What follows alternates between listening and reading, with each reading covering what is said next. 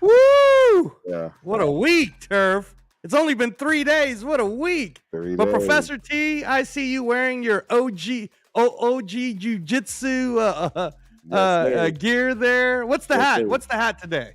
It's some old man strength stuff. I don't know. Yeah, it's some Old stuff man strength. I can't even pronounce it. It's in German. Oh, that's even cooler. Yeah, it's that's German. even cool. I love the Eastern European vibe that you're throwing out. I too, sir. Hey, boxing Brad right here, Eternal Raider 72. But hold on. I was gonna talk about my hat. My mom. Shout out to moms. Just got back from Portugal. My brother, my new sister, family went over there, did their little wedding thing, and but she brought me back this green, because you guys know I always wear the green for organ donation. Yes, the green Portugal hat right here. Yes, sir. And Turf, just so that you know, and you two guys are two of my very, very, very closest friends. If you see the shirt that my wife just got me, it says transplant survivor 3 years. That is today, guys. Today, 3 years ago, I was literally saved by the power of organ donation. So it's amazing to me, Turf, that I went from I'm going to die to I'm talking to my closest friends right now, and talking boxing and all of that. So God is good, bro, and God bless you guys for continuing the positive energy and all the prayers, man. I appreciate you guys. Yes, sir. Salute to the God. Can you guys hear me? Yeah, absolutely. Yes, sir. Oh, okay, no doubt. Salute, Angelo. Everything is in there. Everything is looking good. I got old scores from yesterday, though, and you know, Turf is kind of always when it comes to. I got to get used to this new day, right? New day, new time. But trust me, we're getting there. We're getting there. The technology. I'll tell you one thing. I know the funniest thing is Spence, right? Spence, one time I was out on vacation, right? Had to get things going, man, and all he could do is continue to just tell me how he appreciates what I do. Hey, man, the tech stuff is no joke, Turf. He appreciates it. So the tech stuff is no joke. I'm gonna put it at that. But y'all definitely run this, because I'm gonna get everything set up so people. Yeah. So let's get it. Let's get it going. You are joining us on the Knockout Canvas on YouTube, Instagram, Facebook, X. I don't know if Professor T's got the TikTok going yet. I'm not sure, but I do. But I don't know if I have. Oh, okay. The TikTok's going on too. I appreciate that. We have our special guest for tonight is good old Boxing Brad, or as he's known on his YouTube, Eternal Raider 72. Y'all, please follow and like and subscribe on his channel. This tonight is episode 3, just so that you guys know. This is a project that Professor T has been wanting to do since 2024. So a little behind, but we're finally getting it going. And hey guys, I can't tell you how extremely excited I am that I was 100% right when I talked to you, Brad. And I talked to you, Turf. 2 years ago. 2 years ago, I told both of you it's going to take 5 years, and in 5 years, boxing will be a top 5 sport in the United States again. And boom, what happens today? No more pay-per-views. It's happening, baby. Definitely happening. That will change the game. Yes, sir. I mean, I'm not going to even lie. That will change the game. Yes, sir. Exponentially. And let me ask you, Brad. So when I was sending you the lineup for the November card, which the November card already has 6 world title fights in it. Benavidez Yard, the Benavidez Haney Yard. Norman, Abdullah Mason, Sam Noakes, Bam Rodriguez, Puma Martinez, Dalton Smith versus Subriel Matias just got added. They're talking about throwing in Andy Cruz versus Raymond Murataya. The fact, my friend, that is free, for Incredible. Yeah, Incredible.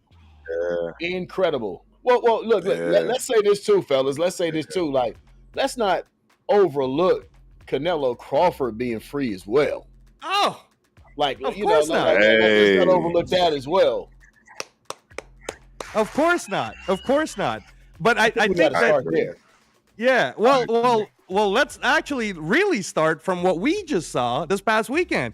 Let's not get overlook into the it. fact that on Friday, 6 million people watched it live on Netflix. Hey. Women's boxing, bro. Right? doubt. Remember, Yeah, there was a that time means a once when you heard people like Bob Arum say, women's boxing is never going to work. 6 million people watched it live. Awesome. Yeah, it was real. Although was the fight legit. didn't live up to the first two, the undercards, some of the undercards, some of them were good. Look, for what they put on, to have that kind of card in female boxing, for the first time ever, pretty much with that kind of talent on the roster.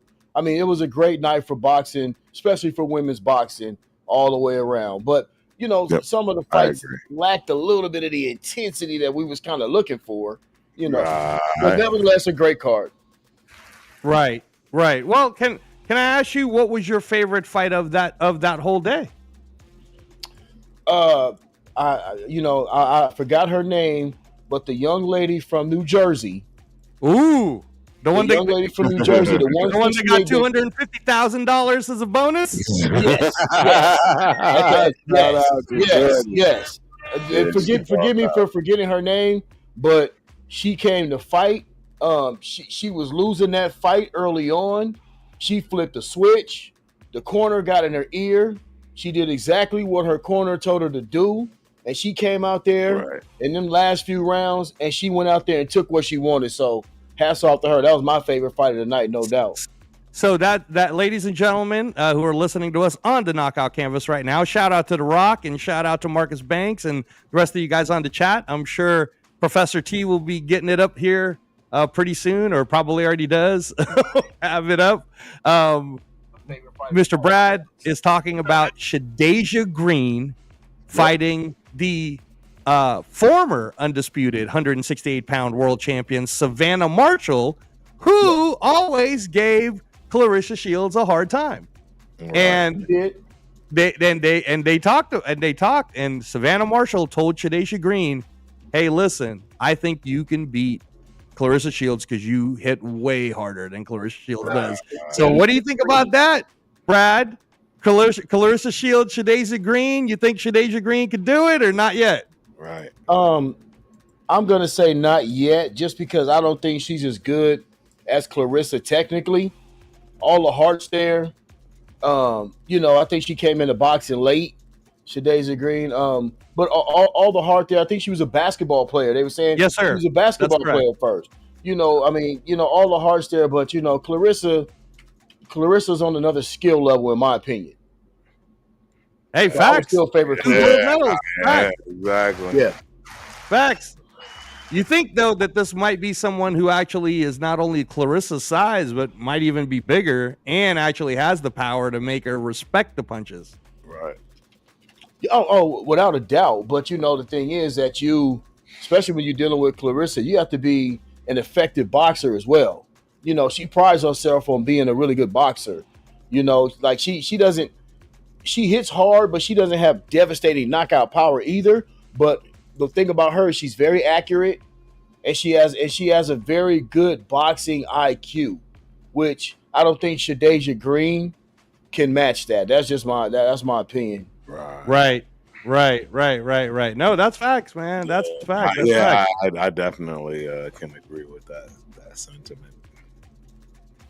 Yeah, no, 100%. And then, the Amanda Serrano. So from what I understood, Katie Taylor got anywhere between 7 to 10 million for that fight, and Amanda Serrano definitely got anywhere from 5 million on above. So the fact that women's boxing is making more money than WNBA, if I'm not mistaken, is that correct, Brad? Without a doubt. $250,000 performance bonus. That's just the bonus for Shadeja Green. Isn't that like a paycheck for a WNBA Hey, bro, player? look, that's funny. My wife asked me because I was so excited about the card, right? And I'm telling her, oh man, it's gonna be the best boxing card for women. It's gonna be on Netflix. It's gonna be free. These two have fought twice already. They've been epic wars. And she goes, do they make more than the WNBA players? I said, exponentially more. This fight right here, I said, this fight right here, trust me. I said, the women in the WNBA are jealous right now about what's going on, with this Netflix card. So, yeah, without a doubt. Yep. It's going to be now, Turf, full disclosure, I know you're super busy. Yeah. How many of those fights on Friday did you get to see? Friday was not. Those were the girls. I didn't get to see many of the girls. That's all good. It's all good. You're a busy man. You're busy with the Raider content and the tech stuff and the kids. Right. Those damn kids, Turf. No, just kidding.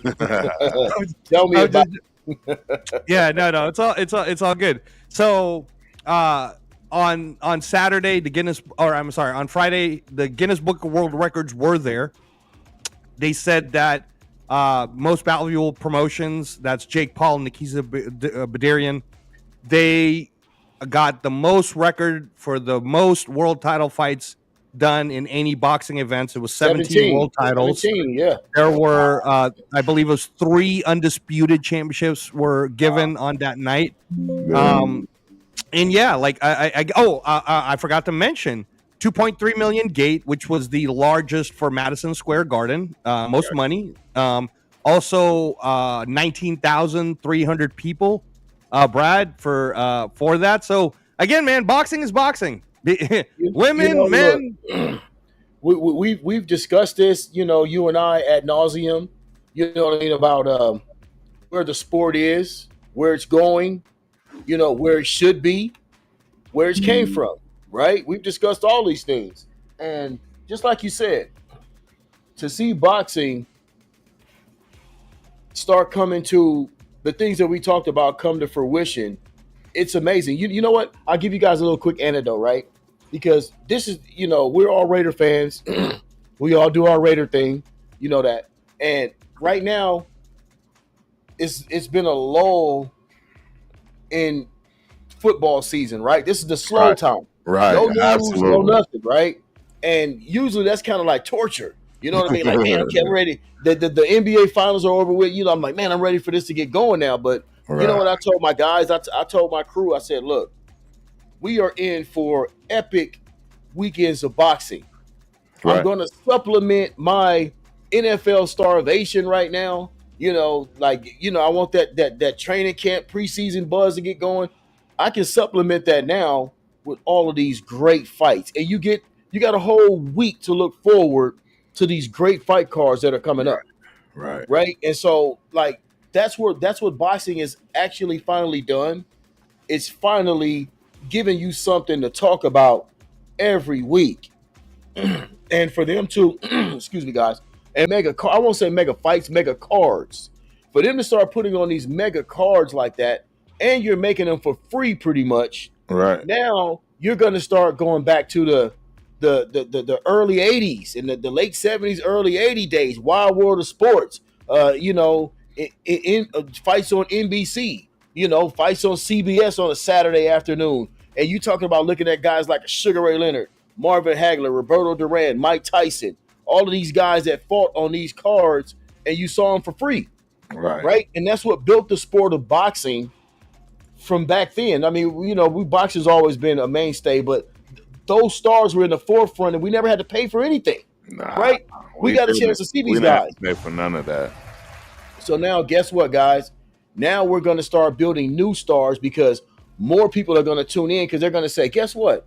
I don't have to pay $89.99 for this. You know what I mean? Man, yeah. Of course we're going to check. I mean, I'm going to call my boys over. Yeah, we watching this. Yep. So boxing is in great hands, Turkey Al-Sheikh, I'm with you. Turkey's doing his thing. You know what I'm saying? Sir. So it's like, hey, boxing is alive and well, and it's actually supplementing our weekends until some certain things get going. If I'm Certain. you know what I mean? Can I just throw out there too and piggyback off of that?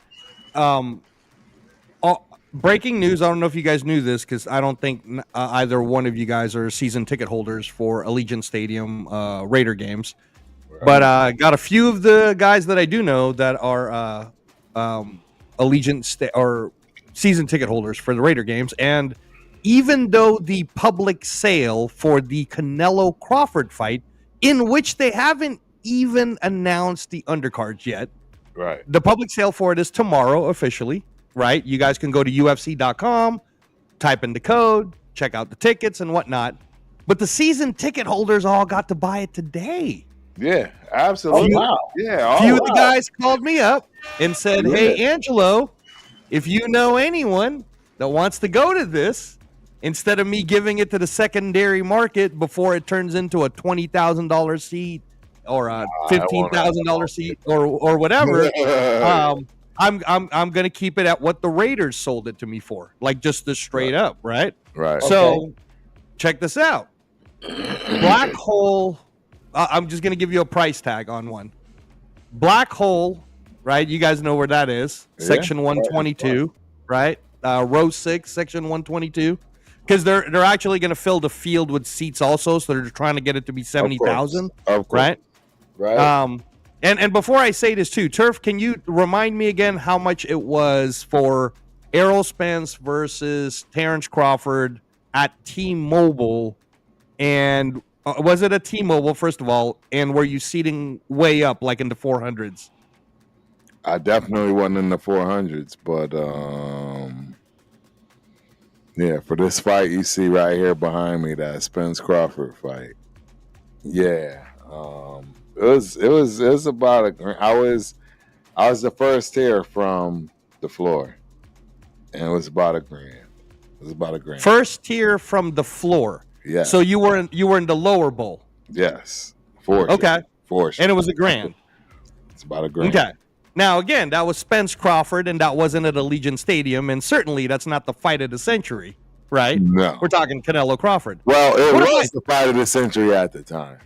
Right. But now we're talking about Canelo. I mean, Canelo Crawford, would you agree, Brad, on this notion? Canelo Crawford to us now is Leonard Hagler. Would you agree? Yes, it is. Man, Leonard I love Hagler. that analogy. Look, I get it, Turf. I get it. Just because you can kind of equate Sugar Ray with the layoff coming up to fight Marvin Hagler, right? And we'll equate Terrence Crawford with coming up, having to gain that weight to fight a guy that's bigger, stronger, and known, you know what I mean, and known for that, which kind of was what the baseline for Leonard Hagler was. Age group, too. I mean, that's the problem I have, because they were much younger. Who, Leonard Hagler? Yeah, at that time, as opposed to where we are with Crawford and Canelo. Well, to be fair, and that's true in terms of age, but to be fair, they were more on the back end. We're talking, those guys were in their like late 20s, right? Early 30s. No. They were in their 30s. They were in their 30s already. They were definitely in their 30s. Early. I mean, they still were. We know for sure Crawford and both Canelo are over they're way past their prime. But I will say this as well, Turf. Those guys were past their prime. I'll say this as well, though, dog. Yeah. The technology's different, like just body type, styles. And I know the fight game is pretty much the fight game, but training standards, nutrition, like certain things, just like when we watch NBA players or NFL players, and we're like, okay, the standards were a little bit different back then, right? Guys didn't play for as long as they do now. Right. It's because, I agree. Yeah. I agree with all of those things. And don't get me wrong. The thing about this fight is Canelo can't use age. And that's what I'm trying to say. So, that isn't going to be a problem, but I can admit that they're both way past their prime. And that's what I would say this. I don't think it's a Pacquiao Mayweather situation. I don't think it's a Pacquiao Mayweather situation because I felt like both.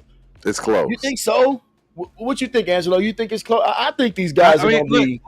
Look, to be fair to Professor T. He's 37, bro. Yeah, no. And to be fair to Professor T, I think what he's saying is age-wise, we're talking about a 38-year-old by the time Crawford fights Yeah. to a 35-year-old that Canelo's doing. But to be fair to boxing Brad, Professor T, and Brad watches more. If there was someone that comes close to how much boxing I watch, that would be that man right there, Right. Brad. Yeah, He watches it a lot, it. and to be fair, what he's saying is you can't fault like Sugar Ray or Marvin Hagler for the activity they had, given the fact that Terrence Crawford fights once a year, given the fact that Canelo only was fighting twice a year. Right. By the time that Sugar Ray Leonard came out of retirement, Right. after 2.5 years to fight Marvin Hagler to move up in weight to 160, okay? Sugar Ray Leonard's record at that time, coming out of retirement, is 33 wins, 1 loss, 24 knockouts.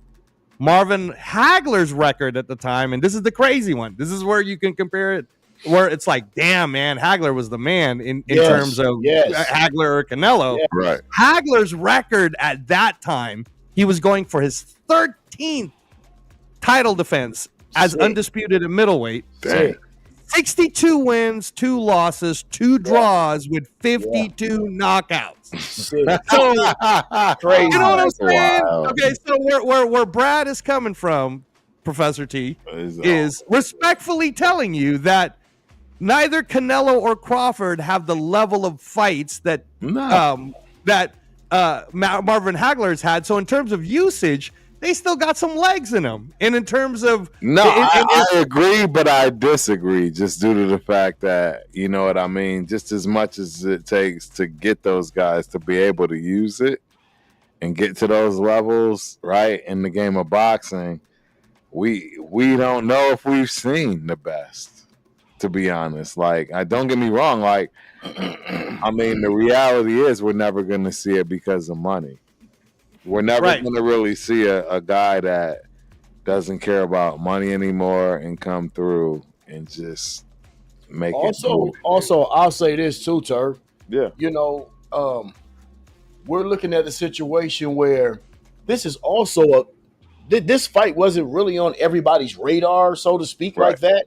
Right. There was talk about it, but just the sheer fact of Terrence Crawford moving up so far, it was almost, first of all, it was almost a far-fetched idea for these two to come together, right? So that's what I'm saying. It's not even a conventional fight that you would think that they would make, but also I haven't really seen too much slippage in these guys on a skill level. Certain little things that I can say that I might see from Canelo in certain ways. He doesn't cut off the ring as good as he used to. You know, his punch output to me, I know that last fight is kind of an anomaly, but I do a lot of watching, especially for guys' output, right? Right. And if you watch a guy like Canelo, his punch output is very, very low. You know what I mean? He's a stalker to me, and he has, like, over the years, I think he's started relying more on his power, more on his reputation, certain types of intimidation. You know what I mean? And he hasn't fought the greatest of opponents either. I'm going to say that right off the rip, too. I'm critical of that. Yeah, everybody knows I'm already betting on Crawford for the knockout. Look, without a doubt. I'm going to just tell you right here, this is what it go down for me. You know, Canelo's 5'7" versus Crawford 5'8". 168, 154. Crawford will probably be 165. You know what I'm saying, for this fight. Mm-hmm. But this is the one that also just really puts it over the edge for me. Canelo's 70-inch reach to Crawford 74. Ooh, I like that. It's game over. I like that nugget right there. It's game over. I mean, to be honest, the truth is the real 37-year-old is Canelo. Canelo's the drinker. Canelo's the smoker. Canelo's the one that, you know, parties and does what he does, while we know Bud does none of that. He takes no partake in any of those things. And I think you're going to see it come fight night. If y'all really want some money, just bet on Bud for the knockout. Oh, I'm with it. I'm definitely with it for the knockout. Hold on now, you two. Hold on. First of all, shout out to The Rock. Shout out Chewy. Thanks for joining us tonight. Rock says steroids, aka Canelo non-organic meat, aka PEDs, have improved. Hey, did y'all hear what Oscar threw out there the other day? No, what's You hear that? what Oscar threw out there about Canelo? He said Canelo Alvaroids. Oh yes, Right. I did hear that. That's really funny. It's not going to help him anyway. See, and that's the beauty in this fight, because in any fight that, in my opinion, of this magnitude, and what you can gain in between what steroid you would use that would be beneficial is irrelevant. It's too late. It's already. Yeah, go ahead. Can I throw this one out at you, Turf? Because I know you're a big Crawford fan too. So yeah. I'm hearing from the. I admit it. I'm biased. No, but I'm hearing from the grapevine, just so that you guys know, the level of this event is going to be of a WWE magnitude. That I'm hearing that the halftime sort of concert, it's going to blow everyone's mind who the artist is. And I also hear about, there's already the rumors that Eminem is for sure going to be on Crawford's side, but they're really they're making this more. And then, they're already talking about Jarrell Baby Miller versus Jared Baby Miller Anderson on the undercard. They're already talking about the Christian Mabili is going to fight Lester Martinez on this undercard. They're already talking about, they're already talking about I get it. Sergey Boacek versus Boots Enos on this undercard. They're going to try to do everything they can, because, and this is the truth, and this is where Turf is very objective. I'm very honest. I'm very upfront. And it's because Terrence Crawford has been the silent assassin. Terrence Crawford kind of just walks through people, man. He walks through your trap and takes through your trap. And it's hard to have fans, especially when you come from a trap like Omaha. You know what I'm saying? It's just different. It's those dudes move in silence. They all do. I think it's naturally part of that bloodline up there. Real talk. Dog, I'm telling y'all, I have been around a lot of athletes. There's a reason why I absolutely adore Omaha, Nebraska. And shout out to them Benson Bunnies, bro. I don't think y'all know what I'm talking about. I know some of the best athletes I've ever seen on the planet, not just the United States, not just Nebraska. I'm telling you, I saw dudes bench press 450 pounds close grip as a freshman, because that's just all they knew. Listen, bro, it's no doubt that Crawford's got a lot of dog in him. He's got dog. He's got a wrestling background. He's got a lot of things in him. He's already an inch taller. He's already 4 inches longer in reach. And I'm telling you, see, this is what I'm gonna tell you too, big bro. I'm gonna tell you the one big move that really should have made everybody understand really what's going on right here. When Bud grabbed him by the waist like a hoe. yeah, no doubt. He's like, let me put my hands on you. I'm just telling y'all, and that's gonna be one of the most ruthless clips y'all gonna ever get out of me. That's gonna be a clip right there, because I don't talk like that. But when Bud grabbed him like a hoe, man, come on, bro. And you know we all knew what that was. We all knew what that was. I'll tell you something else. I see, and you gave it. You know what? I didn't know the reach advantage. It's 4 inches. Like I said, thanks for that nugget. And with that, even though I thought he was going to do this anyway, I'm dead up serious that I really think that he's going to come out and take a page out of B-Ball's book. Because like I told Angelo before, it's already textbook. The way you beat Canelo Alvarez is with the jab and the straight. The 1-2 down the middle. It's the 1-2. You know what I'm saying? And it's the 1-2, and then you pivot and get out of there. Canelo does not deal well with punches coming straight at him, especially the jab. You know what I mean? And he showed you that. We're gonna have plenty of shows, man. I'm telling y'all, this is probably the one that y'all gonna get. Turf is the most open, because Had a few beers, Yeah, etc. no. We like open turf. We like open turf. So I I'm was gonna gonna ask put, you if that was sweet tea. Right? Yeah, this Yeah. is what Look, it is. This yeah. is I what was it gonna is ask you with if that was sweet tea, dog. I was like, Yeah. what's sweet tea over there, boy? Sweet I didn't know. Because I know tea. you in Texas, dog. I'm like, I don't know if it's Yeah. tonight or what. But look, I'm rocking the Yeah. tequila right now too, dog. So look, we doing it. Yes, sir. Well, doing it. salute I'm to with you you. guys. I'm gonna push back on both of you, but before I do, before I give you the Canelo stats, since it was so Terrence Right. Crawford heavy, Yeah. I do want to ask for both of you, since I know of some of these prices now, straight up, the season ticket holders at the bottom. So I'm giving you an example. Section 122, that's the black hole side. Right. Row 6 up. So it's basically around the same level that you watched it. No, it's probably better actually, Turf. Honestly, if I'm being honest, it's probably better than when you saw Crawford versus Errol Spence. Right. Probably like much closer because black hole, right? And then there's going to be the ring and whatnot. But anyways, these tickets right now are Raider price was $2,500 per seat. Yeah, that's crazy. So, but here's the thing: the secondary market for it, because it's so low and it's so close, I hear it can go anywhere from 10 G's. Just Or- gotta wait till game day. Do you Okay. know, this is where you get all of the nuggets from Turf. People want to look. You can look at what you see. You can think that Turf is some wealthy, rich dude. Turf is not.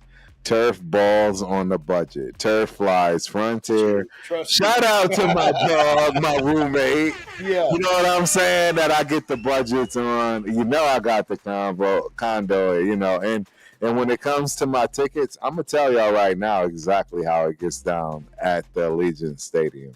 You literally are going to want to buy them the day of. And the only time you're going to ever want to change this philosophy is if and when the Raiders start winning. I've been doing it for 4 years. I'm telling you, y'all got the saucy Turf tonight. I'm giving y'all the game. I'm telling you right now is there's no reason to buy anything, any event for anything at the Allegiant Stadium until the day of the event. And at best, honestly, if you got great Wi-Fi, I don't, see, and that's the other part. Like, I've been lucky, keyword lucky, and I have Verizon, and I've gotten tickets. Everybody's walking in. I'm like, I think that is going to be the best time to buy tickets.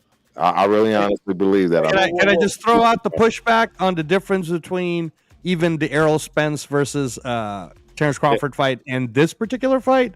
So Brad knows that the promotions for this hasn't even really started yet. So far, it's only been through UFC. I bought that event early. Okay. This event, you see, I bought early and I wasted money. That's why it cost me $1,000. If I would have waited for this Terrence Crawford Spence fight, if I would have waited for the day up for that fight, it probably would have cost me $300-400. I'm just telling y'all. I have no reason to lie about it. No. That's fair. That's fair to say. Because this is the beautiful thing about it. Telling people the truth and then being able to go last minute will get people to have that place sold out. Okay, that's fair to say. If everybody thinks that it's going to cost $2,500. All right, but hold on. But let me just throw out there: people pay easily that much money for a Raider ticket to go to the Steelers. For sure. But a Raider-Steelers game isn't a fight of the century. People easily pay that money to go to a Browns game. But a Browns game against the Raiders is not a fight of the century. This is a once-in-a-lifetime. If you never got to see Sugar Ray Leonard versus Marvin Hagler, this is your chance to do it before you die, bro. Before you die in Las Vegas. Because a lot of these fights, let me finish. Let me cook. All right? No, I didn't say anything. All right? I'm trying to tell you that a lot of these fights are being scheduled at Riyadh now. Your ass ain't getting on a cheap plane to go to Riyadh. I know that for a damn fact. So while you're still alive in this lifetime, you're telling me you have a chance to go to Raider Stadium as Ultimate Raider Fan 32 and go be with your man, Terrence Crawford, and be there for him. I'm going to be there anyways. I'm going to be there. All right, everyone knows that I'm gonna be there. What I'm saying is, when you purchase for that ticket, I already have. I will be there. all I'm saying is I'm talking real true boxing fans that don't have a whole lot of money. I don't have a whole lot of money to spend That's true. thousands. I bought that Crawford Spence fight the way that you're talking about it. I literally bought it ahead of time. I felt this was my Muhammad Ali Frazier. This was what I thought that fight was. Right. With everything, I didn't care that I spent more than I needed to. And all I'm explaining is, Be right back. yeah, Yep. You're going to be able to go to this fight no matter what. And even if worst case scenario, you flew all the way to Vegas and you got stuck watching it at the Mandalay Bay, it's still going to be even better. But I can assure you, it's the Raiders Stadium. They're going to get you in. And that's my point. Because the other thing, you're going to watch this on the screen, even if you're on the floor. You see what I'm saying? The seats that I watch this at, as far as the Raider games, I still catch myself watching the screen instead of watching the actual real live people in field. Now check this out. So yeah. Okay. I want let you me- to know you're going to be able to get to this game, this fight, no matter what. This what Turf just said, it brings me to the point that I was getting ready to make, right? And that point is this. For a fight of this magnitude, my wife asked me the other day, "You think you want to go?" I said, "You know what? Honestly, I need to be right here in front of this 87-inch, watching this bad boy right here on Netflix in all its glory and splendor, because I'm a type of fight fan that when I have a fight like this, my whole man cave is full. I got a man cave. I got a man cave full of boxing guys that's been waiting on fights like this. Yeah. Right? So for me, you know what I mean? Like Turf said, you guys gonna be, you're gonna be watching the screen. You're gonna be watching the screen even in there. So why am I gonna spend that bread, especially when Netflix is telling me that they're gonna give it to me for free? And it's certain things that I like to do in between fights. I like to hear the commentary. You know what I mean? Is Jim Lampley doing this one? Yes, Jim Lampley and Max Kellerman. I need that. I need that. You know what I mean? I need to soak this in on that level, right? I mean, I could keep that bread in my pocket and have a hell of a time right here watching this thing in my surround sound in the cave. You know what I mean? And so for me as a fight fan, I don't want to have to fight through no crowds. I don't want to have to deal with no weekend Vegas. I don't want to deal with the weekend Vegas. I done got too old for that. I'll be straight up with you. I done got too old for it. But you know what I'm saying? So it's I like to be in my own environment. I like to be able to, hey man, rewind that. You know what I mean? It's just certain things that you can do when you're here, or when you're in your own element that it kind of takes out of your hands. Right. Other than saying that you was there. You know what I mean? No, that's fair. That's very fair. And I've been to a lot of fights, you know what I mean? But it's the ones of these magnitudes right here, for me, I just need to be in that zone. You know what I mean? Right. And my zone is right here in my cave. So that's how I look at it. Look, no, and to be fair, there's nothing wrong with that, man. Because nothing wrong with that at all. I have those same variances and different levels depending on the fights themselves as well. Right. Some fights, there's no way you would catch me in public. There's no way. There's just no way. This is one of them. I'll tell you this. I'm gonna be honest. If I really truly felt Bud had a chance of really losing, I wouldn't go to the fight. I'm very biased. I'm a Bud. Look, the only reason I'm going is because I really in my heart believe that kid's gonna win that fight, and in freaking fashion. If I didn't think he could win it, I wouldn't be going. And that is, I really got to hear why Leo. I mean, I'm sorry, not Leo. Angelo. I really got to hear why Angelo. Because I know that's a I wanted you guys to get. I wanted you guys to get cooking. So first of all, let me just say that out of the three of us, can we all agree that I've probably been to the most fights in terms of magnitude of fights, right?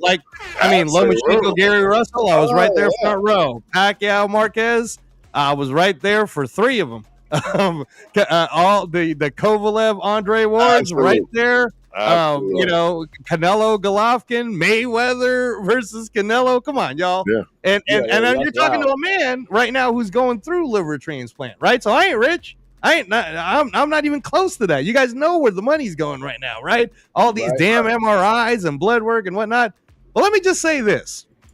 If I have an opportunity to talk to a season ticket holder who will somehow get me into those type of seats, club level or whatnot, Right. this might be one of those ones where I'm going to find a way to get there.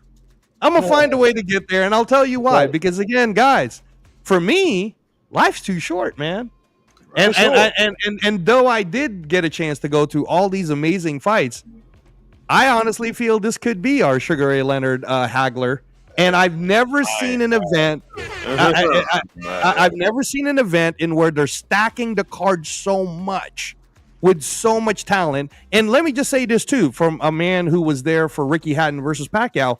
That Ricky Hatton crowd is insane, right? Oh yeah, it is like it is a crowd that's unreal. Ricky Hatton. It didn't work out. It didn't work out well for him. That chant didn't work out well against Mayweather or Pacquiao. At all. Right. At all. But now let me say this. I say all that to say this. To have 70,000 people of all international backgrounds from all over the world all coming to Las Vegas to be gathered in that one setting, man, boy, it would be very tough if I waited last minute and then not got it. Angelo, make no mistake about it, my man. This is Mexico versus us, and that's how they love it. That's how they love it. That's what it is. When it comes, when it comes to this right here, like this, what we get ready to do on the 13th of September, is Mexico against us, brother. 100%. And best believe they saying the same thing, and it's always been that way, and that's what it is. And those, to me, the cultural fights are the best ones because we're all tribal. We're all tribal, and there's nothing wrong with that, especially in combat sports. At all. It's in fact, it should be warranted. It should be that shit get the juices going just a little bit more. Hey, right? It's mono e mono. Be real. Exactly. You know, so that's one of the elements to this. You know what I mean? There's going to be a big Hispanic contingent there because we're in Vegas. So, you know, it's going to be one of those ones that you can't miss, even if you're not a boxing fan. Those are the ones that when your wife's not a boxing fan, she's watching it. Right. You know what I'm saying? Yeah. For everybody that's out there in the chat, you know, for the ladies that aren't boxing fans, they just coming over. Before you know, they watching too. So this is something I will say. Because for the people that aren't going to go into the stadium, right? Let's keep it a bean. Everyone already should know and understand and comprehend Fremont, right? Circa, you're not going to get a better place. But I'd like to pub up one place, and I'm not getting paid. They have no idea, right? Hopefully someone clips it and shows them, like, get in touch with Turf, because I'm going to tell you right now, there's a place called The George. Oh, yeah. In Las Vegas. It is inside the new Durango. Yeah, I know. I know exactly the place you're talking about. Hotel, which is way off the strip. Yeah, it's next to IKEA. It's west, exactly. Yep. That is where I've watched more events than you can imagine, including my Montana State Bobcats. That's right. They had my Bobcats showing. They put it on the big screen. I was in there playing machines, drinking. So, again, I'm not getting paid nothing for it. In the future, maybe we'll do business because I'm doing something like this. But real talk, that is a place to go watch. You are Circa. It's Circa. It probably literally is the best place. The Mandalay Bay is again, it's a place you'll never ever get me to, not say is number one in Word, terms of word. watching anything, football game, anything, any game, any. Great fights they've had at Mandalay Bay for sure. I'm telling you, like all of that. So, but yeah, I just wanted to make sure I put that out there because a lot of people are calling me Mr. Vegas, and I get it. I'm out there, and yeah, it is somewhere I do plan on living very soon. Very soon. All right. Well, here's I'll go to this, so then we can move on to the next subject. So my pushback to both of you, who both 100% is rocking with Terrence Crawford and believes it. Again, I just got to keep it down to middle, statistically speaking, and down to middle, statistically speaking. Bud Crawford is going to be 38 years old, 41-0, undisputed 140, undisputed 147. Right. Some people have said, even Canelo looked them in the face and said, "Who's your best win, man?" Because all the people you fought, they were on the downhill. Sean Porter wasn't Sean Porter anymore when you fought him. Errol Spence wasn't Errol Spence anymore when you fought him. In fact, even Terrence Crawford, when he was asked that question to his face, guys, when they asked him to his face, Canelo said, "Who's your best? Who was your best win?" That guy said Ricky Burns, y'all. Ricky Burns, because Terrence Crawford even knows when he fought all them dudes that he killed. I would have said other names, but he wanted to say Ricky Burns. Well, my point is this. My point is to hold on, Turf. I'll let you go on with your turn. It was Victor Postal, but yeah. Oh, I'm sorry, Victor Postal. My bad. I'm sorry. Apologies, Professor G. So, anyways, and I would have said someone different, by the way. But with that said, there is this question. Is Canelo going to be the hardest fight Terrence Crawford's ever had? And if so, it's going to be at his oldest that he's ever been. Correct. That's the first one, okay? Right. Here's the second one, too, right? Great big man always does beat a great little man. And if you look at history, I'm just talking history, man. Nopolis in 1977 was the undisputed 147-pound fighter in the world. Everybody thought he had a chance against Carlos Monzon. He was popping Monzon for about 4 rounds, then he got knocked out in the 6th. Right. Just keeping it real. Right. All right? Right. So Sugar Ray is the only one where we could sort of kind of compare it. The only other closer comparison I can give Crawford would be when Roberto Duran tried again to win the 160-pound WBC. He was already 37 years old. He had lost to Hagler in a great fight. Sure was. Iran Barkley was 28 years old, and Iran Barkley just knocked out Tommy Hearns, so that's how he got the belt. And Duran was able to beat him, right? That's the Terrence Crawford comparison. That's the, oh my God, well, if Duran could do it at 37, then why can't Terrence Crawford do it, right? And then here's my pushback to it. Let me hold on, Angelo. Hold on. I got a whole bunch of rebuttals for this too. All right. Now the pushback. The pushback on it is going to be this. Yeah. The pushback on it is going to be this, Brad. Canelo, for whatever anyone wants to talk about him, this man's been doing equestrian riding, which is horse riding, ever since he was 8, which is why nobody's ever been able to knock him down. His legs are way too strong, no matter how slow you think he might have gotten. So strong, in fact, that Gennady Golovkin, who is arguably maybe one of the hardest punchers we've seen at 160 pounds in our lifetime, maybe. I'm just throwing it out there. And a lot of people did not want to fight Triple G. Triple G ain't ever hurt Canelo. He never knocked him down, and I was there. Now, Triple G won that first fight. I know. I was there. Triple G won that first fight. I know. And they said it was a draw. I'm talking about getting knocked down. I'm talking about getting hurt. So can you two honestly both look me in the face and tell me Terrence Crawford hits harder than Triple G? No, exactly. So how are you going to tell me Terrence Crawford got a chance to possibly hurt Canelo? Because I'm going to give you punches. There's a thing called that speed kills and knocks people out. And also, guess what? When was the last time Canelo Alvarez knocked somebody out? And then two, like every time I watch Canelo his last few fights, except for the fight when he fought one of the Charlo brothers, which I think he was on steroids in that fight because he looked I've never seen Canelo look that ripped, that cut up, with that much energy since he was when he was fighting welterweight. I mean, That fight right there stood out to me. You go back and watch that fight he fought against one of them Charlo guys. He looked like he was on something to me. I'll just be straight up and down. Right. You go back and look at it for yourself. But what I'll say is this: when I watch Canelo Alvarez right now, it looks like his feet are stuck in mud. Okay. It looks like it looks like his legs are stuck in I sand. agree with that. He don't look good. They honestly do. He don't look I mean, good. for him, listen, for him, that William Skull, don't get me wrong, that William Skull fight was a travesty. But at the same time, you are a professional and you've had over 60-something fights. You don't know how to cut the ring off? Right. You just stop fighting the guy. Right. You just said, I'm not going to fight this guy because he's moving around too much. Right? So those are the type of things that I'm kind of banking in my little stash box over here, because I'm saying to myself, Canelo doesn't move very well. Never Not happened. not at this stage. You know what I'm saying? Canelo, like I told you earlier, to me, Canelo's the guy that wants to stalk you down. He wants you to stand there and trade punches with him because he thinks that that's what you're supposed to do. No, I'm not supposed to stand here and trade punches with you because you can't move with me. I got to stand here and trade punches with you.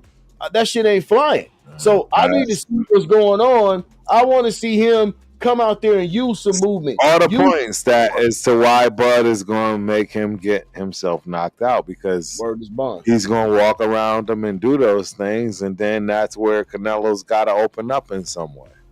That's don't how forget, I honestly Angelo. look at it. Don't forget, Angelo. You get knocked out. They're both You get knocked old. out with the shit you can't see. Yeah, and Canelo honestly truly is older than Bud. See, and that's the other beautiful thing about this. Yes, Bud is older in age, but Canelo is actually the older one.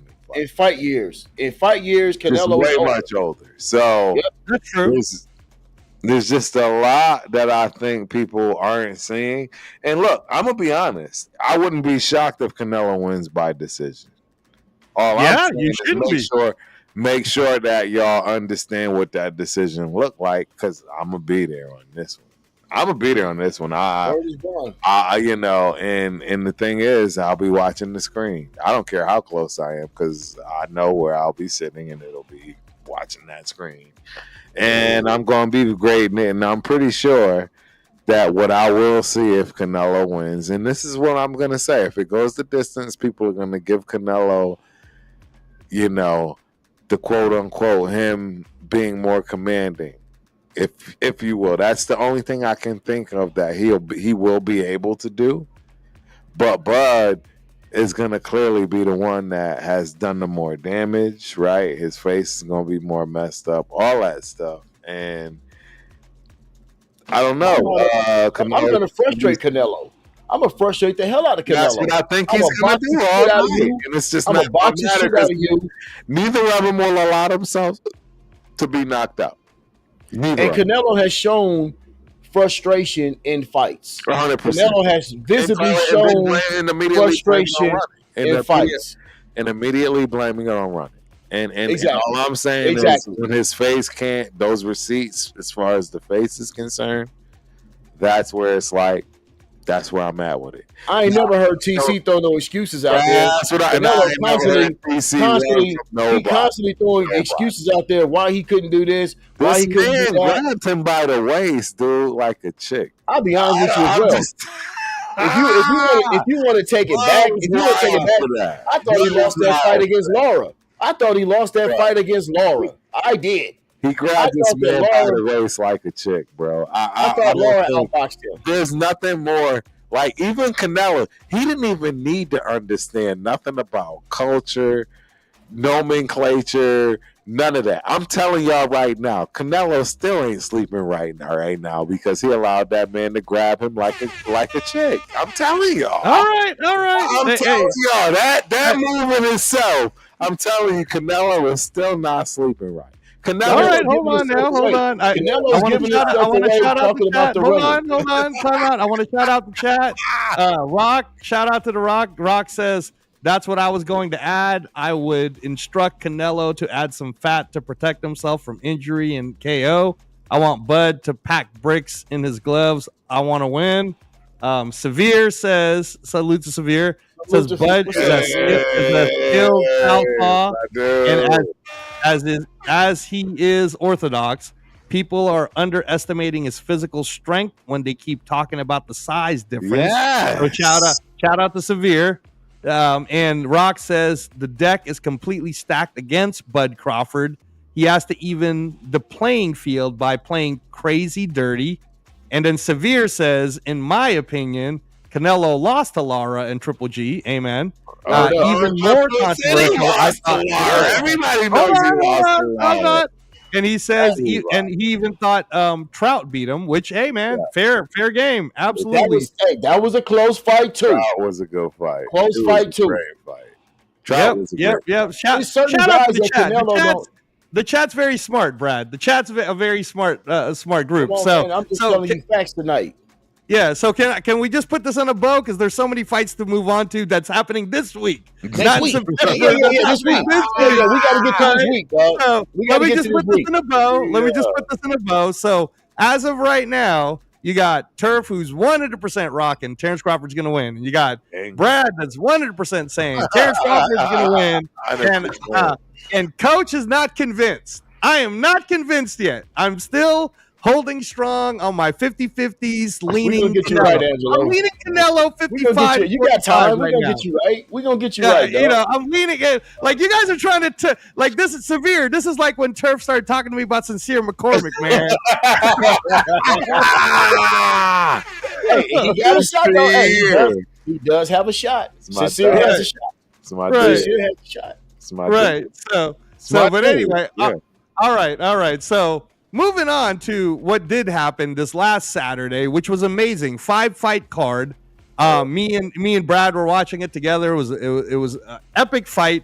I could honestly say that Matias versus Puello might have been a fight of the year candidate, right, Brad? It was great fights. Great fight, great card. And then here's what's crazy, guys. For you guys who did not get a chance to watch it live, like me and Brad did. And I'm sure Turf was busy. I think I kept texting with him, but he was pretty busy with a pool party or something like that. So check this out. The very next day, it was free on YouTube, and I sent it to Severe, and I sent it to everybody who didn't get a chance to see it. So, like I said, y'all, if you keep complaining about boxing it's so hard it's free. It's free, y'all, and there's no more pay-per-views. There's no more pay-per-views. It's all free. So, with that said, Shakur Stevenson won. He's, by the way, as of today, the number 10 ranked pound-for-pound fighter in the world. They took Benavidez out. They snuck Shakur Stevenson in. So that is now the number 10 pound-for-pound fighter in the world. Man, Hamza Shiraz. What'd I tell you, Turf? I tell you, Turf. Me and Angelo did agree on that. We did agree on that. Turf on episode 2 picked Berlanga, and I was like, let me tell you about the Tommy Hearns of the UK, Turf. Right. I was just trying to rock with my hometown hero. Hey, I ain't gonna lie though, Turf. I'm not gonna lie. I was kind of listen, I was kind of rocking with Berlanga, but then when fight week came, and when I saw this man, the buffoonery. When I started looking at the buffoonery and the disrespect, and I said, man, Shiraz is sitting up here like a gentleman, a straight statesman, and this man is over here acting like I can't do the buffoonery. Right. And Antonio Tarver said something that was really, really profound. He said, I don't know. Antonio Tarver said, I don't know. It's a lot of bravado going on here. It's a lot of braggadocio going on here. And I don't know if that's a cover. He said, but we're going to find it out. Because what he was trying to do is, he was like, you know what? This guy's from the UK. We getting ready to buff him. I'm going to buff him up top first. And when he walk into the ring at my stadium, he going to be shook. And you know what I told my brother? I sat here and watched that fight with my brother. You know what I said to him? I said, he's got Andy Lee in his corner. I said, Shiraz has Andy Lee in his corner. Disciple of Manny Stewart. I said, look out, dog. I said, And he gonna come in there. He gonna use that stick. He gonna fight behind that stick because you can hear your boy Manny saying that. Right. You can hear him telling Lennox Lewis, pump that motherfucking jab. Put that motherfucking jab in his face like he was telling him against Tyson. Like, come on, man. So That I is knew. Angelo Stewart. I knew man. He had that Manny style. Andy Lee is a hell of a trainer. Andy Lee was a hell of a fighter. I agree, 100%. Amen. He had a stick. He had a stick. Yes, sir. He had a stick that ain't nobody want to have to chat on. For sure. Hey, shout out to the chat real quick. I want to address him. So Severe, our guy, who he knows his boxing too. We're trying to get him caught up. Severe, man, I want you to be caught up so that when we talk about this Saturday, you'll be with us live. Severe says, based solely on that performance, Shakur should be top 10. But his body of work, I don't think he has earned it yet. But that was a masterful fight. Now that, sir, is a very good take, because there are people who are like, should that one performance really have gotten Shakur to top 10 and taken out Benavidez, right? Like, there's a lot of like fringe people that should be in that top 10, right? But definitely he snuck into 10. So what's your take on that, Brad? You think that Shakur should be pound for pound number 10 and they kick Benavidez out? Or should he still be kind of on the outside looking in? Well, I don't agree with them kicking Benavidez out, first of all, just because Benavidez hasn't done anything to deserve to be kicked out. People avoid Benavidez, right? Benavidez is looking for fights and motherfuckers don't want to fight him, right? So I can't take that away from Benavidez, but I will say this about Shakur Stevenson, and what he showed is he showed prodigious talent. And for some reason, the first thing that came to my mind Saturday night, I kept telling my brother was, this kid's a prodigy. There's prodigious talent there. Right. It's almost, it's Floyd Mayweather-like, but not as refined, right? It's not as refined, but the traits and the elements are there. And you know what? That fight made you say to yourself, for as much doubt as this kid has gotten over the last few years because of his style, it made you say to yourself, damn, he might be able to get with Tank like that. Just because of his acumen. Right? And we have to start analyzing fighters, right? We look at fighters. Tank doesn't throw a lot of punches. Tank is not a volume guy either. So you give guys like Shakur more time to time you. You know what I mean? You give guys like that more time to do certain things. So he's moved himself into that talk. He definitely has. He should, and because guess what? I don't care what nobody says. If you're a boxing guy and you watch boxing, you know what Williams Zepeda brings to the table. We know what Williams Zepeda brings to the table as far as volume, aggressiveness. He's coming forward all day long. Go back and watch the two Tevin Farmer fights or before then, and you'll know what he brings to the table. And for Shakur to be able to neutralize that the way he did, the only person I've ever seen to be able to neutralize that type of volume is Floyd Mayweather. It's a good take. It's a good take. Okay. That's a hot take. That's a hot take, Turf. How about you? You think Benavidez should have gotten kicked out and Shakur get in? I can't discredit anything Big Bro just said right there. Like, okay, it's exactly how I feel. It's spot on. Meaning, okay. Now, you guys know, and that I'm one of the biggest Shakur backers. Okay, I do think that he's got a lot of talent. Correct. I do agree, though, that top 10 is so tough for pound, right? And it's a mythical ranking anyways, but it's like I just saw a Bleacher Report in where they said, you know, greatest players, blah, blah, blah, and they had Kobe Bryant at 11. I was like, y'all are tripping. You guys are tripping. That was weird. Kobe Bryant is number 11 on this list. I'm still salty about that. I'm an MJ guy, but I'm still salty about that.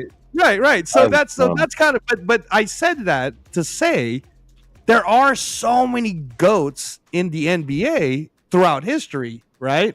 That mythical list is hard to say. And I say that to say this. Boxing is not. Boxing has been well. That's true. Amen to that. Boxing has been better than it's ever been in terms of global talent. And you and I have talked about this, Brad, about how many talented fighters there are globally. It's not America's sport anymore. Right. In fact, America's last place when it comes to boxing. Because shout out to you, Angelo. Shout out to you because you the one that got me really, really on the European fighters, right? So I'm trying to tell my guys, right? I'm trying to tell my crew, hey, man, I'm watching this fight. Oh, who's fighting? Oh, yeah, these dudes are in the UK. And it's like, they're like, oh, whatever. But they're not understanding that there's a growing sediment in the UK right now. Boxing is swelling in the UK. I won't say swell, it's swelled in the UK. And there's a lot of talent there. And what they're starting to do now, I don't want to veer off course, but what they're starting to do now is combine all of these worlds together. You know, like they're getting people from all these regions, the UK, Saudi Arabia, you know, they're finding people all over the place and they're making it a global sport. Right. Yes, Right. sir. And so Yes, sir. you guys, boxing, everybody that's in the chat right now, start tuning in. Get your DAZN subscription. Get your subscription, man. Yeah. I mean, dog, listen, if you're a boxing guy, bro, that $29 a month, man, it's worth it. It's worth it for the things that you're gonna get and the people that you're gonna be able to see. I never would have saw Moses Italia if it wasn't for the zone. It's certain guys that's on these cards, these European guys. I'm telling my boys, I'm like, man, this dude right here is a killer. Moses Italia, I'm sorry. Right. This guy's a killer. They don't even know who he is. I'm telling them, like, this guy might be the next heavyweight champion of the world before you know it. You know what I mean? And this is, and what Brad is saying is what I've been trying to teach you, Turf, since 2020. You know, when we first met, I was like, hey, listen, man, boxing with the Americans, they got to flip their minds. We're last place in boxing now, right? The first place in boxing is in across the Atlantic, and then there's the Japanese, and you know, like, it's everywhere now. So where we do dominate is 135 is our division. We have the most American either champions or contenders in that division right now. And that's where I was like, damn, you know, I do really like Shakur, but we don't have a ring champion yet. Is Tank better than Shakur? Is Shakur better than Tank? What would happen? Yeah, what would happen if Abdullah Mason beats Sam Noakes? That boy killer. Right? I love and Abdullah then Mason. Now what are we talking about? Is Abdullah Mason good enough to beat Shakur? Is Abdullah Mason good enough to beat Tank? And then there's Raymond Murataya right there from where Brad's at. And I'm like, is Andy Cruz good enough to beat Murataya? Right? And if Andy Cruz beats Murataya, then you know, there's too many good fighters at 135. That, oh man, that's the premier division. Used to be. Remember, it used to be 147. All the talent was at 147, and the welterweight division was the glamour. Look, 135, really 135, 140 is where all the guys are residing right now. Look, Boots left 147. Isn't he going to 154 right now? Right. Yep. I mean, because it ain't there no more like it used to be. All those guys between 135, really, you can even say some of the guys at 130. 130, 135, 140, that's the divisions that's rocking right now. Right. You know what I mean? Because that's the most talent, you know, like in the sport right now, per capita is 130, 135, 140. Right.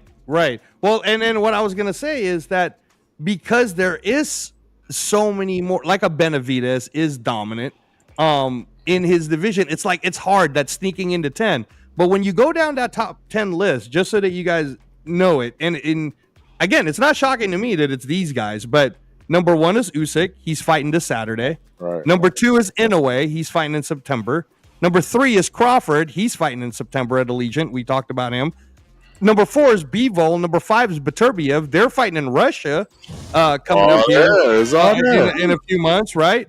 Number 6 is Junto Nakatani. He's fighting in December in Riyadh. Right. Number 7 is Bam Rodriguez. He's headlining in Next Texas.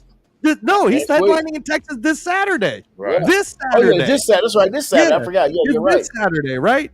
Canelo Alvarez is number 8, y'all. And he's fighting Crawford in September.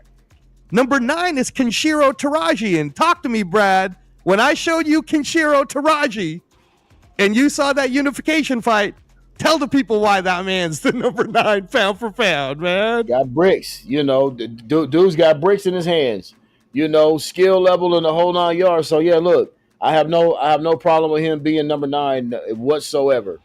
So now when you're talking number 10, you know, Shakur, Benavidez, there's some other ones, you know, that some people feel like, they're right there. So that number 10 spot. I will say this, though, Angelo. I still feel like the United States, our very best, I think it's still better than anybody else's best. I do. Okay. I Okay. really do. Except for Okay. the heavyweight division. Except for the heavyweight division. I will All not right. say that in the heavyweight division. And probably even cruiserweight and heavyweight, no. You know, Okay. I think Benavidez doesn't hold his own with anybody at 175, light Okay. heavyweight. But, you know, Jai Okay. Apataya, right. yeah, ain't nobody fucking with him at cruiserweight. And, Right. you know, I'll be honest with you, you know, I'll be honest with you. I like Dubois. I really like Dubois. At Amen. Amen. I Go like with him it, at Brad. heavyweight, man. Go with it. I like that kid Daniel at heavyweight, Dubois. man. You know that right I now. feel like he getting ready to wreck Usyk. I feel like he coming in there to wreck Usyk on Saturday.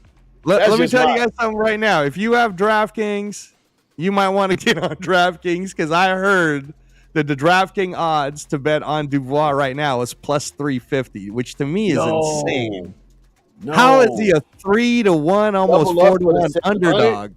Double up for the 700. Oh my God. Oh my gosh. Come you know, on. Look, I need to do more. I need to do more of that. I don't really have, you know, I don't have the DraftKings and all that stuff. I wish I was somewhere where they had a real sports book. But California, they don't give you that. You can't really do all that in California like that. Right. But honestly, that's a bet that I would take. I just feel like, I don't know.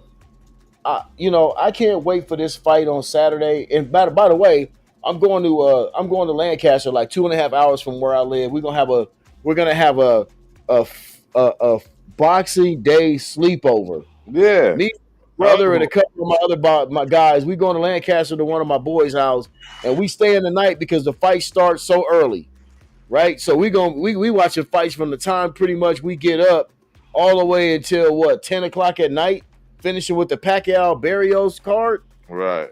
So, you know, this is like a holiday of boxing for us on Saturday, right? And so I'm excited for that fight because I think Dubois understands that it's his time. I feel like he understands that it's his time, and I don't think Usyk is going to be prepared for what Dubois can throw at him the way he's going to throw it at him. Because when I look at Dubois, he impressed me so much in that Joshua fight, not because of the way he won it, but the way he approached it. The way he approached that fight. You know what I mean? Like, something clicked in that kid. I feel like something clicked in that kid to where he knows what he's capable of. I think Usyk's in for I think he's in for a knockout. I really do. Hey, so shout out to the chat. Shout out to the chat real quick. Rock says, my guy Dubois may be the last Tyson-like draw, and this Crawford fight may be last all-out brawl throughout.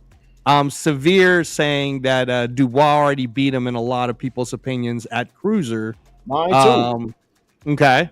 And then I don't know. So Severe, you're gonna have to tell me. I don't know if the spelling was off. Haney versus who is it that you're asking?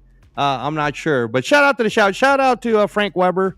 Appreciate Pro Grace. Thank you. Okay. So Severe's question. Haney's getting slapped against Brian Norman. I'm gonna tell you that now. Haney's gonna get slapped against Brian Norman. I dare anybody to be different. Brad, one question at a time, and then we'll address that. But Severe is asking everybody, which was the better performance in your opinion, Shakur versus Zepeda or Haney versus Prograis? Man, come on, man. That Haney versus Prograis, I get it, but come on, dog. Shakur is in it. No, Shakur put on a prodigious exhibition of boxing last Saturday night. That was prodigious. Listen, I'm down on your boy Haney anyway. I'm down on him. After I saw that shit in New York, that bullshit that they put on in New York with them fools pulling up in cabs and shit, that was one of the worst fight cards of the year. And he was one of the main ones. Like, that kid was gun shy. To me, he's a puppet of his father. Like, his father talks all the shit, and then he kind of thinks he's backing it up, but he don't really have the confidence like that. Brian Norman Jr. is going to slap that kid. I'm telling you now. Anybody want to debate me on it, bro? We can debate me, but Brian Norman Jr. is gonna pop that ass, dog. That's just my opinion when it comes to Devin Haney. All right, Turf, would you like to give us your Haney versus Prograis or Shakur versus Shakur? It's gonna be interesting, man. I'm not gonna lie. I won't count out Haney, but I'm also big bro. You hit it on the head. All right. I'm not gonna count him out, This is drunk Turf, y'all. So you're getting the truth. Hey, I love it. I love it, dog. I love it. But we just warming up for football season. Prograis, and that's the thing. If Prograis comes correct, he wins the fight. So since we got drunk Turf, how do you feel about Haney overall as a fighter? Do you feel he should have been in the pound for pound list? No. Stop down. Man, you guys are tough. I have to always. What does he show you? Like, look, what did he show you in the last fight? Okay, he got his ass whooped by Garcia. PEDs, bad. I get that, but also, what did he show you in that last fight that gave you any confidence? Nothing. Okay, now keep in mind, think about this man fight at 147 against somebody like Boots. Think about him fighting Boots at 147. Chat. Keep in mind that please just remember I'm gonna bring it down. We want to hear all the opinions, but I'm gonna bring some facts. And Severe, give me a second. If you really do want to debate them, I'll send you the link. But hold on, let me be a protector of the realm. Bring it, Severe. You bring it, Severe. I know your opinions. Time out. We got a lot of fights to go through, so hold on. First of all, let me just say that the reason why Haney was on that pound for pound list when January started is on a factual level. This is whether you agree with it or disagree with it, and believe me and Severe, my dear friend Severe, we've had conversations about this, but I got to be a protector of the realm of boxing, and Haney did beat Lomachenko, and at the time Lomachenko was his best win, right? His best win. Okay, all right, hold on. Yeah. Now, much bigger man as well. Bigger. Yes. I'm just throwing out a factual thing. I'm not disagreeing with whatever you guys are. I'm just throwing out something factual as to why he was on the pound for pound list going into January of 2025. Also, he was technically now undefeated because the Garcia fight was called as a no contest. Right. So now you have an undefeated champion who beat a former pound for pounder. Right. And of course, along all the other things of beating Prograis during the time that Prograis had belts, you know what I'm saying? Like these, it just all lined up. It all lined up for Haney, and you can't take away facts, right? Like these are just things that happen. Now, having said all of that, it's a little too soon to just believe that Haney's just going to get knocked out by Brian Norman Jr. And I'll tell you why. It's a little too soon. Y'all know I like these talents. I love Brian Norman Jr., 24 years old, and he got one of them dads too, right? Good for him. He's country strong, as I've told Chris. I like that killer shit. Yeah, he's country strong. Shit. But there is a reason Haney ain't got that killer shit. All right, hold on. There's a reason why Boots Enos didn't get a chance to fight Brian Norman Jr., and it isn't because of Boots Enos. It's because of Brian Norman Jr. And in fact, a lot of these cats just kind of waited for Boots Enos to move up in weight. So now we got this whole 147 thing where who's going to get it, man? We got a Pacquiao-Barrios fight happening for the WBC title this Saturday. We got Rolly Romero holding on to a WBA belt because he beat Ryan Garcia on that card, right? We got, this is crazy. The IBF right now is going to be fought by Lewis Crocker and Paddy Donovan. And I know you know who those guys are, Brad, because you watch the European fights, the Irish cats. They're about to get an IBF belt, right? Those cats are pretty tough. I like Paddy Donovan. Yes, sir. Hey, that's a good guy to rock with. And then you got this WBO with Brian Norman and Haney. And the only thing I'm thinking is, why would Haney? I'm not talking about the dad. I'm talking about Haney. because he's still a man. We can't just look at this man and act like he's not undefeated. We can't look at him and act like he didn't win the fights that he won, right? Whether you agree with it or not, I'm just saying we can't act like this guy doesn't train hard. We can't act like this guy isn't in shape. He's none of those things. And let me just say this too: Ryan Garcia did knock him down several times, but the man got up. So we can't say he doesn't have heart. Okay, so let me tell you this. When I juxtapose watching Devin Haney crumble like an aluminum can when he's getting punched in the body by Ryan Garcia, PEDs excluded, and then I start looking at the way Brian Norman punches and the intent and the anger, and I don't see that aggressiveness from Haney. I don't see, like, my eyes are going to tell me everything. Like, when I watch boxing, my eyes are going to talk to me. And I know who's a killer, and I know who has skills, but they're not necessarily killers. And that's where I put Haney, right? Like, when I watch Norman is Jack Tatum. I'm coming to take your head off, dog. Like, we ain't fucking around. Right. I'm looking to, even if I hurt myself, I'm still going to knock the shit out of you, right? And so I don't see that from Devin Haney. I've never seen that from Devin Haney. You know what I mean? He's got a great skill set. Don't get me wrong. I'm not saying he's not a phenomenal boxer. Got a great skill set. But when it comes to guys that, just like Terrence Crawford, I'm not going to go back into that, but there's a certain look in guys' eyes that I look for. I'm the look in the eyes guy, right? When I look in Brian Norman's eyes, I want to do damage. I got something to prove. I want to show y'all motherfuckers something. That's right? good. That's good. Devin Haney don't have that, dog. You can say what you want to. Devin Haney don't have that. And so that's why I'm going, even with Terrence Crawford. Canelo talks a lot of shit because he's confident, because he's earned a lot of money and done a lot of shit in his career. But when I look in Terrence Crawford's eyes, like when Terrence Crawford fought Earl Spence, right? Everybody's like, man, Spence. I said, bro, Spence ain't got a chance. And I kept telling everybody he ain't got a chance. You look at Terrence Crawford's eyes, that man wants to hurt you.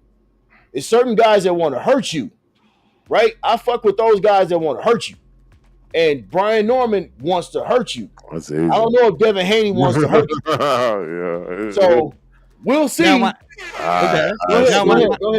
Now, my only pushback to it, and I'm not disagreeing with you guys, by the way. If there was someone that was getting knocked out in the Haney versus Norman fight in November, it would be Haney getting knocked out by Norman, 100%. If anyone was knocking out anyone, it'd be Haney getting knocked out by Norman. But I also seem to remember, and I talked to you about this privately, Brad, so I'll make it public now. I remember this young man from Pomona, California, who everybody was talking about, baby. And he was knocking everybody out, and he was this killer. Nobody's gonna beat him, and this guy's the truth. Sugar Shane Mosley, and you know who beat his ass? Vernon Forrest, sir. Vernon made him look. Hey, shout out to Vernon. Rest in peace to Vernon. And combos, and I'm just saying, man. But I will say this: Brian Norman is a great boxer as well. He's just not a guy that's just coming in here like he can box. He can box. Right. So we're not talking about a guy that's just coming in here free swinging with power like a Rolly Romero, right? He's coming in here just to swing on you, and if I catch you, you're going down. He knows how to put them together, and he has good defense. He showed that in his last fight. So It's not like he's just going to come in. And he's disciplined. He's a disciplined fighter. So I get your analogy with Vernon Forrest and Shane Mosley, but I think it's two different types of fighters. Like, I don't see, and first of all, I don't see Devin Haney with that kind of pop, right? I just don't see him with that kind of, you know what I'm saying? Like I said, great boxer. I just don't see that. I think Brian Norman's a better boxer than people give him credit for because they look at his power and they say this guy's knocking people out. He's got that physique, like you said, but the guy can box as well. And people from Atlanta, Georgia, they're not going to get that much credit because they're not on the scene like that, right? You don't know about these guys as much because he's from Atlanta. That's not a hotbed of boxing, right? The last dude we kind of got with from Atlanta was Holyfield and Vernon Forrest from Georgia. Yep. Right. Those guys. Right. So you're not going to he's not on people's radar as much as Haney is. But Right. I know what my eyes see, and my Right. eyes tell me that I don't know if your boy's ready for that kind of. Because I'll tell you what, Brian Norman, I think Brian Norman has more power than Ryan Garcia. Hey. So Okay. That's that's fair. where I'm at with it. That's where, and That's definitely fair. for the Regis No, Pro Grade. So that's fair. that's just where I'm at with that fight. No. And these are all very, very, very fair points. So everybody here is saying Dubois is going to beat Usyk unless you're going to disagree. Turf, do you think Usyk can beat him? Uh-uh. All right. So since we're saying that the plus 300 is good money, bet on Dubois beating Usyk. Usyk currently right now is pound for pound number 1. So if Dubois beats him, Brad, where do you put Dubois in the pound for pound list? Ooh, that boy going in the top 5 for sure. Right. Ooh. He going in the top 5 Right You gotta away. give it to him. Yes, sir. Right away. You're gonna just throw Better BF down. If he knocks him out, because Better Viev lost his last fight. Right. If he Okay. if he beats Usyk, and especially if he knocks him out, how can you not? How can Do you not? put him above Bevo? Number 4? Can't put him above. I would. Nah, you Oh, Only reason why I would is because look at the resume of Usyk. He went through Tyson Fury a couple times. undefeated. Like Undefeated. He's undefeated, undisputed, Undefeated heavyweight champion of the cruiserweight world. and undisputed heavyweight. You damn right I put him above Bevo. Yeah, I would. Okay. Hey, man, that's fair. That's fair. All right. You put him above Crawford, number 3. Not yet. No. Okay. All right. No, So not you would say then number 1 becomes Inoue. Number 2 then becomes Crawford. Yeah. Well, hold up. I'm gonna tell you something. I like Inoue. Inoue's a killer, but I need to see him in there with some killers too.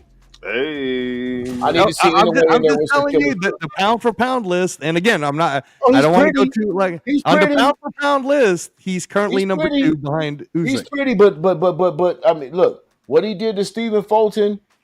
To me, I think that was his best win. To be honest, because he walked Right. through Stephen Fulton. I didn't see that coming. I'll give you. Right. But other than that, dog, it's time for you to get on this soil over here or get over there in Riyadh and let's get to it. I don't need no more fights in Japan, dog, where I got to get up at 1 a.m. to watch this shit. I need Right. I need to see you. I need to see you in Vegas. I need to see you in Riyadh crack it against these dudes that we all know in the mainstream. Let's do it. If you got to move up a little bit or whatever, it's time for you to do that. But I'm just not going to I'm not going to hand him the number 1 pound for pound because he looks good. I'm not doing that. No. I need to see substance fights. Well, after this Saturday, that pound for pound list is going to look very different because if Usyk does win, you can't just all of a sudden take. I mean, if Dubois wins, you can't just all of a sudden take Usyk out of the pound for pound list. So he would still be in there, right? Now you know that Stevenson would then probably get kicked out now, right? Okay, but let me throw this one out at you. Bam Rodriguez is fighting a unification fight against Fumulele Kafu, who's an undefeated champion himself, right? This Saturday on Free DAZN. It starts at 4 p.m. On DAZN. So, like I said, man, a lot of people aren't going to be watching the Pacquiao fight, surprisingly, just because in the UK, a lot of believers on Bam Rodriguez. It's a 2 TV Saturday. It might be a 2 TV Saturday, right? But Bam Rodriguez is the next coming of the Mexican American version of Manny Pacquiao, right? It's way too much hype. Way too much hype on Bam Rodriguez. You don't think he's that good? You don't think Bam Rodriguez is that good? Why do you hate Bam Rodriguez? Change the game of watching? No, yeah, exactly. Absolutely. Once again, hey, bro, it's time for you to have defining moment fights. I'm not gonna give nobody no pound for pound shit if you're not giving me upper echelon defining moment fights. And anyway, hasn't done that yet either. So we can all fall in love with the skills and what he does, but get in there with a killer to where it's 50-50 fight, like Roy Jones said. Like Roy Jones was saying earlier. Okay, how many fights did Floyd have where you like, okay, it's in doubt? I don't really know. We're not gonna get into that, but I'm just saying 50-50 fights. Those are the ones where that's the cream that rises to the top. We can all fall in love with talent. But come give me some substance fights, dog, where I can see you get down with somebody that's on your real level. All right, now, no, let me push back. When you talk about Inoue, the way you talk about Inoue, and you bring up the great Roy Jones Jr., the great Roy Jones Jr., the man who single-handedly, culturally made the United States of America fall in love with boxing during his time, because he was kind of like the Michael Jordan. In fact, he was even Jordan Brand's first boxer that they signed, right? Check him out in the Seoul Olympics. Check him out in the he got robbed. He got robbed. All right, now here's the thing. Let's do some history, baby. I'm with it all. All right. So here we go, Brad. Roy Jones Jr. himself said, "It's not that I didn't fight nobody; it's that I made them look like they nobody." Right? That's Inoue, baby. He's fighting all his number ones, which is more than I could say for Canelo. Which is more than because Canelo's ducking every number one. He ducking Mabili. He ducking Diego Pacheco. He ducking every number one. Now, anyways, like, oh, you my number one? Cool. Boom, knocked out. Oh, you my number one? Boom, knockout. Oh, you my number one? Boom, knockout. But at the same time, them guys might be number one contenders, but they not those guys. Right. So okay, but hold on. Oh, hey, time out now. It's time for you to get in that elevator. Hey, hold on. Time out. The reason why Inoue is undisputed, two-time turf, two-time undisputed at 118 pounds, and at 122 pounds is twice he won the Muhammad Ali tournament. And the Muhammad Ali tournament is where they took the best of the bantamweights and the best of the super bantamweight, and they had them all fight each other. Yes, so you're trying to tell me that a man who knocked out Nonito Donaire, you're trying to tell me that a man there he is. I knew you was waiting for that here. Everybody, hold on. Hold on, Severe. I'm just trying to let Brad know that if you're going to start talking about how Inoue ain't fighting nobody, maybe it's because he makes them look like they nobody. That's all I'm trying to say, Brad. That's all. Go ahead, Severe. Look. Shout out Severe, dog. You got your Raider hat on, dog. Look. You in the building. You was with my son earlier today, dog. Yes, sir. Can you hear me? Yes, sir. Yeah. Okay, for sure. Yeah. Nah, man. Nonito Donaire kind of old, man. He ain't been the same since the Axeman put hands on him. Okay. Who? Yeah, he's talking about Walter. Nicholas Walters. Yeah. He ain't been the same since Nicholas Walter took Lomachenko old. No, Lomachenko beat up on Nicholas Walter, but Nicholas Walter beat up on Donaire. Yeah, Nicholas Walter beat up on Donaire. Yeah, Donaire done. Yeah. All right. Hey, Donaire's best fight to me, real quick. Donaire's best fight to me is when he beat Vic Darchinyan.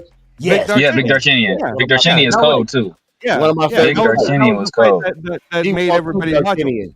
So the question right now to the panel is: if Dubois beats Usyk this Saturday, and Severe, I know you're big on looking at them lists too, the Ring Magazine Pound for Pound list.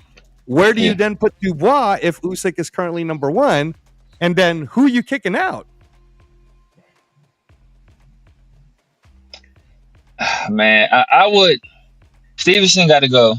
Yep. I would. Usyk would probably drop down to. He'll probably drop down to somewhere 6 or 7.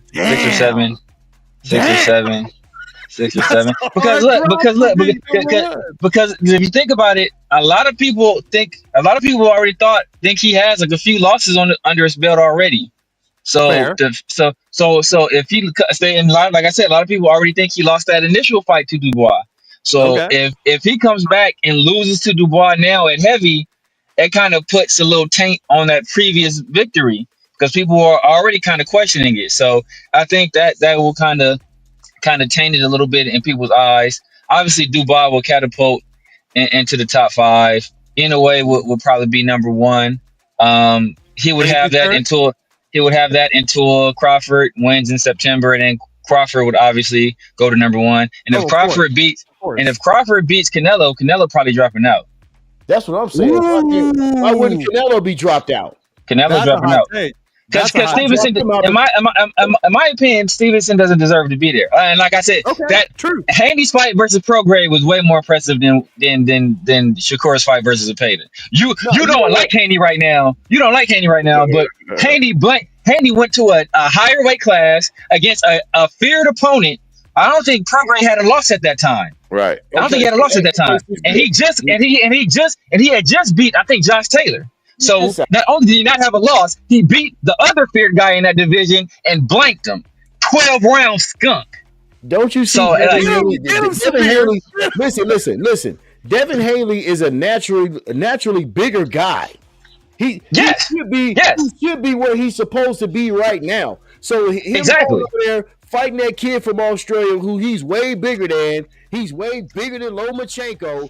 He's way bigger than Prograde, really. Yeah, you should be winning. He's not way bigger than Prograde. He's way bigger than Lomachenko. But he was a kid. And he was a baby. He didn't even have his man weight yet. He's getting his man weight now. And as he does, he's going Brian Norman Jr. Like I said, already told Angelo, I'm leaning Brian Norman Jr. But what this shows me is that all these fools was Duncan Haney. Haney been calling all these dudes out for years. Then none of them want no smoke, it's all kind of obfuscation, saying, "Oh, it's this and that."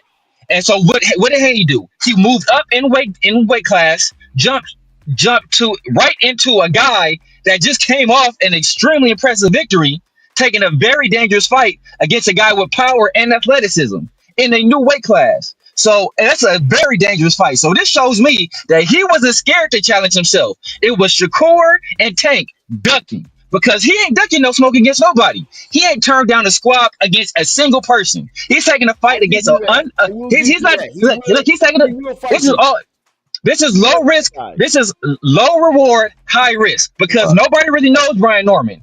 Right. Devin Haney, even though his name is not the greatest, because off that Ryan Garcia fight, people know who he is. People know who he is. So if he beats Brian Norman, nobody's gonna really give him any credit. Nobody on the outside, no casual fans. Yeah, the hardcore boxing fans will, but that's not gonna generate a lot of money.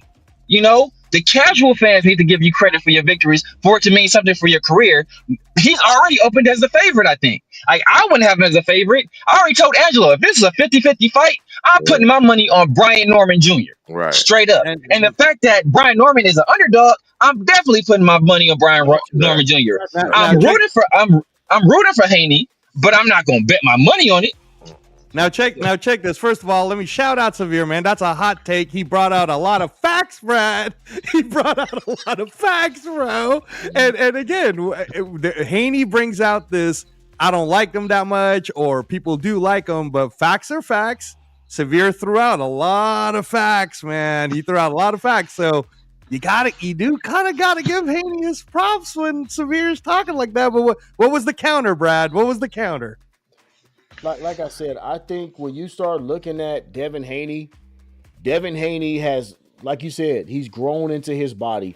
He's always been pretty much bigger than everybody else that he's fought in these big fights. He was much bigger than Lomachenko. He was much bigger than why do I keep forgetting the guy's name from Australia? That he Kambosos? No, Kambosos. George Kambosos. Yeah. Much bigger, much skilled than those guys. I won't say more skilled than Lomachenko, but he was bigger and he was able to use that. And then he kind of faded in that fight too. Once Lomachenko started kind of he came on stronger. He came on. He won the champion. That was the difference. That was the difference, because I had Lomachenko was winning the fight. I had Lomachenko winning the fight going into round 10, I want to say. And I want to say Devin, in my opinion, Devin swept though. 10, 11, and 12, Devin swept because Lomachenko faded. And in my opinion. I'll be honest with you too, Severe. Here's one of them. I can't get the taste of what happened with Ryan Garcia out of my mouth. And I wanted to a couple of months ago when they fought in New York and he fought Jose Ramirez. Ramirez. Yeah. Taste out of my mouth, and I didn't get anything that I was looking for out of Devin Haney. And so right now, that's why the stock is down for me. Because I was that's understandable too. You know what I'm saying? That's understandable. Yeah, now he come out here and fight Brian Norman Jr. and do his thing, and he's back to being that kind of Devin Haney. I'm all with it. But for right now, just for me, based on Garcia and Ramirez, the stock is down a little bit. I don't see a lot of confidence there. And when you fighting a guy like Brian Norman Jr., he got that. I'm gonna get you out of here. I'm Yeah. going to get you out of here. So that's where I'm So at with that. so I will say this in the Ryan Garcia fight, except the first round, which is debatable. In my opinion, Devin Haney won every single round up until the seventh round, and he was winning the seventh round until he got caught. He really caught his groove. Round 2 through like 6, he was really in his bag. He was controlling that fight, and then he got caught, and then that was all she wrote. But Ryan Garcia, not only he has a great left hook, he has possibly the fastest hands in all the boxing. That's debatable, but possibly the fastest hands in all the boxing. So he was. So he was, but he was in my opinion, like I said, first round was debatable. If somebody wants to call it a draw, if somebody wants to give it to Ryan Garcia, I'm cool with that. Rounds 2 through 6 and 7 until he got caught, he was winning those rounds. And we saw a completely different Ryan Garcia when he wasn't on that stuff when he fought Raleigh. So that lets me know that like you don't got that better in your back. You a different kind of person. Now with the Rodriguez fight. No, how true this is, I don't know, because it could just be some revisionist history and Bill trying to spin the narrative. But Bill was interviewed and asked about that fight, and he said that was the plan. And Haney wanted to turn up and do more, and Bill said no, stick to the plan, keep doing what you're doing. So and Bill is his trainer. And obviously his father too. So like they're Muslim, so they show a certain level of deference to their fathers. So he's not going to go against what his father says. So while we look at it as his father is controlling him, in Muslim religion, they show a high level of deference to their father. So that's part of the reason. Let me also say, Severe, to your point. If you guys do remember when they announced the Garcia Haney fight, it was majority decision. So one judge did have it as a draw. Right, he did. Yeah, which I like I said, me personally, I thought the fight should have been called in the 7th round. That was not the finest hour of judging. I thought the fight was over. I think it should have been called. He did win a majority decision. Part of that was because, like I said, the referee wasn't good. I think it might have been in that same 7th round, they deducted a point from Ryan Garcia. It was a cheap ass point. Like I said, that was terrible. So I don't think he should have got that point deducted. In my opinion, the fight should have been called. It should have been a TKO in Ryan Garcia's favor. That later got rescinded into a no contest. But no, they let the fight go on. And to Devin Haney's credit, ain't too many guys going to get up and keep moving forward and keep throwing punches when they're taking that kind of punishment in that state. So that lets you know the kind of heart he has. So, like I said, you can say what you want about him. I will say this though, I'm going to give him some credit for taking the fight against Brian Norman Jr. I'm going to give him credit for that. You know what I'm saying? Like, because it does take a level of, you know what, fuck it, let's do it again. Let's get back in there and do it again. For you to jump in there with a guy like Brian Norman Jr. So I will give Devin Haney credit for that. But like I said, I was looking for him to erase that taste in my mouth against Ramirez. And that didn't really happen to me, dog. And it's like, I just need to see you in a certain level. That's all I'm saying. Now, I agree. That was a terrible performance. Everybody, that whole card, outside of it, and even Teo, people want to give Teofimo Lopez credit for his performance. He had the best performance of all those guys, but he wasn't great. And then he signed, and then he signed a deal to fight Devin Haney. And then what happened? He been ducking Haney since he unified. Haney been calling this dude out since Teo unified, and he ain't want to smoke then. I'm waiting for Timofeo Lopez to get Berlangered. I'm waiting for him to get Berlangered. I'm telling you now. Okay. I'm ready for Timofeo Lopez to get knocked the fuck out too. I'm tired of Timofeo. I'm trying to put it together, but the numbers got to be right. The numbers got to be right. And shout out to Severe for pointing out certain facts out there. And I will say that one thing, Severe, I'm quite surprised you didn't point this one out. But and I love Shakur, man. And like I told you, I don't hate any of these brothers because I kind of know. I can't hate any of them. But Shakur went on the Ariel Helwani show, challenged Conor Benn. He did. Did. So Conor now Ben the don't want question. that. No, hold on. Let me finish. I mean, I like it if Turkey wants to At pay for it. 147 too. At 147. Conor Ben Okay, now don't check want this that, out. Now dude. check this out. Check this out. I like it if Turkey wants to pay for it. It's very reminiscent of Roberto Duran moving up to fight Sugar Ray Leonard. That's great. That's all fine Yeah. and dandy. Then Severe, though, I'm surprised you didn't say, wait a minute, Shakur, let me get this straight. So you're cool with going all the way to 147 and fight Conor Ben, but you're not cool with fighting Devin Haney? Look, Who ducking who? look. That goes. Look. That goes without saying. Look. He ducked him clearly because first he said, "Oh, like the money wasn't right and all this stuff," and then he said he never got the contract, and then later he admitted he got the contract and he didn't want to take the 25%. And Devin Haney and Bill Haney weren't going to move off the 25% because they took that same 25% to go to Kambosos' home country twice to fight him That was a money after he thing, beat him dog. the first time. The Haney's chased that money against your boy Kambosos. They like, fuck it. Yeah. If we can go over and get this money, we're going to go get this money. The first time they were the B-side. They took the 25% that Shakur turned down. That would have been more than Shakur ever made in his more than all his purses combined up until that point. So I'm sure now he makes it with Turkey, so the money looking a little different. But to that point, there's going to be more money than he made in all his other fights combined, and he turned it down. Also, so like people always play those money games when they don't want to fight. And then look, another thing, Tank, right? Tank straight up said, Tank said he didn't want to fight up. First, Tank was saying, "Oh, he ain't on his level" and all this other stuff. And then Tank admitted in an interview first, and then he asked for 2 Lamborghinis. And then Bill Haney was like, "Cool, we'll buy you 2 Lamborghinis." And then later on, Tank admitted that he didn't take the fight because he thought that Turkey would cheat for Devin Haney, or he would have show favoritism toward Devin Haney. What does that tell you? He's scared.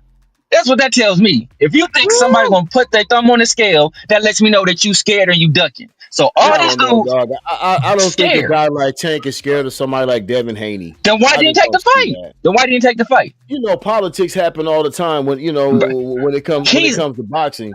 Tank can fight whoever he wants to. Tank can fight whoever he wants to. But I don't think there's a fear there. I mean, Devin Haney's not a killer. You know what I'm saying? Like Devin Haney's a great boxer. Not a killer. Then take the fight and beat him. Instead of saying you don't want to take the fight because you think Turkey is going to cheat. Some of it too is I think Shakur a little bit smaller, Javante a little bit smaller. They know how much Haney can rehydrate up to. They know that Devin Haney is really a natural 147 guy. He's really a natural 147 guy. So let's get that. So let's not get that twisted. He's a 147, right? Because if he was that much of a killer, then why would he go fight Boots at 147? Fight Boots at 147 then. I just want to throw this out there before you go, Severe. With that point, and I know Brad how much you love Tank, so I'm gonna keep it respectful. But with that point, if Tank's willing to fight Jake Paul and Shakur's willing to fight Conor, I'm just saying, go ahead, Severe. Go ahead. Like I said, man. Like I said, it's clearly because who has Tank fought that's been a better opponent since then? Who has he fought that would generate more buzz in the boxing community? He hasn't fought Shakur or Devin. He fought either one of those guys. Those would be 2 of the biggest fights in all of boxing. Devin been calling this dude out for years. And Tank out of his own mouth said he didn't take the fight because he thought Turkey would cheat for him. Those are his words, not my words. So if I'm already laying out excuses as to why I won't win, that means that doubt is already in my brain saying I think I might lose. And that means you ducking. I'll say this too, Killer. I think a lot of the guys in PBC have been done wrong.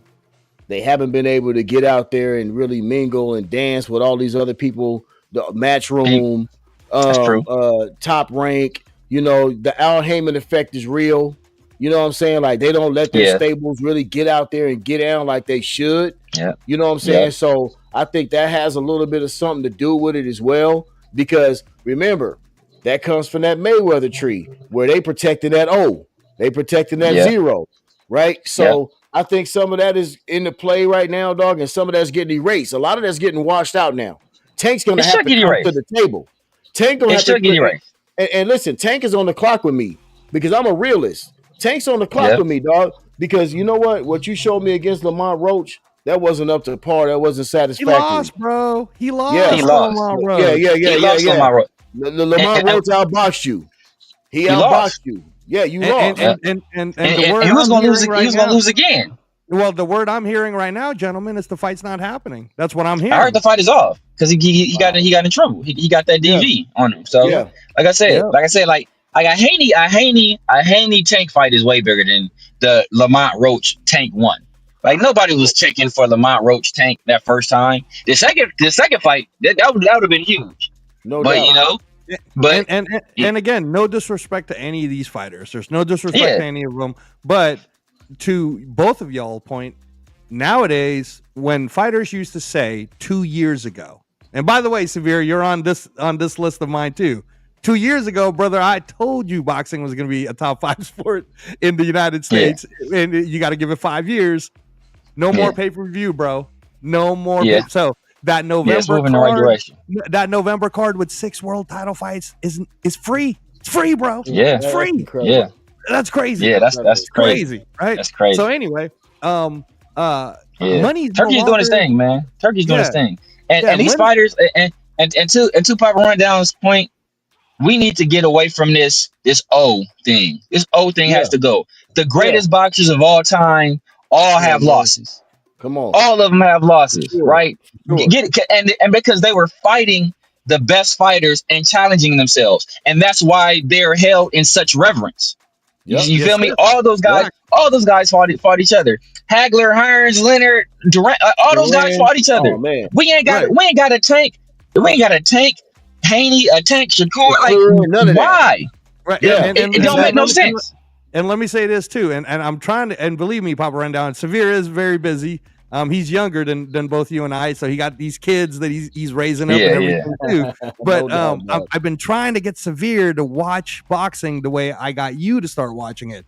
Watch it in Europe, watch all the UK fights, because I was on a couple of boxing shows the last couple of days, and they were like, damn, Angelo, that's a really good point.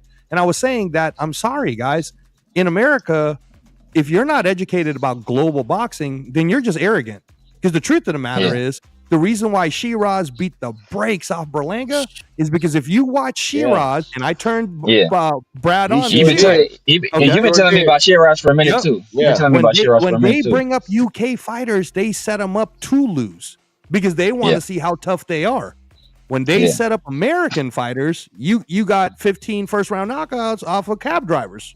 So now you fight a real killer and you get knocked out. And that's just how it is. So that's why the game's changed to the point where if you say, oh man, the money's not big enough, Turkey, guys, is paying guaranteed to Usyk this Saturday $130 million. No, he's not. Yes, he No, is. he's not. It's recorded. Yes, he is.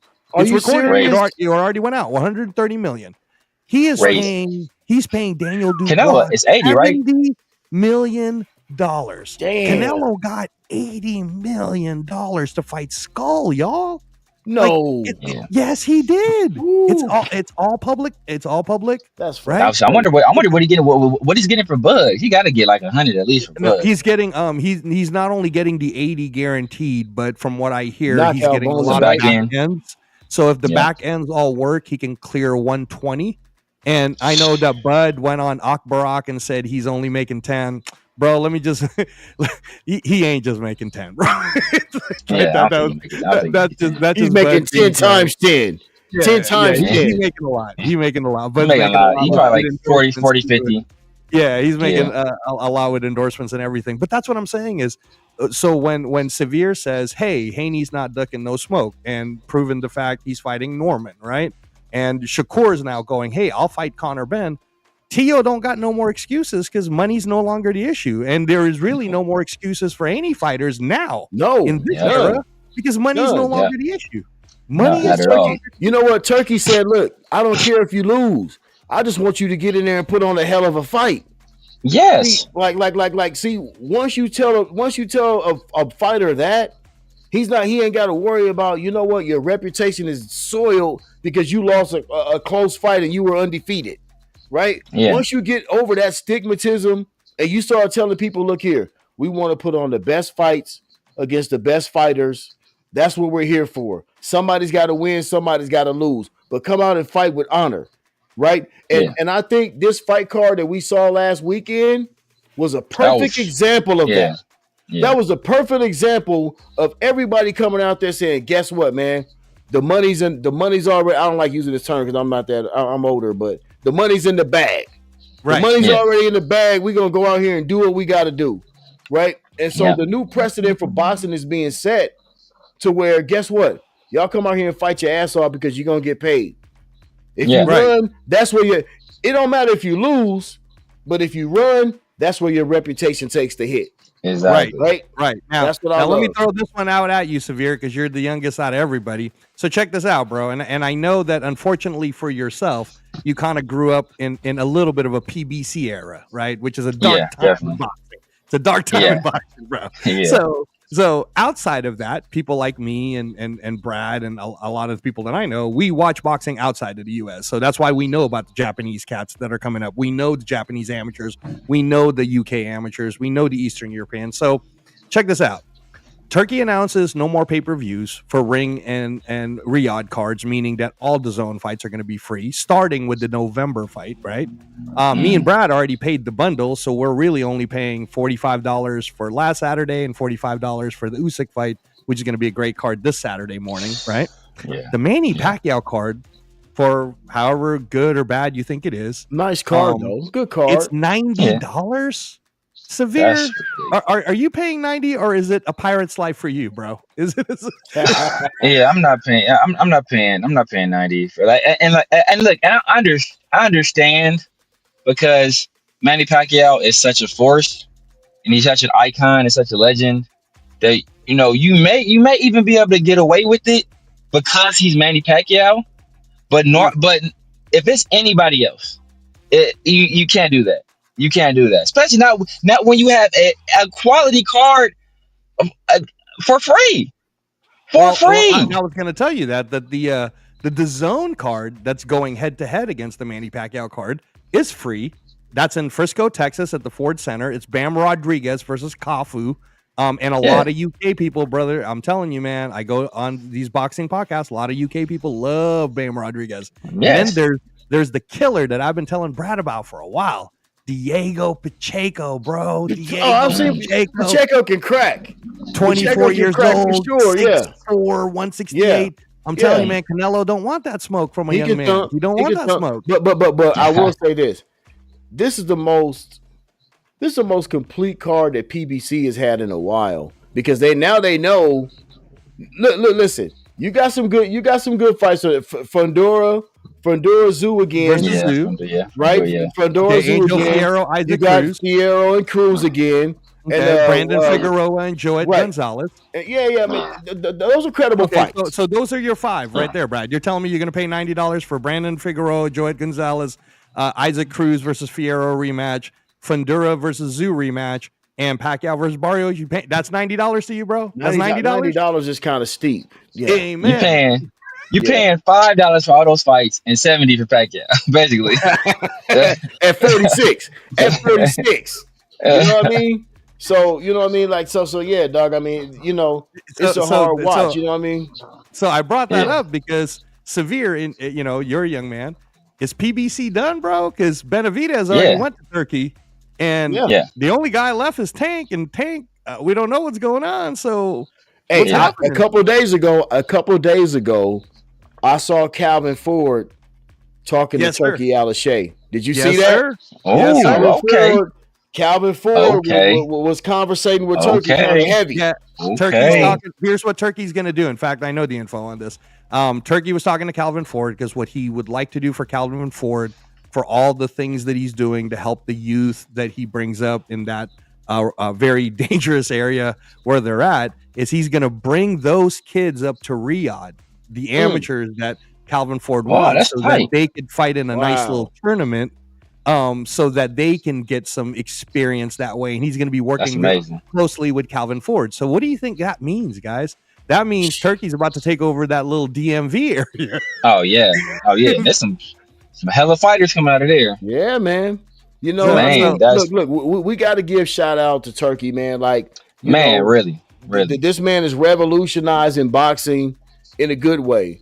And I'll be Yeah, honest with you, I don't want to get off too far on another tangent, man, but it's like I was really getting dismayed by all of the MMA is taking over yeah, combat sports.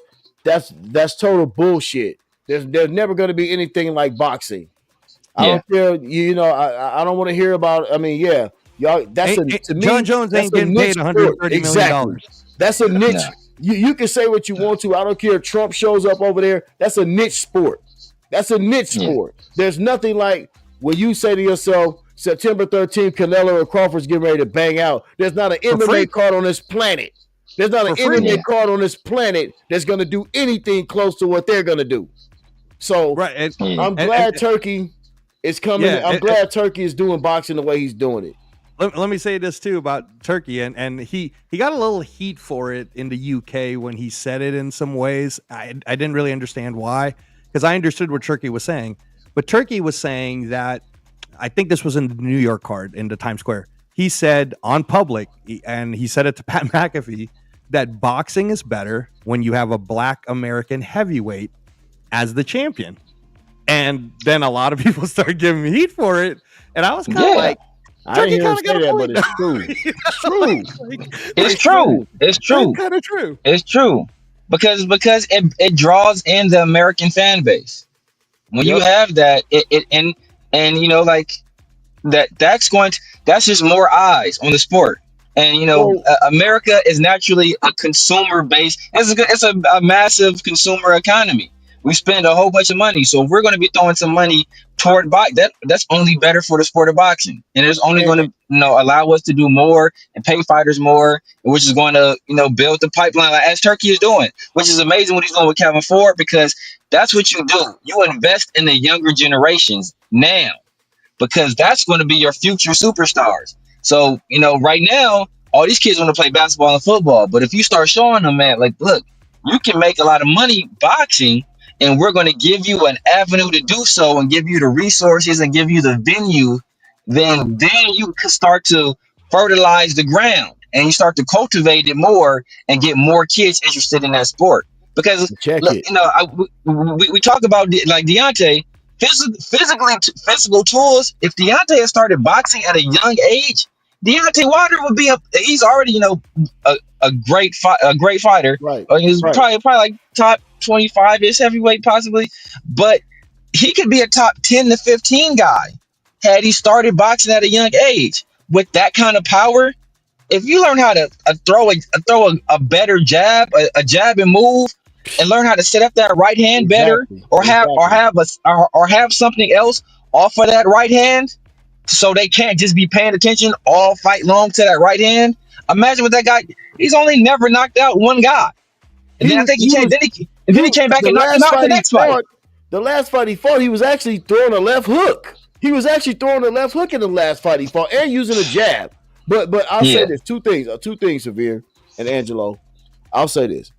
Number one, piggybacking off of what you said, Severe. Turkey knows the fastest way to get to Gervonta Davis is doing exactly what he's doing as well. Yeah, because he understands the magnitude and the power that Gervonta does. He knows what Gervonta Davis does bring to the table as far as eyeballs to TV sets. He knows. That's fact. Yeah, that's fact. He's definitely doing that because he knows I got to get to this guy. That's a cash cow there. Bigger than Shakur, bigger than Devin Haney. A lot of these guys that's in the stable already. Yeah. If you get Tank, dog, that's it. You already got Crawford. Yeah. But if you get Tank, now we rolling. Now, second part of that is when you say with the heavyweights, like what you just said about the heavyweight boxers, that they're usually better when there's an American black heavyweight, is because if you start going down the list, that's where we've always been. Go down the list of great heavyweights. You have to start with the Americans are probably in the top 10. You know what I'm saying? Like before you get to anybody else, really. You know what I'm saying? He understands that that's the cachet of the heavyweight division. Now, I will say this. Who would be the first non-American? Would be Lennox, Vlad, Lennox maybe Lewis. Lennox, Lennox Vlad? Lewis. No, Lennox so Lewis. what makes the reason why there's 90,000 people that already bought tickets to Wembley Stadium for Usyk Dubois is if Dubois beats Usyk, which is still crazy to me that he's Oh, a plus Sam 300 Wembley too. underdog. That's crazy. Okay, That's- if yeah, it's Dubois gonna be beats ridiculous. Usyk, he will be the youngest undisputed heavyweight champion since Mike Tyson. Mike He's only Tyson, yep. 27 years old. Yep. That's crazy. He's only 27 years old. So a 27-year-old UK star that beat Anthony Joshua in front of 96,000 people. That's kind of like the handing of the torch to who the European UK, the UK guys, heavyweight champion is. He beats Usyk. Now he is the world heavyweight champion. Who's the American that's going to come challenge him, man? There is Jared none right Anderson now. getting his ass kicked by There Bakole. is none Yeah. right now. There is Man. none right now, and that's what hurts us on a global scale because we don't have a prominent heavyweight American where we can look at it and say that's the guy. We don't have it right now. We thought we had it in Jared Anderson, but it's not there. That's not him. He's And- not there. He's not there. When he was talking to Big Baby Anderson, the one from New York, a couple days ago, and I didn't even like his demeanor. Oh wait, I didn't like his demeanor at all. Like he's not there. So right now, I'll tell you what though, Dubois has the type of style that makes you have to tune in. And if he wins this fight a certain way, if he wins this Usyk fight a certain way, like he kind of did Joshua, now we got to start saying, look out. Because this kid is a fucking freight train. I think this kid's a freight train. I really do. Oh no! Hey, remember, I'm the one that told you he was going to knock out. I told you, man. I remember. I still remember the text. I was like, "Trust me, Dubois is like our Holyfield right now, but he's 250 pounds." And you were like, "Holyfield, I don't know." Now you turned around. And it was like he is kind of a wrecking because ball. His style doesn't. His style is more of a unrefined Mike Tyson style than a Holyfield to me. No, I agree with what you're saying. Like, I was talking about that's the only reason why I said that. But yeah, and plus, you know what? I'm gonna tell you something about that Dubois fight, that Joshua fight.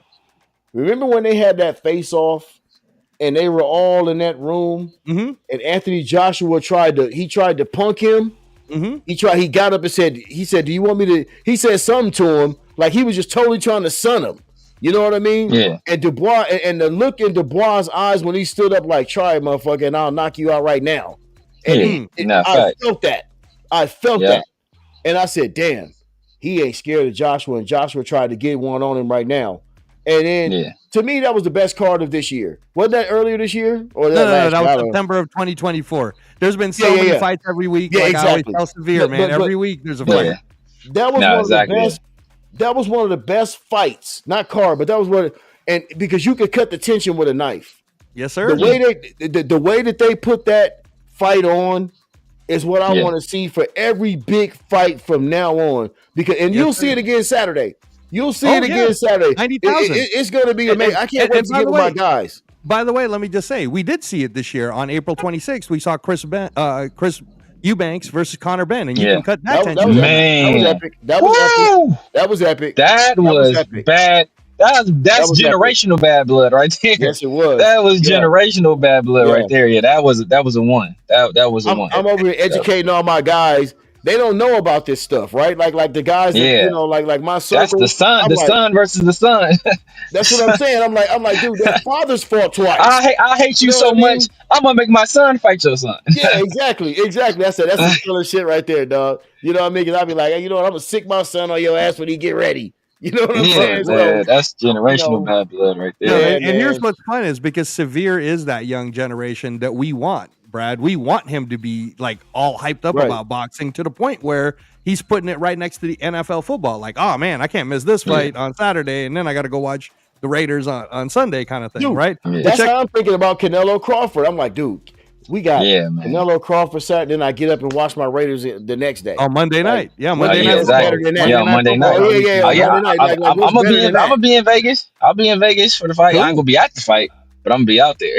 Cool. You in LA, dog? You in LA sincere? I'm in. I'm in LA. Here's my question. Bro, look. Hold up, real quick, Angelo. Like you gotta come hang with us one time. Come on out here to the Inland Empire, dog, and come chop it up with us one Sunday or something, man. Yeah, I come out there. Hey, I I come was out going to there. ask you actually, Severe. You should go watch a fight night with Papa Rundown since You you're should, around bro. That'd the be same dope. area, That'd be dope. because you'd That'd have be a dope. lot of fun watching a fight night with Man Papa cave in Rundown. effect, dog. Whatever you need, I got for you, bro. Man cave is in effect. Trust For me. sure. For Yeah. sure. No, we So I definitely was got going to to set ask that you, up. Severe. I was going to ask you this question. So let's say Dubois wins, right? And he's already gotten a lot of fans for the way he's been fighting, and also honestly the way he's come back from getting controversially knocked out by Dubois during that first fight, right? But you, as a young Black American, you see this guy win. Are you gonna rock with him? Is this the type of guy who it's like, I don't care that he's from the UK, but that's my dude because 27 years old, we're talking about a 5-year Yeah. reign possibly. Man, look, I like people that are down to squad.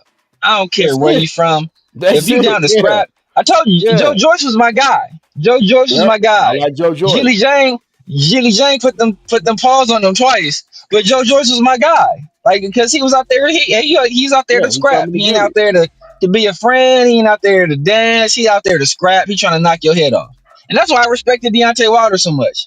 The fight's it's ended in one of two ways. He gonna knock you out, or you gonna knock him out. That's the only way the fight gonna end. And that, so like I respect guys that are out there to win it. So I rock with Dubois. Like what he did to Joshua, like, and that's why I never liked Joshua. That's why I never really respected Joshua because Joshua, even my guy, David Hay, I have more respect for David Hay, the Haymaker, than I have for Joshua because David Hay was still out there trying to scrap. Joshua has the feel of he's a manufactured guy. He's manufactured. Yes. You know what I mean? Like he's had some good wins. Listen, his best win to me was over Klitschko. Period. Yeah. To me, Joshua is Vlad before Vlad got Emmanuel. That's how I look at Joshua. Yep. You got this size, you got this power.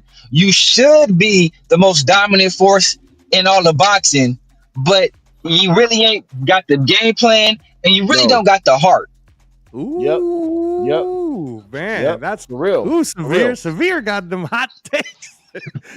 Tonight on boxing. All right. Okay, cool. So then let me ask you this, Severe. I know you're busy on Saturdays, but are you going to be able to watch that UK fight in the morning to the afternoon, or you got to go do some games with your son? I should be able to watch that fight. I should be able to watch that at least in the nighttime. I'm supposed to be going to dinner for my birthday, but I should be able to catch. Oh, bro, your birthday Saturday? And my birthday is the 30th, but I'm celebrating earlier, so I'm supposed to be going out with some friends, having dinner. Cool, so man. Yeah, cool. Yeah. Cool. Well, no, I'll remember that. How old you gonna be, dog? Happy early birthday, bro. Happy early birthday. Man, I am a young 39. Damn, you're so young, bro. I'm old, man. Don't tell my kids that. Tell my kids that. My kids think I was hanging with Martin Luther King and stuff. Let them have it.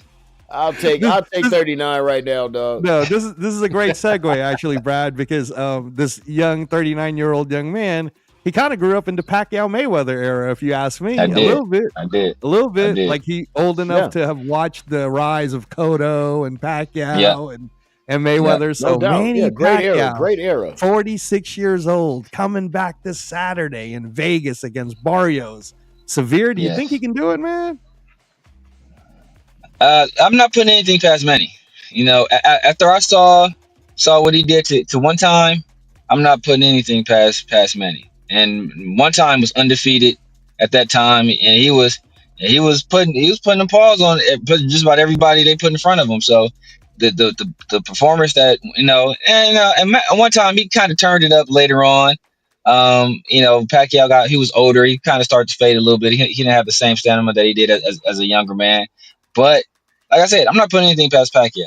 I'm not. That guy was born right now, bro. Plus that guy was born to box. Like he was born to box. Pacquiao's plus 250. Plus 250 on Pacquiao right now. Well, the knockout's even higher.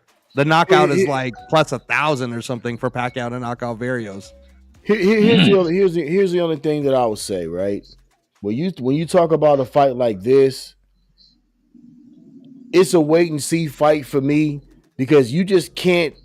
You don't know what a guy has at 46 years old. You just that don't. age is crazy. You know what I'm saying? Like, it could come in there and be a Larry Holmes, Muhammad Ali type joint where they like stop this shit. You know what I'm saying? Yeah. Or it could come in there and be a George Foreman, Michael Moore. Or Michael Moore. You know what I Yep. mean? That was the You same just thing. don't Yep. know. I don't know because the last time I saw Pacquiao against Ugas, that's a lasting memory. Now, Yeah. I don't know what you're gonna do against Bart. That's what I'm saying. Like these type of fights right here, when you got a guy that's older, I don't know because I haven't seen And he's enough that of old. you. Yeah. Exactly. Like your man's 4 years from 50, dog. Yeah, 4 years man. from the 5-0. George Foreman came back. How old was George Foreman? 45. He was that old. He was 45. He's He's 45. Michael Moore. Yep. You Yeah, know. see, like- Hey, Brad. Tell Severe. What's Tell up? Severe what you call me. Tell Severe what you call me. I'm the boxing what? Oh, man. Encyclopedia? Almanac, Savant, Encyclopedia, Yeah. all of that, bro. Like So this dude right if here. you want me to be Okay. specific, Severe, if Oh, you want yeah, me to be oh. specific, George Foreman was 44 years and 298 Almanac. days. The boxing I think. almanac. He's an Okay. almanac. Okay, That's what he is, dog. because when Bernard fought, he broke the record Twice. He broke the record twice. So people always think about how Bernard beat Jean Pasquale, but he also went up again and he beat Chad Dawson. Yes, Oh no, my bad. Chad Not Chad Dawson. My bad. No. Tavoris They did. Cloud. Tavoris Cloud is who Tavoris he beat. Cloud. The one to IBF. Okay, Right. And then he was closer to 50 at that point. But see, but you know what the he problem is? fought Chad Dawson though, right? Yes. Yeah. he did. Okay. I remember. But see, you know what the problem is? Okay, like when you look at the Manny fight, right? Manny fights a certain way. Like Bernard, and okay, if you go back to George Foreman, like a heavyweight's gonna keep his power. It don't matter. Yeah. He's gonna keep his power. Yeah. You know what I'm saying? And a guy like Bernard was just a crafty, savvy fighter that knew how to, Manny was predicated on speed, movement.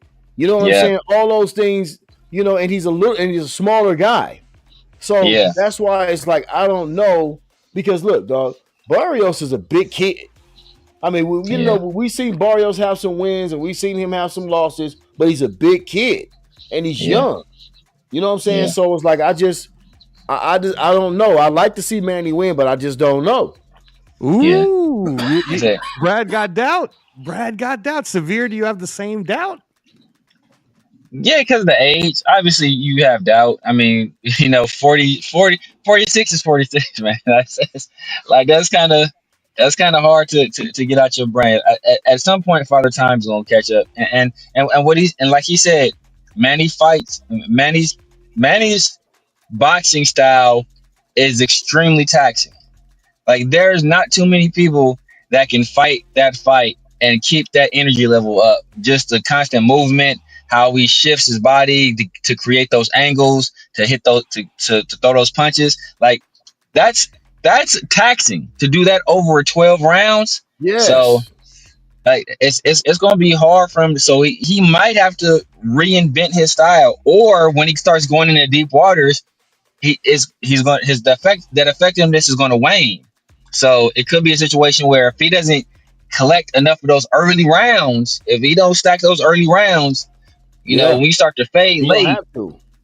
So I don't know. I don't know. Can I give you two a little?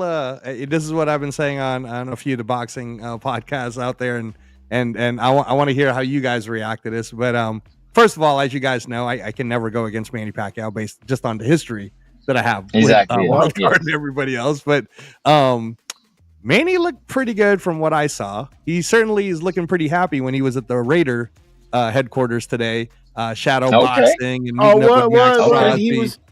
He was at the home base. See that on that was on Raiders. I did not see that. Okay.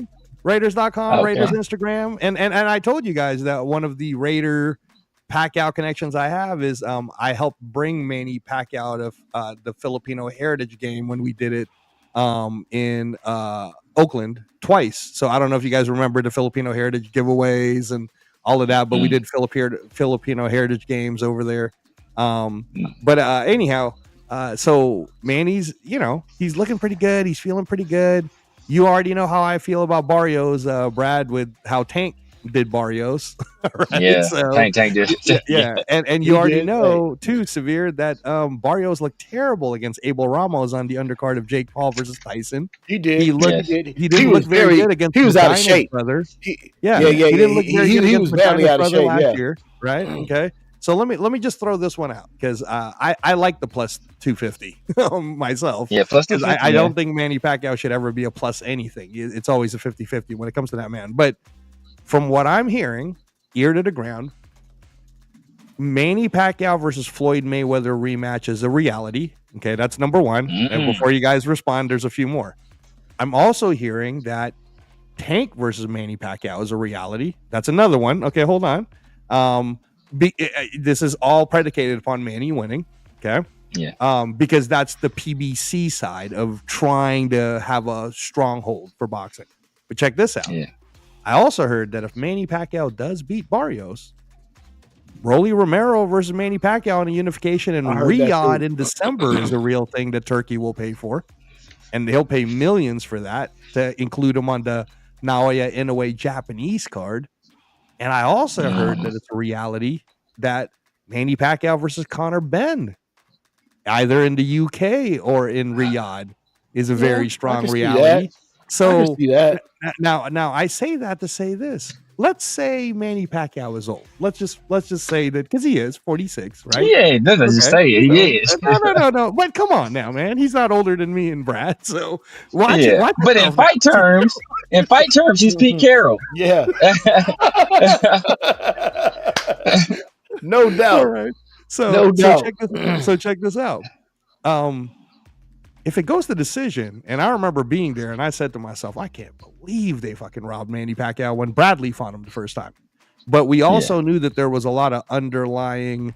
Manny was about to become a free agent. There's a money thing going on. So there's always been theories about, we're not saying the judges cheated, but maybe we'll call it influence. They were influenced at the time. So you guys don't think that there's any judges' influence here in Vegas for the fact that both PBC and Turkey would love to see Manny Pacquiao win, just for the simple fact of the money it can generate for the overall growth of boxing now that it's becoming free? Because when's the last time we watched a free Manny Pacquiao card? Free. I don't want to get into conspiracies. I think Barrios is coming. Barrios ain't coming there to get beat by a 46-year-old. True. You know what I mean? But if it goes to decision, Brad, how many times have you seen Puello Matias? I thought Puello won. Morel Katayev. A lot of people thought Puello won. I thought Matias did enough in those early rounds with the effective pressure. Okay, fair. Yeah. Puello came on at the end of that fight, but everybody was so outraged. I'm like, dude, Matias was in his fucking mug the whole fight. Okay. You know what I'm saying? Until Matias tired a little bit.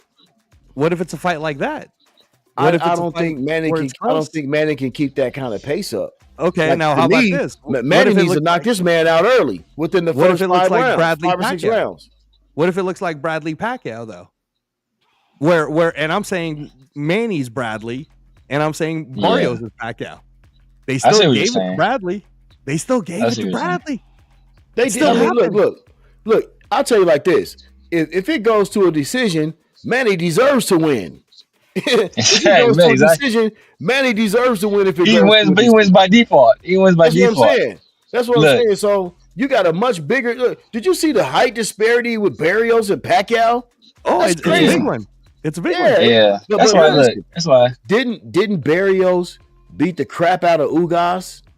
Barrios beat the crap out of Ugas, and Ugas kind of punched up on Manny. So it's like it got me. It has me. That's what I'm saying. I'm a little nervous. I need to see it because it's some things I can't erase out of my mind, and I don't want to see Manny go down. I don't want to see Manny go out like that at 46. That's a big question mark, man. That whole fight with Pacquiao is a question mark to me. Just because of the age. Okay, and I don't know what I can expect. Let me ask you this though, because and Severe understands this theory too. The circular theory isn't always is definitely the triangle theory in boxing isn't true, because Pacquiao beat Thurman beat Barrios beat Ugas beat Pacquiao. I don't know. Yeah, Yeah, he did. I see what you mean. I don't know. I don't know if that was the best Keith Thurman that we saw that night. I really don't. He I ain't fought think since, right? no. And I Yeah. think Keith Thurman's a bit of a head case. You know what I mean? Like I think Keith Thurman could probably come in and beat some guys now if he was really focused. I really He been do. talking about it. He been He talking about has. it. He been talking about He a comeback. has. Because one thing about him, dog, if he hits your ass, you gonna feel it. You know They what I called him mean? one time. So They called one time for a yeah, reason. for sure, for sure. I don't think that was the best of Thurman that night. Um, but you can't take a win from Manny at the same Yeah, he time. did his But thing. Yeah, like he said, he ain't lost since. You know what I mean? But I don't know. Like I said, man, 46 is big, especially when you're yeah, a heavyweight. To me, is a little different because he can carry that power. He can. It's always if I touch you, I don't give a damn. I'm 52. If I can touch you, I'm still gonna be able yeah, to get you out of there. You know what I'm yeah. saying? So I don't know if that's the same thing with Manny fighting a naturally bigger guy at 46. We're gonna have to wait and see with that one. Okay. That's just how I look at it. I'm not But going you're not against Manny. buying I into love the Manny. theory. There's a lot more riding on this for the sake of boxing than No, Mario Barrios winning. no, because like, listen, Yeah. bro, we talk about dog, we're not deeming a 46-year-old Manny Pacquiao to carry the sport of boxing. That's just not. Mm. He's not. But He's he not. sure would open a lot of It would be eyes a for nice free story. boxing. Yeah, Look, he's a listen. name. He's a name. It's a nice story, my man. But Yeah, we looking forward to Canelo Crawford. yeah, We've been talking about Brian Haney. I mean, Devin Haney, Brian Norman Jr., Benavidez, and yes, Yard. It's a lot of things going down. yes. Look, Dubois and Usyk. So we're not relying on 46-year-old Manny Pacquiao to resurrect boxing. We're good. We already Yeah. good. It's a All right. great No, that's story. fair. Yeah, No, I'm looking at your boy. I'm looking at your boy Abdullah Mason. I want to see. yeah, I want to see what he finna yeah. do. Yeah, cause Well, I would that's say 'cause another young killer. all those possible fights you named for Manny. Only one I might possibly watch is Manny versus Tank. I don't want to see Manny versus Conor Ben. I don't want to it'd see be Manny versus free. Conor It'd Ben. be free anyways. It's But not I pay don't per want I view. to. mean, I'm scared what Conor Ben may do to Manny Pacquiao. Conor Ben Ooh. is way bigger than Manny Pacquiao. and I don't Like know about way bigger Conor. than Manny I Pacquiao. don't know about him and Floyd either. Like, you know what? Yeah, I'll be honest yeah. with I you. don't want to see. I don't want to see that I don't that want to see that, geriatric dog. contest. Guess what, dog? Get in I there. thought they were. Floyd, Oh, you well, get they in there did with it. Roy Jones. Floyd, get your ass in there with Roy Jones. Fight Roy Jones. If Roy Jones want to whip your ass, Floyd, you get in there and Yeah, fight him. Get your yeah. ass in there and fight him. Get off your private jet and go fight Look, Roy Jones. That's what I want to yeah, see. So, I'd rather see that than him and Pacquiao. so yeah, Floyd is 48 severe. Did you see that whole thing that happened where Roy gave an opinion yeah. and then Floyd was in his He, whatever he was mansion he had? watching when Yeah, Tarver watching him knocked him getting out. knocked out. So then now Yeah, Roy's like, no, man, you can meet me. You know, Shit, we can hey, fight. yeah. I love Roy Jones for that. I was watching Roy Jones on earlier, and guess what? I'll be honest with you. Now, I will say this. Roy made some valid points about certain types of fights, but I can't take shit away from Floyd. Floyd had two great fights with Castillo. That Yeah, Corrales fight was a 50-50 fight going into it. Nobody knew what yeah, that was Diego, going to yeah. be because And he Corrales was destroying destroyed, like, motherfuckers, man, and he he destroyed destroyed him Corrales. to the point so much that after that fight, this is what makes me remember that fight so much. Mayweather Sr. was crying in the ring after he beat Diego Corrales because he didn't even know if Yeah, his son could beat Diego Corrales. That man was yeah, crying in the ring when Floyd won that fight. So I can't take yeah, nothing away from Floyd. Floyd has fought everybody in his era as well. I don't know yeah, if Roy can really say that he hasn't. He fought Oscar De La Hoya. That was a great fight. You know what I yeah, mean? He fought Canelo. He fought Ricky Hatton. The same guys that all these other guys fought, he fought too. yeah. So I'll give it to him. He didn't What fight. he What you is, call it? He didn't who? fight. What did they say? Paul What's the dude? Williams. Not Paul Williams. Paul Williams. I mean, I ain't worried about. I used to like Paul Williams. He got I beat did bad too. by Sergio Ramirez, but Yeah. I used to love the Punisher. Now, dang, the one that Manny beat the brakes off of, who was cheating, big guy. Margarito. Margarito. Antonio Margarito. Yeah, Antonio yeah. Margarito. Yeah, Margarito was that. calling him out. Yeah, Yeah, yeah. So Floyd didn't fight him. It's some other people Floyd didn't fight, but he fought just about everybody. He fought just about fought. I mean, just like De La Hoya, he fought just about everybody. You know what I mean? Yeah. And I get what Roy is saying, but I used to tell people about this. Is what I should tell people about Roy when I used to watch Roy in his prime. I used to always say to myself, Roy's a reflex fighter. Yeah. Roy is a prodigious reflex fighter that doesn't use the conventional skills. Yeah. That when your reflexes and you get older, when that shit starts to go, guess what? Yep. You're not fighting behind a jab. Exactly. You don't use a jab.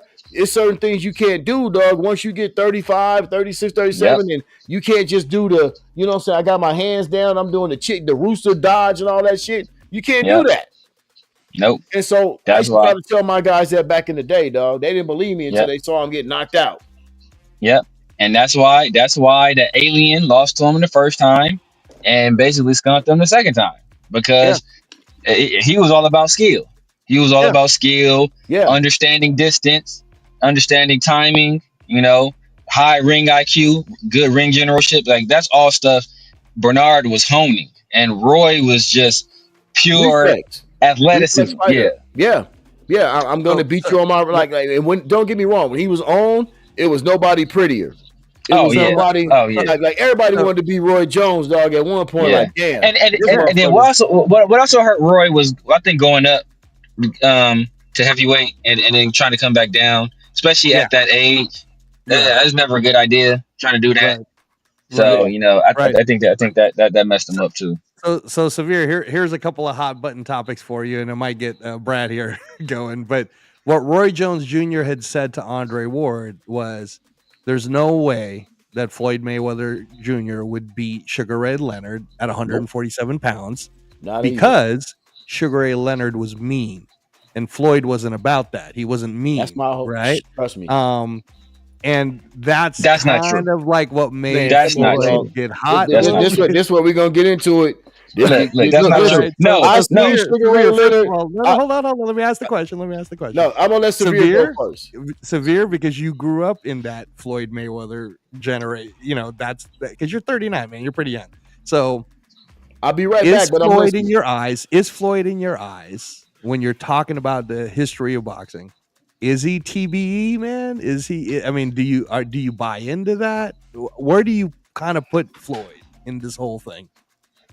Floyd is the greatest businessman boxing has ever seen. In terms of the actual fighters, he is not the best. I mean, Muhammad Ali is the best ever. Sugar Ray Robinson is over him. Those are guys for sure. Joe Louis, I'll probably put over him. There's some other people I will put over him. But he's in the conversation. Like, I can understand why he's in the conversation. He broke the record. He broke the record. He made a lot of money. I think he brought a lot of eyes to the sport. But I think he also damaged the sport, damn near irreparably with the whole zero. And the thing about it was that because that was his marketing, is that when he made the switch from being Pretty Blue, we saw it happen. It happened during a promo for the De La Hoya fight, where when he was the villain, he was the villain, and that's when he went from being Pretty Boy Floyd to Money Mayweather, and then people started to want to tune in to see him lose, and that's why at that point keeping that O became so important, because that was how he was marketing fights, essentially, because people were watching to watch him lose. And now in terms of go ahead. No. But you have something else? No, my question to you, because I wanted to hear it, is when you say, he's kind of up there, but are you saying, kind of like when that Bleacher Report his list came out, and I was like, Kobe at 11, y'all are tripping, man. This is a terrible list. It's hard, I understand, because of all the GOATs, but you can't put Kobe Bryant at 11. That's ridiculous. So it's the same thing where when you say, Floyd is up there, up where? Like, is he really in the top 10 in your eyes of greatest? Man, there's so many great fighters, but I don't see how you. in terms of great, I don't see how you don't put him in the top 10. I think you almost have to put him in the top 10. I think you almost have to put him in the top 10. And if you look at, because my favorite fighter coming up was Juan Manuel Marquez. And you watched we saw what was one of my favorite. We saw what Floyd did to Juan Manuel Marquez. True. And Juan Manuel Marquez is, he's a great fighter, a legendary fighter. I think one of the highest ring IQ guys, one of the best boxers. And he just holds Floyd in such high reverence. And when you talk to the guys that are like boxers, even Zab, Zab, they had their thing. Zab gives Floyd his props for his skills and ability. So I think it's hard to not put him in that top 10. And when people say he's not mean, people need to watch that Gotti fight. Watch that Arturo Gotti fight. You don't think Floyd's mean? Watch that Gotti fight. Watch the Zab Judah fight. Watch the Chop Corley fight. Like, you don't think Floyd? He was just got done talking about how he punished Diego Corrales. Like, Floyd, before he had those hand issues, Floyd was a mean dude, and I think he had like a 70-something% KO ratio. It wasn't until he had those hand issues and he had to change up his raps and change up his fighting style that at that point he couldn't do what he was doing early in his career. But when he was Pretty Boy Floyd, you couldn't touch him, and he was knocking dudes out. So people remember the older Floyd. Money Mayweather, Pretty Boy was putting paws on people, and now, he was a mean dude. Now I want you to keep going, Severe, because here's my follow up to it, because I want to get your thoughts on this. So we're still talking about, man. So you're gonna squeeze him into top 10. So the first thing is, was he mean enough to even contend with Sugar Ray Leonard? Because that's the debate, right? Hey, man, Floyd fought all these greats at 147. They were all champions. And Roy Jones flat out said, man, Sugar Ray Leonard to destroy Floyd Mayweather at 147, right? Now, hold on. I'm talking to the 39-year-old for a second, Brad. Because you're in that Floyd Mayweather generation, Severe saying, well, you got to kind of put him in the top 10 of greatest of all time. He's not the best ever, but you got to put him in the top 10. So, Severe, let me ask you this, all right? I'm just going to throw out some random names that you're going to know, because who are you going to take out? We could agree that Sugar Ray Robinson should be on the top 10, correct? Yeah. Okay, so now there's only 9 spots left. We could agree that Muhammad Ali should be in the top 10? Definitely. Okay, there's only 8 spots left. Can we agree that Hagler, Hearns, and Leonard are all in the top 10? Yes. So that's only 5 spots left. You can't possibly tell me that Roberto Duran's not in the top 10. You got to be up there. On, man. Okay. Now you only got 4 spots left. Oh my God. Here we go. Now this is when it's going to get a little hairy for you, Severe. It's going to get tough, man. You telling me Joe Louis? Yeah. The guy who defended... I say Joe Louis over Floyd. I put Joe Louis over Floyd. Okay, so now we only got 3 spots left. So Joe Louis is in. We only got 3 spots left, and I promise, man, I'm not trying to. I'm just, there's so many great boxers, bro. Yeah, it's a lot. It's a lot. And I'll even be fair to you, because you're 39. You didn't see Willie Pep, even though a lot of people. Yeah, I see Willie. I've heard about Willie Pep. But I get it. You didn't see him, so I'll take Willie Pep out of the equation for this instance, because you're 39. And then people will say Harry Greb. People will say all these other names that you didn't quite see. But man, bro, you're really with 3 spots left. You're honestly gonna tell me that Salvador Sanchez isn't in there? Okay, Salvador Sanchez is Batman. But okay. All right. But I'll even make it easy for you. Let's say you say to me Salvador Sanchez in some ways, because unfortunately he died at 22. Dominant as he was, unfortunately, it is what it is, and you got to take him out of the top 10. You're honestly telling me, bro, that Alexis Arguello doesn't make the top 10? Okay, right? Alexis Arguello might arguably I'm be the not putting him in front of Floyd. I'm not putting Okay, all right. Okay, fair.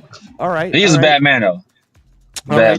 But again, I'm still saying so. But are you putting Salvador Sanchez in front of Floyd, Brad, or are you keeping Salvador Sanchez at the top? No, Floyd. No, I'm putting Floyd in front of Salvador. Okay, all right. Hold on, I'm not done, y'all. I'm not done. So then with the 3 spots left, Wilfredo Benitez, who's still to this day the youngest ever WBC world champion, not even arguably. He ran up against He's Sugar Ray Leonard. Yeah, he's honestly the 5th king. There wouldn't be a Sugar Ray Leonard if it wasn't for Benitez's fight. Yeah. There wouldn't be a Tommy Hearns if it wasn't for Benitez defending the 154 belt for Tommy to reclaim. But I can't wait to jump in here on this one. Right. Okay. Yeah. So are we leaving Wilfredo Benitez out of the top 10? Are we doing that? Yeah. Are we doing that? I'm putting Floyd above. I got Floyd. I got Floyd. I'm putting Floyd right there, right in that same tier as Hagler, Hearns, and Durant and Leonard. He's right there in that same tier. Wait, brother. Wait. I'm not done. Listen. I'll be honest with you. I'm not done with giving you names because give me. I put Floyd over Durant, to be honest with you, in terms of greatness. No. I don't know. Look. It depends on what weight class. Because if you talking about Floyd Mayweather, Roberto Duran at 135, Floyd Mayweather and Roberto, no, he's not. He's not fucking with Roberto Duran, bro. Not that 135. Okay, hold on. I got because I'm just trying to catch Severe because I'm throwing names, right? And this is a fun little thing for our young man.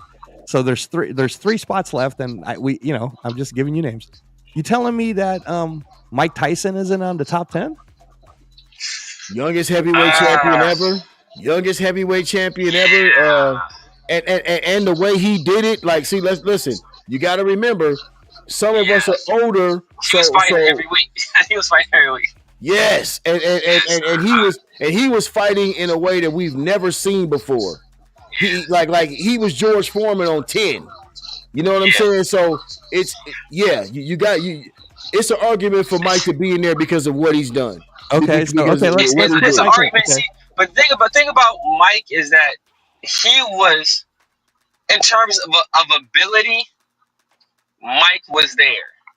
But Mike also, that peekaboo style, that style doesn't age well. We saw it with my guy who lost to Andre Ward. No, that's true. That's true, Severe. But again, Arthur Abrams. Something was but you know, Severe. We understand what you're trying to say, but you can't put that now because that's the same argument against Haney. No. Let's go even deeper, Angelo. Listen. Okay, go ahead. It's not because of the peekaboo style of Mike Tyson. It's because of the lifestyle. It's the lifestyle.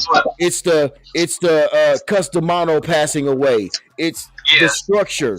Like if Mike had a Manny Stewart or somebody like that in his corner the whole time, it's a whole different ball game. Right. So, right. Nah, I agree. I agree. But but like I said, like that's like Aaron, like if Aaron Pryor, that's like, like Aaron talking about Aaron Pryor. That's why I can't give it to Alexis Arguello. The Hawk was I can't give it to Alexis Arguello in the top 10 because you guys are talking about Aaron Pryor. So we're because I just want to make sure Severe understands too that if you make the Haney argument that he did what he did, he beat Lomachenko, he did this. Mike Tyson did what he did, no matter what you think of what happened in the later years. That's the youngest undisputed heavyweight ever. That's the youngest heavyweight ever. He completely changed the game. So to not include him in the top 10 is a little harsh, man. So let's say he takes that 7th spot. I only got that two left now, man. I only got 2 spots left, right? That's 7 that that's 8 we've already named. So there's only 2 because I was saying, okay, 3 left, now 2 left. So 2 left, and I still haven't put Floyd yet. So where are you going to put Roy Jones, bro? Where are you putting Roy Jones Jr. on that top 10 list?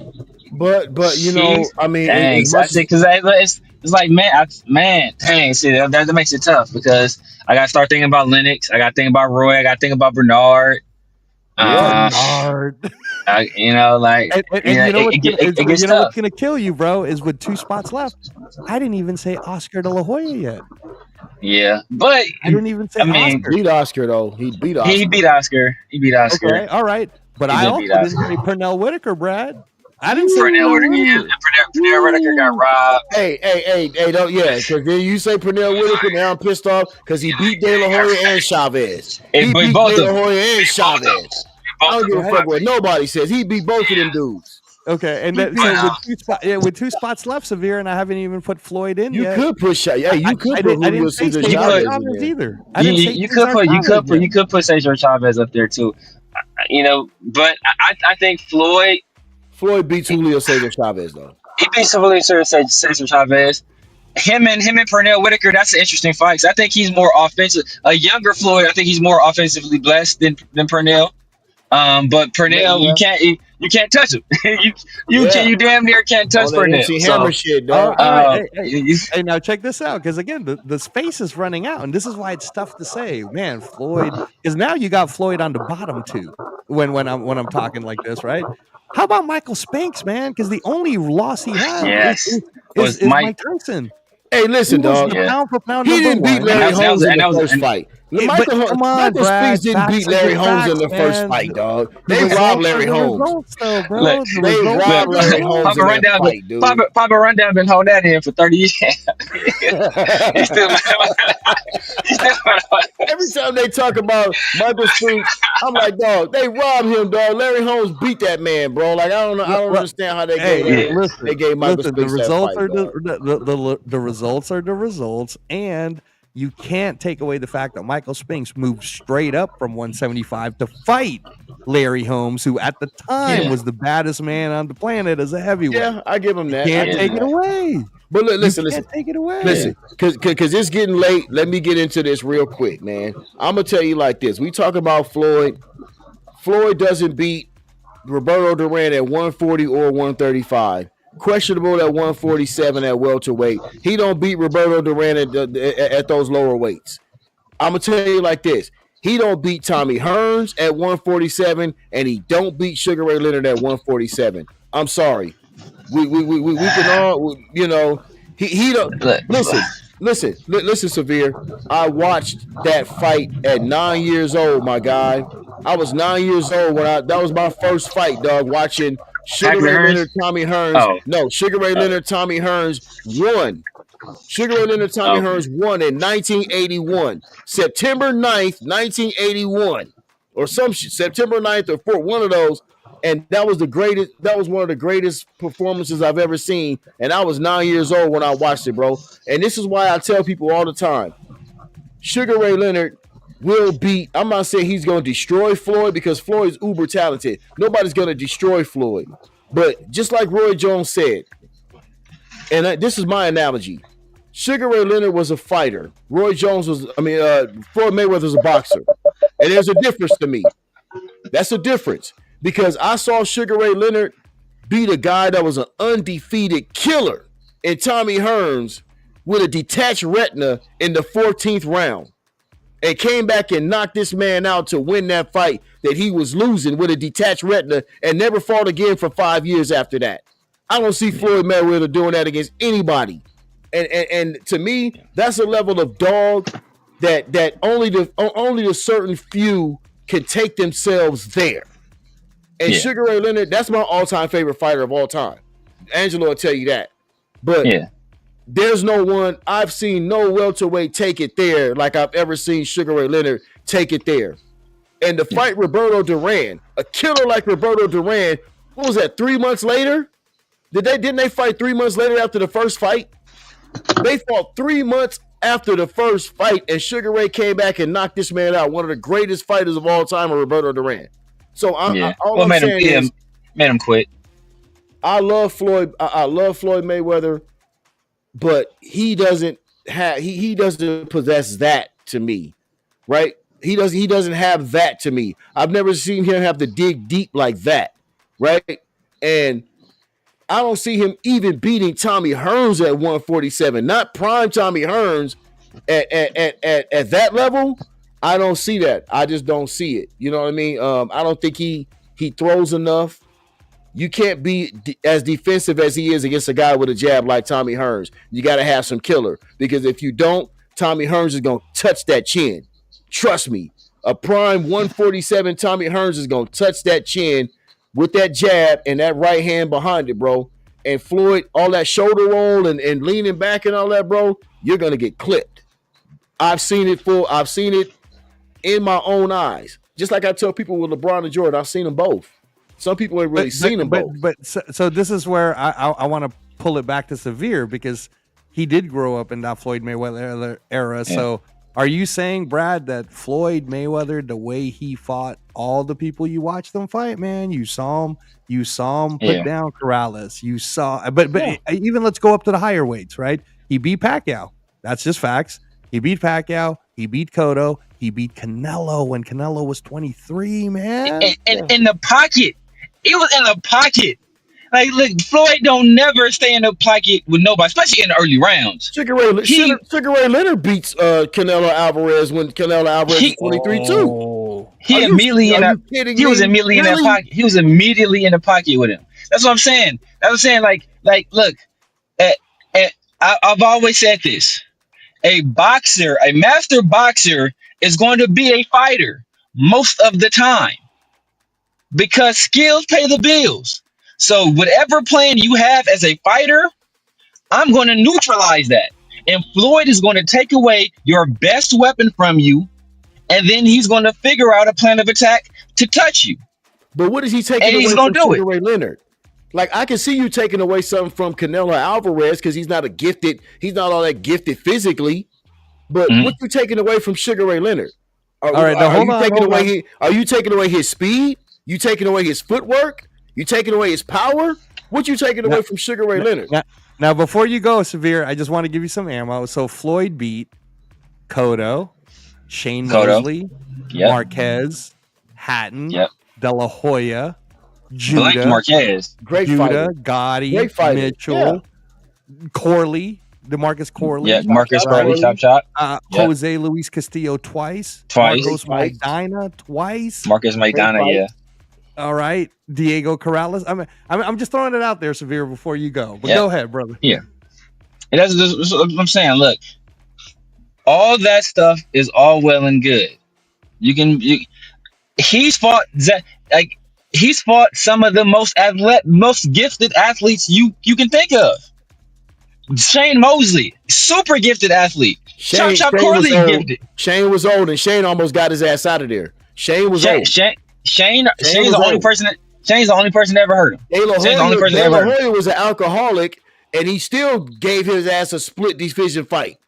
Let's be real. De La Hoya was a drug addict and an alcoholic, and he still gave him a split decision fight. So I get where y'all coming from. It's a great list of names. It really is, dog. But when I start talking about dog and a fighter, somebody that's going, like I said, somebody that's going to come and still give it to you with a detached retina and get you out of there like one of them. Go back and watch Tommy Hearns. Floyd been in there fighting Floyd been in there fighting with broken hands. We didn't see him break his hand in the fight. So it's like, don't question a man's toughness, because we didn't see him break his hand multiple occasions, actually. So, and like I said, at the end of the day, skills pay the bills. And I think Sugar Ray Leonard has the athletic advantage. Definitely has the athletic advantage. Don't talk like Sugar Ray Leonard ain't got no skills.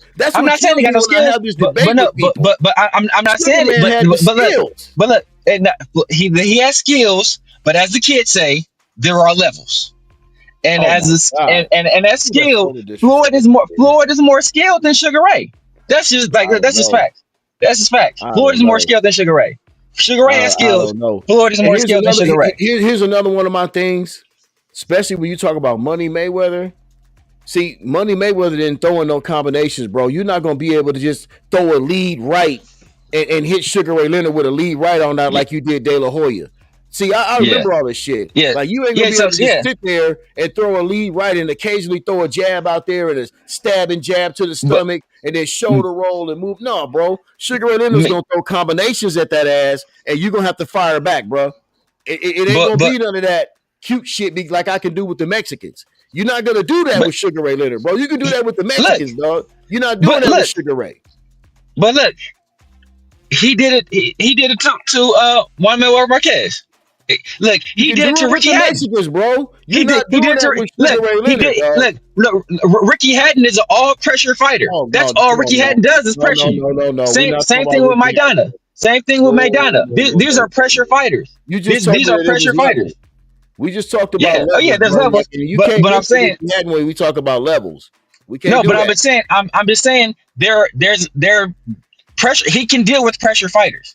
We've seen him formulate plans to deal with guys who are pressure fighters. But that's what And I'm what he saying. want Sugar Ray Leonard's and not a look, pressure fighter. but you're saying He wasn't a pressure fighter like that. what you're saying is that what you're saying is that or what you're insinuating is that he's gonna overwhelm Floyd with volume. That's not gonna work because Floyd is a counterpuncher. He wants you to throw. He wants you to throw. So if you're trying to Now, come which in one there, of them guys? Which one of them guys that you just mentioned to me got the speed and skill that Sugar Ray Leonard Zab got? Judah, When we talk Zab, about throwing. Zab, Now here we Zab, go. Come on, dog. Zab. You saying Zab don't got the speed? Hold on. Zab might not have the pop, but if you don't tell me you don't Come think on, Zab got dog. the speed. Hold on, Brad. Hold on. And So Zab I just hung with wanna, him for a little while. Zab hung with him for a little while, but Hold on, For a little while, he ain't for a in no little Sugar while. Ray Leonard class. no, He ain't hold in on, no hold In, Sugar on. Ray Leonard class. in terms of speed, don't tell me you don't think Zab is as fast or faster than Sugar Ray. Now, I No, don't think he got the pop. No, I hell no. don't think he Hell has the no, he pop. ain't. He don't got the No, pop that Sugar Ray got. But in terms of hand man, speed, dog. You need to go back and watch some Sugar Ray Leonard, my man. no. Let's not Because do that. Let's not you do that. telling Hold me on. you telling me Zab Judah is on the same speed level as Sugar Hold Ray on. Leonard? yes, yes. Oh my Hold God, on, Brad. dog. Hold on. I All right. love So it. let me just point this out. I just want to make sure I point this out because again, I'm the protector of the realm. I'm just in the middle here, right? But let me just say that to Severe's point, Zab Judah at one time was the next great American star, undefeated, on the cover of ESPN, and I was there front row ringside when I saw Zoo knock him out, which kind of in some ways derailed his career, Yeah. but it Yeah. never derailed his athleticism. In fact, it never derailed his athleticism to the point where he re-won world titles. And then when he did fight Floyd, everybody kind of thought that it's like this is really at this point now who the best welterweight is at the time. So to Severe's point, we can't just all pretend like Zab Judah wasn't that guy. He was him in the same right? breath as Sugar Ray Leonard. Okay, but hold talking on. about Sugar Ray Leonard. No, like as a fighter, no. But see, but that's what we're saying. We're just looking at physical attributes. You telling me he ain't never fought nobody as fast as Sugar Ray, and I'm saying Zab Judah's hand speed is as fast, possibly faster than Sugar Ray. Like I said, he don't got the pop, so that does change. That changes or the things. footwork or the IQ. He don't have the pop, the footwork, or the IQ of Sugar Ray Leonard. If you want to give him some speed, but he ain't got none of the intangibles that Sugar Ray Leonard has. Furthermore, who has he ever fought anybody like Tommy Hearns? Now you tell me, Angelo, has he ever fought anybody like Tommy Hearns? You're talking about that killer. Floyd ever fought anyone like Yes. Tommy? Has he ever fought a killer like Tommy Hearns? Now you go Tommy back Hearns, and watch. though, Don't tell me Diego Corrales because Tommy Hearns would No. have knocked Diego Corrales the fuck out. That would be the closest the closest I would say, body type. Yeah, the closest body type. Well, that would be Diego. Just that long, lanky, wiry, strong. But he ain't got that Mack truck for a right hand like Tommy did. You know what I'm saying? And it's like, and the jab, trained by Emmanuel Stewart. You know what I'm saying? Like these are the type of things, dog. I'm telling you. I remember watching that fight when he fought Tommy Hearns. It looked like Tommy Hearns was a giant. And you go back and watch that first fight, bro. Tommy Hearns was sticking that jab, bro, and landing that right hand. You like, damn, I don't even know how this man could get in there. You know what I'm saying? It's like those are certain things that are in my memory that because I have a real big memory bank when it comes to sports. I see indelible moments.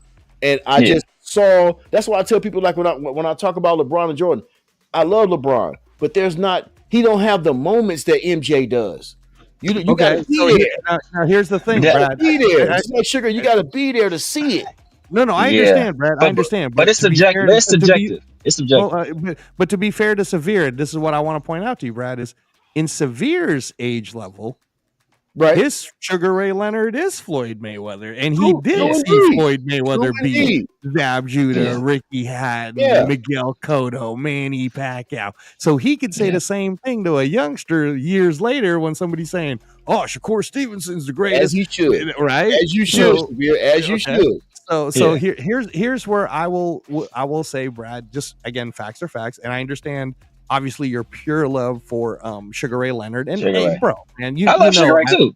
Yeah. Everybody loves Sugar Ray. So here's the thing, though. So with Floyd, he retired undefeated. He fought a lot of people on his resume. Hard to argue that, right? So here's the thing with Sugar Ray. When Sugar Ray Leonard was moving up, he gets to his 26th fight. He finally fights for the world title. I understand it's a different time, but he beat Wilfredo Benitez in the 15th round and knocked him out, right? Hell of a fight. They ain't even fighting 15 rounders anymore. That's another thing. Right, They don't right. even fight 15 rounders no more. Now that now You're knocking right guys there, out in the 14th and 15th round. Knocking guys out in 14 and 15. Let me help you out here, Brad. Let me help you out here for a second. So he then beats Wilfredo Benitez. Then he beats Davey Boy Green, who later ends up losing to Roberto Duran also to defend the title. That was a hell of a fight, though. Okay, now here we go. Here's where it gets a little hairy for you, Brad. He lost to Roberto Duran, man, and he did. He lost to Roberto Duran. Did. Of course he ain't did. never lost to nobody.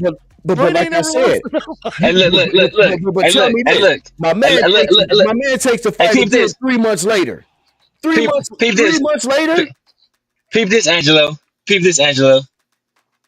He lost. He lost to Marvin Hagler too. Not officially. Not officially. No. He lost to Marvin Hagler too. He lost to Marvin Hagler. Guess what? You know what, Marvin? Hey, guess what, Marvin? I'm coming up. Marvin should have did more. Do more, Marvin. And I love Marvin Hagler. Don't get me wrong. He's one of my favorite fighters. People used to call me Marvin Hagler. Look, I love Marvin, but Marvin needed to do more, bro. And he got out. He got outboxed by a guy that had better ring generalship and understanding of the game plan. No, exactly. He got out strategized and out game plan because Sugar Ray Leonard went in with a plan where I'm going to steal these rounds late. I'm going to hit them with these flurries late, and that's going to leave a lasting impact. So the last thing they're going to see is me throwing these flurries. So as they're judging these rounds, that's going to be the last thing in their mind.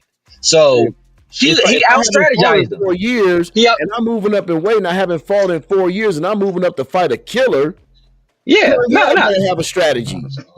Look, I'm not mad at it. I'm not mad at what he's doing, but I'm just saying that's how he won. It was strategy. Oh, no doubt, no doubt. Now here's the other thing too, Brad. And again, I just got to throw out facts, man. And you guys, look, go ahead and talk about it the way you want to talk about it. So yes, you're absolutely correct. He does fight Roberto Duran a few months later, but if we're this is not my words. This is Turkey Ali Sheikh's word. Severe, would you say that when Turkey Ali Sheikh talks about Tom and Jerry, that it's possible that the Sugar Ray Leonard Roberto Duran rematch fight was a Tom and Jerry fight? Don't do that. Don't do that, bro. That is a Tom and Jerry. I'm just asking Severe. So I would say that. Listen, go ahead, Severe. Now I will say that his movement and his unwillingness to engage frustrated Roberto Duran. Kind of like how Haney frustrated Ramirez. Kind of like how Haney.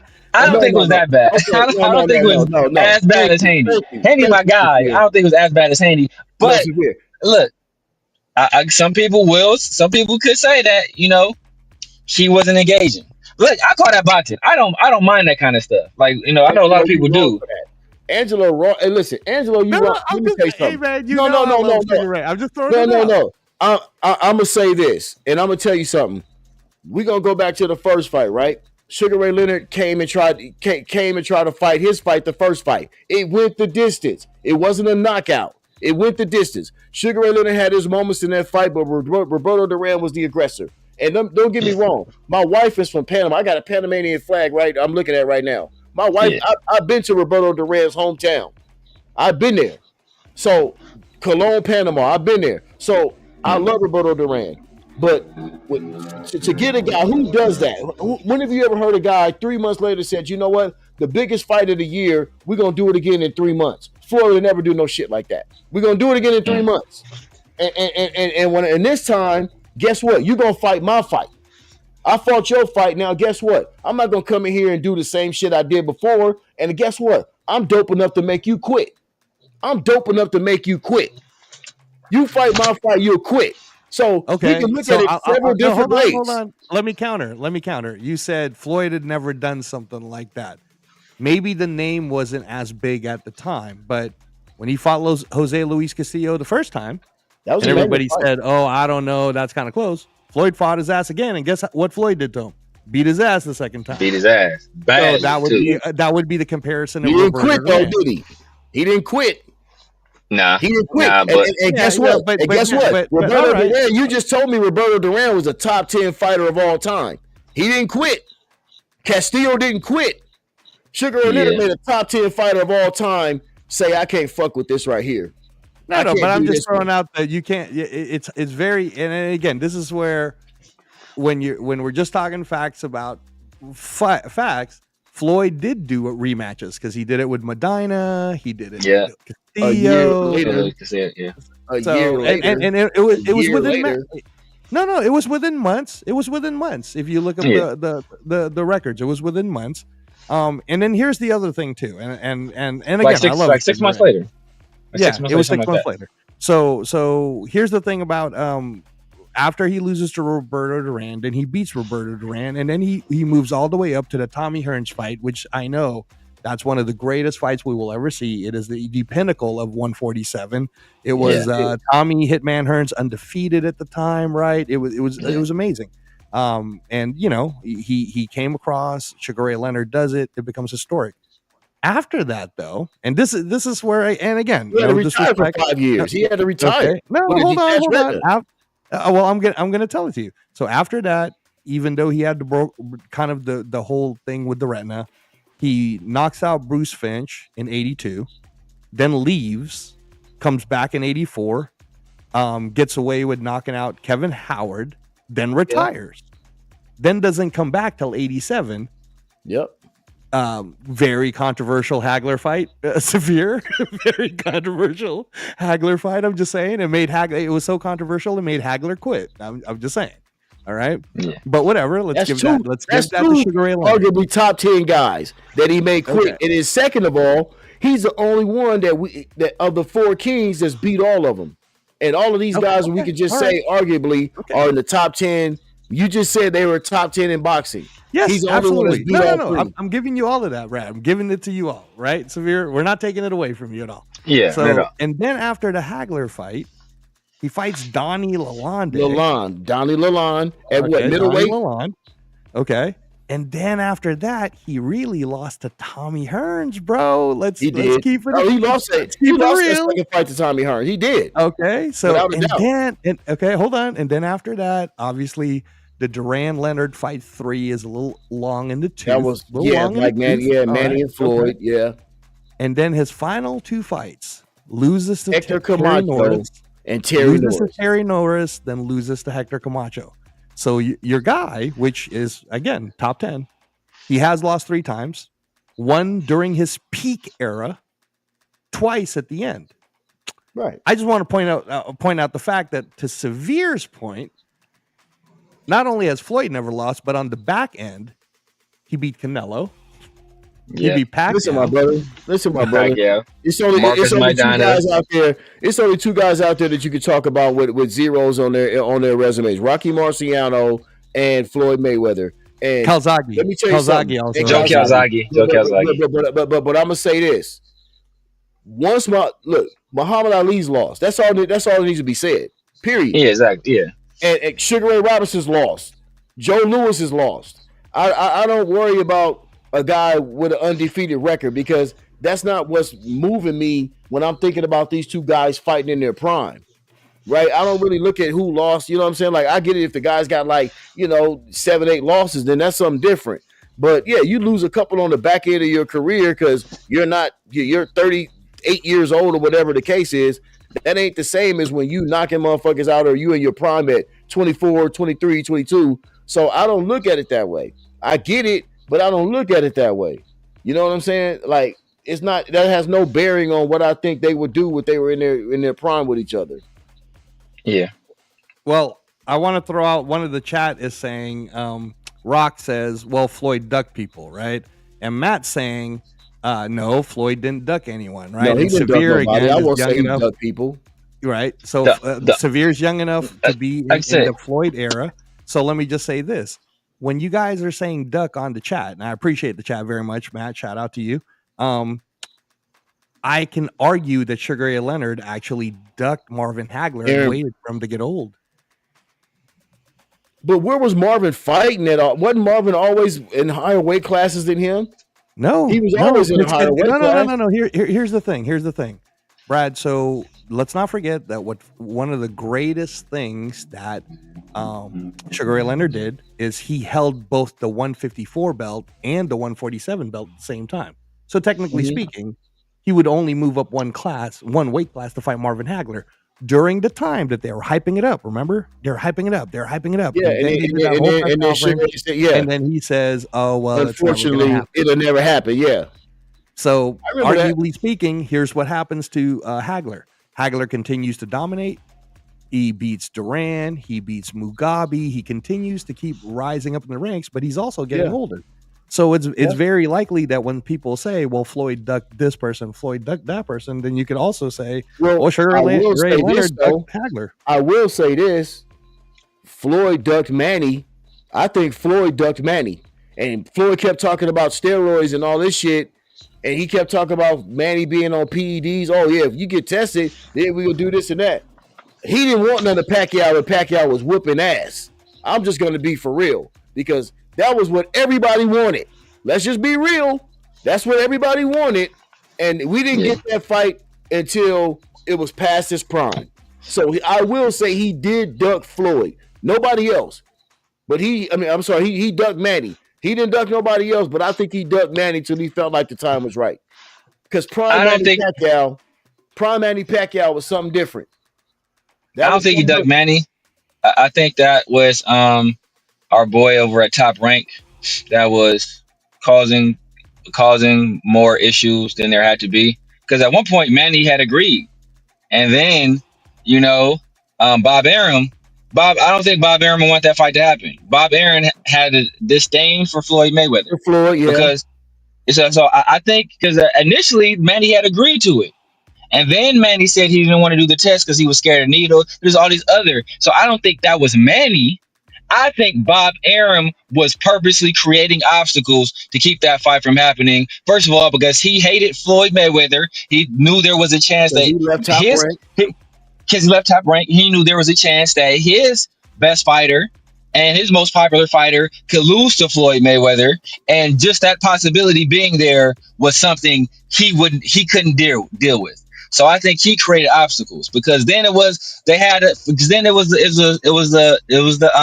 drug testing, and then it was the venue, and then Bob Arum didn't want to agree to the venue because he thought for a fight this big they want to get a special venue built. It's always this other nonsense. Man, it seemed that Manny and Floyd wanted to fight. Only stipulation that Floyd had was, I want drug testing. It seemed that Manny was okay with it until he talked to some people. Then all of a sudden he wasn't. So like I said, I don't think it was the fighters. I think it was the promoters.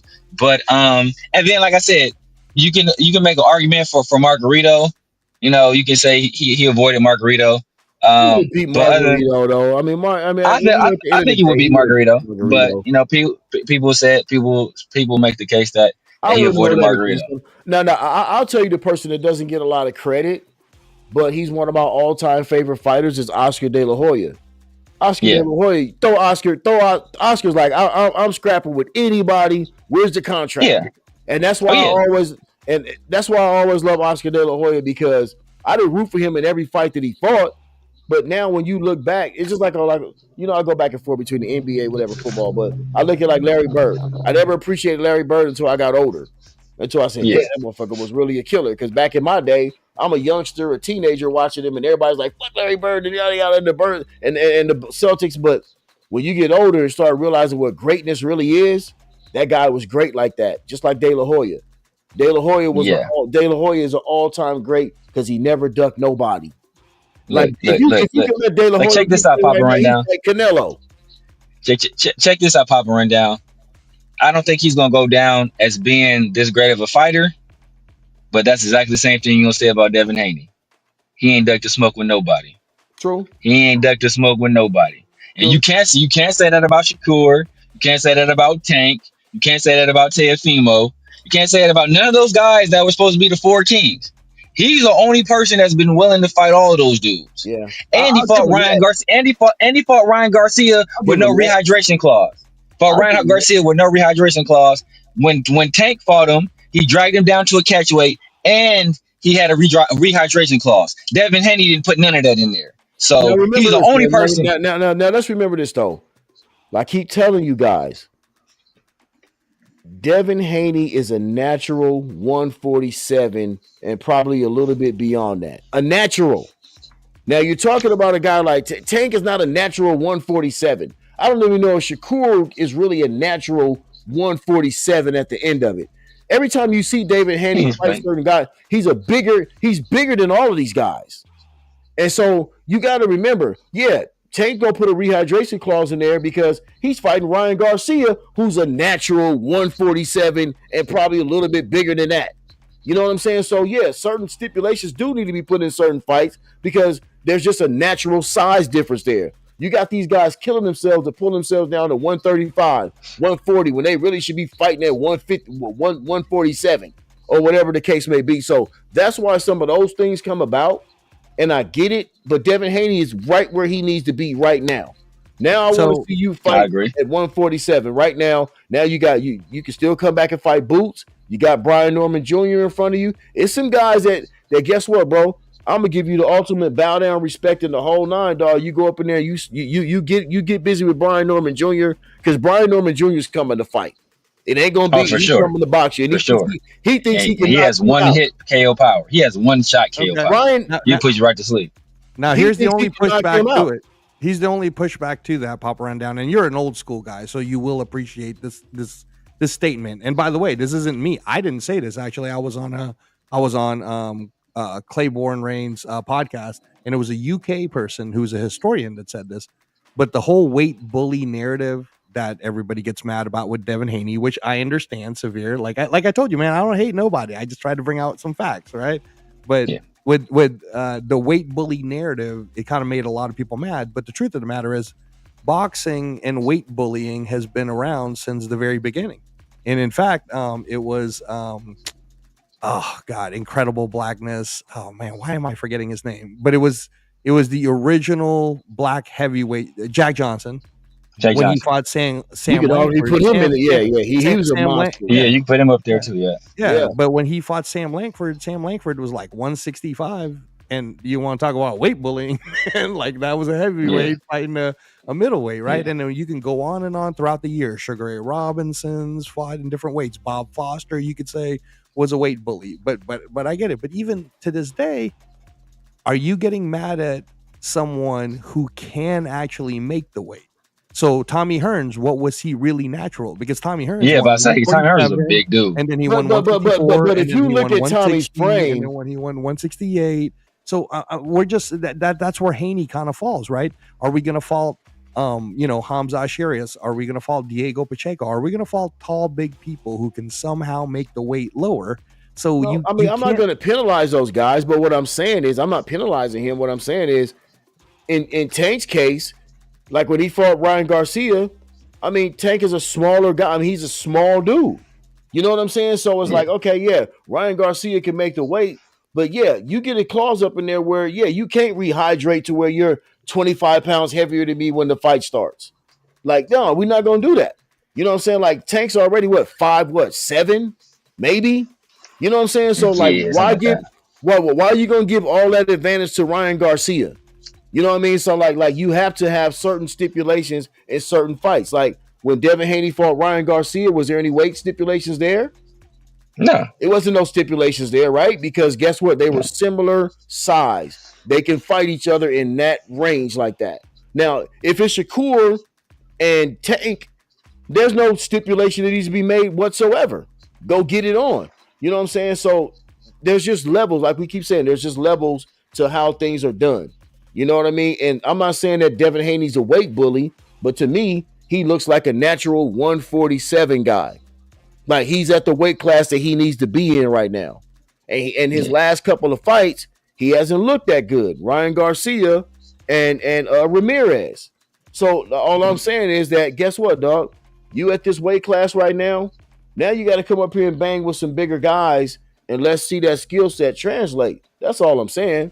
And he's Yeah. and like you said, Severe, great point.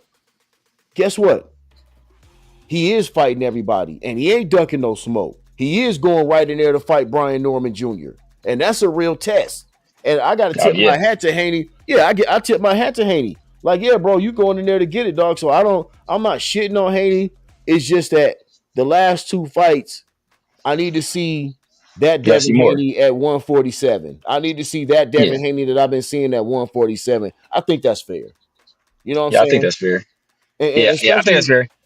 Yeah, no doubt, man. And his father, and it's like sometimes I don't like guys that, like his father, like his father's always in the middle of some shit. And he's always talking up his son. Like, I just want your son to go out there and do the work. I don't need you to tell me that shit all the time. Just like Timofeo Lopez's dad. I don't need you telling me that shit all the time, dog. I want to see your son go out there and do it, dog. You know what I mean? Because I still got doubts about Timofeo.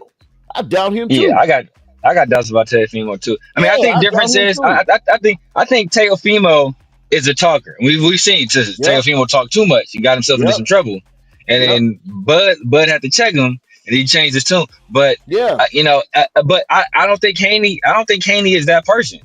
Haney is I think he's a naturally just quiet person. He just wants to go about his business, wants to fight. So Bill Haney he's the voice, he's the promoter, he's the talker. Everybody's not like that. I think Haney is more Chad Dawson than he is Bernard Hopkins in that sense, where he just want to scrap. He just want to scrap. So, but I got a dip, but I'm gonna finish off. I'm gonna finish off with this. We talked about Haney and him dropping down in those lower weight classes. Now, what we could see, and what people have speculated, is that Haney not having to kill himself to make that weight, because weight cutting, as anybody that's wrestled or boxed, weight cutting is a terrible process. It is painful. It is, it hurt. It has a negative effect on your body. So being able to be at 147, that could be a weight that he's more comfortable with. I think so. And we could see some a little bit more pop, a little bit more power. But Prograis said himself that he don't know what people are talking about. Haney's pillow fisted. He said Haney ain't pillow fisted. He said Haney he can definitely throw him. So and that was when he first. Well, that's when he moved up to. I think that was at 140. So we get him at 147. I think we might see a little bit more of that. And he's coming into his grown man strength at this point too. All right, Killer. Let me ask you this one thing before you go. Yes, sir. Because Devin Haney fuck with Boots at 147? No, I don't think so. I don't think so. Not right now. Not right now. I think you give him a few years, get acclimated to this division. I think in a few years there's a possibility. Right now, no. Right now, no. No. Boots will be gone by then too. He'll be up. Yeah, I think he's already. I think he's talking about moving. I think he's talking about moving up too. So yeah, he need to go ahead and bang out with Virgil Ortiz. Let's go ahead and get that one done. Whoo! Yes, let's get that one done at 154. So before you go, Severe, what I heard from some of the people that were trying to put it together, the two things that's happening right now is they originally offered Virgil Ortiz and Boots for later in the year. For whatever reason, Boots doesn't really want to be a part of that whole Devin Haney, Brian Norman kind of event. He kind of wants a different event. They don't know if it'll be good enough. Boots versus Virgil Ortiz, if it's a good enough card to mix in with the December Riyadh. So now what they were trying to do is do Boots Ortiz at September 13th. The problem is Ortiz said no. Ortiz said no because he said, I'm honestly not going to be ready until November, so I'm not gonna fault someone for saying that. Yeah, you got to be honest with yourself at that point. Yeah. So now what's in play is Sergey Bohacek versus Boots Enos in September 13th. He smashed. I can get down with that. I like it, but Boots will crack him too. Now here's a good fighter, but here's the other breaking news that you're going to read about pretty soon, Severe. Before you go, Turki Al Sheikh has already announced that remember how Turf was talking about, I'm not going to pay that money. because this event, I'm going to go get in for free. Well, check it out, y'all. Mhm. The Crawford Canelo event, apparently, according to Turkey Al Sheikh, will be a Friday, Saturday, Sunday extravaganza of boxing fights that you will be able to get in on with your one bot ticket. What? Oh wow, that's crazy. man, on some It's kinda like a revolutionary shit right pass. now. Yeah, that's Wow. crazy. That's crazy. Man, that would have been perfect though, man. Boots versus Virgil Ortiz, Mexican Oh my Independence Day God, bro. weekend. Ooh, man. On the undercard the Canelo. That would have been. Well, they're Yeah, talking that'd about been- making it kind of like a Netflix. They're going to show it Friday. They're going to show it Saturday. They're going to show it Sunday, and you'll relate to this, Papa Rundown. Remember when I told you about the WBC Boxing Grand Prix and how they were running 8-hour events? Yeah, that every was single banging. day I've been for watching that. 4 or Yeah, 5 days in a row. That's what Turkey's planning. He's planning a 20-fight card for everyone to be able to watch Friday, Saturday, Sunday. That's So when I was stupid. telling you earlier, Crazy. a young man like Severe, if I told you that you can get Black Hole Row 6 tickets to the Canelo Crawford event, but it'll cost you $2,500. As a young man, though, do you listen, see that I'm as glad. a bargain? I'm glad he's doing it when the Raiders are playing on a Monday. Man, I'm glad exactly. this weekend falls Man. with because you know what, dog? Like, yeah, you cutting into my. You can't be cutting into my Raider time, Turkey. Exactly. You already got me Exactly. fucked up with my wife. I can't do Exactly. nothing on the weekend because I'm watching all this boxing and shit, dog. Like, Turkey Yeah. gonna get me divorced. Exactly. And I've been married for 30 years. Turkey gonna have me in divorce court and shit, man. Man, But that's Severe, a hell of an event. for that Black Hole ticket, row 6, to be there for the Crawford Canelo event, would you pay the $2,500? That's the straight price. That's not even the Hell, secondary market. yeah, that's man, that's one of those. That's money well spent. Yeah. Yeah, that's one of those like moments in time you'll never get. Yeah. Like he was You talking only do about. it once. Yep. Yeah, you talk about the Hagler Hearns. Like if you could have Yeah. been like people who were at that event to have that memory and to be in that arena, that's priceless. It's hard to put a Now, price on that. now And are for we the fact talking that is about at okay? Allegiant, that's at Oh, that's stupid. my dog's home. That's even better. Yeah. Now are we talking Friday night? It's a headlining card. Like it's gotta be a mega fight Friday night. Of course, it's got to be Saturday's gonna be Canelo Crawford. But if you're doing it on Sunday, going up against the NFL, you gotta have some names in here. It just can't be we having fights. It's got to be names. No, and I'm glad you said that because I sent it to Severe, but I don't think he got to watch it. On Friday, in Queens, New York, they did the Box Raw sparring event, and if you watch the sparring event, they were not low-level boxers, man. They had Yoenli Hernandez in there, Jaleel Hackett, Ellis, Junior Yunin. These are some killers that are contenders right now, and they were all sparring at that event. Reito Tsutsumi brother who's better than Reito, the Japanese kid. He was in the sparring event. So they're talking about putting together, helping out some of the top amateurs so that they're part of it, then putting together all of these top prospects so that they're part of it, and it's just going to be this big event. So remember how when we first started the show, Turf was like, I'm not going to pay that money. You see how the attitude of Severe, who's 39, is he's like, hell yeah, I'm going to pay that $2,500 if I get to be in the black hole, because this is his generation of Hagler Hearns. This is his generation of Sugar Ray Leonard versus Bud is my guy. That's my guy. Yeah, and for sure, $2,500. Hey, we all on the same team when it comes to Bud. You know what I'm saying? We all on the same team when it comes to Crawford, for real. Well, I just want to throw that out there with you, Severe. So if you truly want to go and want to be there that low, let me know. I know a couple of people who are Raider season ticket holders that bought it straight up for what the price was. Before they give it to the secondary market, I let them know, hey man, I might know some people that might just want to buy it for what that is before you go giving it to the secondary market people to sell. So they're kind of like, all right, man, if they really, really want to go, let me know. This is the price. So right now there's a 122, which is the black hole section, row 6, seats 3 and 4. It's $2,500 a piece, but that was the price. So even just one ticket, so you could say you were there at that low a level, because you would at the black hole, you would already be at the low level. Yeah, you're at the low level, but there's no bad seats in that place. And being in the black hole, it's already like you getting that's some great seats right there. Yeah, Papa Rundown's saying that's a little too steep for him. Is what Papa Rundown. Hey, bro, look. My thing is, dog. Look, if we gonna do it like that, dog, I got to be in the man cave, rolling up, pouring up, smoking up, doing the whole 9 yards, dog. Like chopping it up. You know what I mean? So it's like I love the 2500, but I got some other things I got going on. You know what I'm saying? That is cool, but I can sit right here in the 87, dog, and surround sound, bro, and do it like I like to do it. Yeah.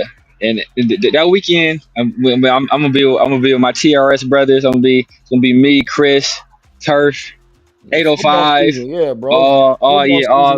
Getting into all kind of stuff. So that's kind of what we could be gonna be getting into. We gonna probably all link up, and I'm sure we're gonna watch the fight because Turf.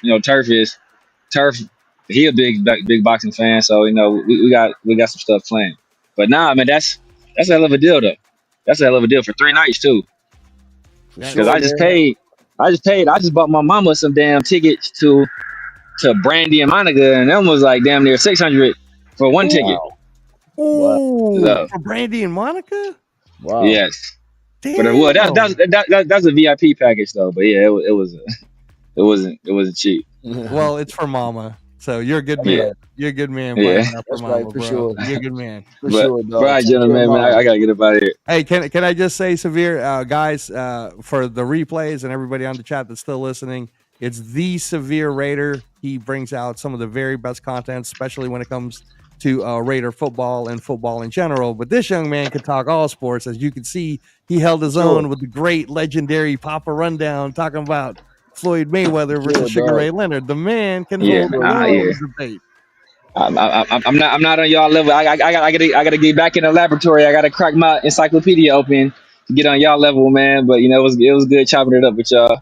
Man, you did great, bro. You on your square, bro. You just stay doing what you're doing, dog. You on your square, pimp. You did. All right, gentlemen. Thanks, Severe. Thank you so much. I appreciate y'all having me, man.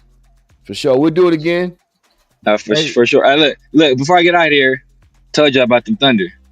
Told y'all the Thunder was gonna tell you. That's right. You did tell us about the Thunder. I told you about the Thunder. Okay, but not to keep you too much longer. But would it have been the same if Tyler Halliburton didn't get hurt? Great series, man. That's all I can say. It was a great series. It was a great series. Would it have been the same? Well, I would say when Tyrese Halliburton got hurt, Tyrese Halliburton, he was on fire, but they were still losing. Too. Yeah. They were still losing. It was a close game. I mean, the outcome could have been different, but you can't take nothing away from them, bro. And that's the hardest series that I've seen two teams play against each other in a long time, dog. Yeah. They played hard the whole. So hats off to OKC, bro. Great NBA series, dog. We got to get ready for this football, though, dog. Yeah, we got to get ready for this silver and black. Yes, sir. All right, y'all. Thanks, Severe. Thank you so much. Man. Hey, Brad. So I know it's getting late for you, but before I let you go, I do have to ask you, just because I know you're watching all of these cards, and you said you're going to be watching it with your brother and your friends and the cards start in the morning. I'm not going to get into all the Usyk Dubois undercards. You and I could talk about that when it's happening. But I told you it's a pretty good undercard. There's a reason why 90,000 people are watching it. That main event's probably going to start like around 2 o'clock, right? 1, 2 o'clock. I would say 1 or 2 o'clock. I'd say 1. Yeah, because I got to get to where I'm going. I got like a 2-hour drive, bro. So I might not even touch down to where I need to get to till like around 12. So let me ask you this. So right now you're in Ventura. Where are you at? Fontana. I'm in Fontana, California. Fontana. And where are you? I got to drive the Lancaster. So that's so that's going north. So that's like 2 hours or something for me. You know what I mean? So but that's where you're gonna watch it with a whole bunch of people. Yeah, but I would definitely be from then on. I'm locked in. So maybe a couple of undercard fights, then Usyk, Dubois, and everything from then on. Bam Rodriguez and all the rest of them. Pacquiao. So then let me. I'm glad you said that. Let me ask you this. First of all, are you paying that $90 in Lancaster, bro? For Amazon? Nope. What are you guys doing? All I know is that all I know is I'm just invited to go, and all the fights gonna be on. So I don't really know how it's going down, but I just Okay. know I got to be in the vicinity. Okay, all right. So Pirates life for your brothers, baby. Okay, all right. Okay, so since the BAM card, it's in Texas at the Ford Center. All right. Word. Now I'm gonna give you some names. Austin Williams has a new opponent named Yvonne Ammo Vasquez. Williams. Yeah, I like Ammo Ammo Williams. Williams. Yeah, so we know Ammo should win. Nishant Dev is fighting on that card also. All right, Nishant Dev, I never heard of him. no, come on, brother. I showed you all of his fights so far. He was on the undercard of Diego Pacheco and Steve Nelson, the Indian kid, the Indian De La Hoya. And you said, oh man, the Okay. 154-pound Indian Okay. kid Yeah. who Gotcha. you said is nice, right? Yeah. So he's fighting on that card. Omari Jones, who you know I'll Omari absolutely Jones. love. He's fighting on that card. Yep. Diego Pacheco versus Trevor Heavy hitter. McCumbee, you already said, right? Yeah. And then Bam Kafu, you still believe Bam can win, but how tough do you think it'll be, especially now that he's also scheduled for November? I mean, like I said, man, a lot of people are putting Bam in the, they putting Bam up there right now. Bam is one of the best fighters out there, and he's got a great IQ, great power, what I mean, rugged, can get guys out of there. He's got a great motor, you know what I mean? So I do look for Bam to win that fight, especially because he's already got the incentive that he's going to be fighting again in November. So then it's a double payday for him, chance for more glory, and I don't know if Cafu has enough. We'll see. Okay. All right. The Pacquiao Barrios card, to be fair to the free YouTube portion that I sent you, which is going to start at 2:00, which is going to be the problem for you because you'll be watching Usyk Dubois. Yeah. And then you'll probably be like, oh man, I don't know. But it'll be two TVs, watching stuff on your phone as well. But look, and one thing we gotta do, Angelo, look, I know you despise PBC. I know you do not like PBC. You are a PBC. I don't like what they've done for boxing. You don't like PBC, but you got to give that card some credit, bro. It's a decent. I do. Card. It's a good card. No. But the question I said was, given the market, given the current market of what Turkey has done, where he's given us $25 for a 7-fight super card in February, he's given us $40 for Usyk Dubois or as Usyk Tyson Fury 2. He's giving us 45. You know what I'm saying? Like, given the current market. I mean, no doubt. I'm not gonna, like I said, I wouldn't pay for it. I'm not gonna pay $90 for it, but I'm not gonna penalize the fighters or the fights because they are good fights. You can tell that they know that, they're being nipped at the heels. I won't even say they've been surpassed already. So they know that they just can't put on bullshit fight cards and then slap Manny Pacquiao and Barrios at the end. And you're like, oh yeah, okay, here we go. No, they got to put on fight after fight after fight after fight, which this card is. And if it was a garbage card, I would say, no, this is a garbage card. But you got good rematches here. You know what I mean? You got credible fighters here. You know what I mean? So it's a good card too. That's why it's so exciting because you get a good card. Now, how many people want to pay $90 for it? I don't know, but it is a good card, and I will give them that. You know what I mean? Like it's something that's going to be able to hold your interest throughout the whole card. Right. Okay. Well, then let's talk about that card before we end it. Hold on for just a second. So, okay, the free portion. Huh? Oh, okay. Yeah. But the free portion, which again, to be fair to them, they're giving this out as a free portion. The main event of the free portion is Gary Russell Jr. First time he's coming back.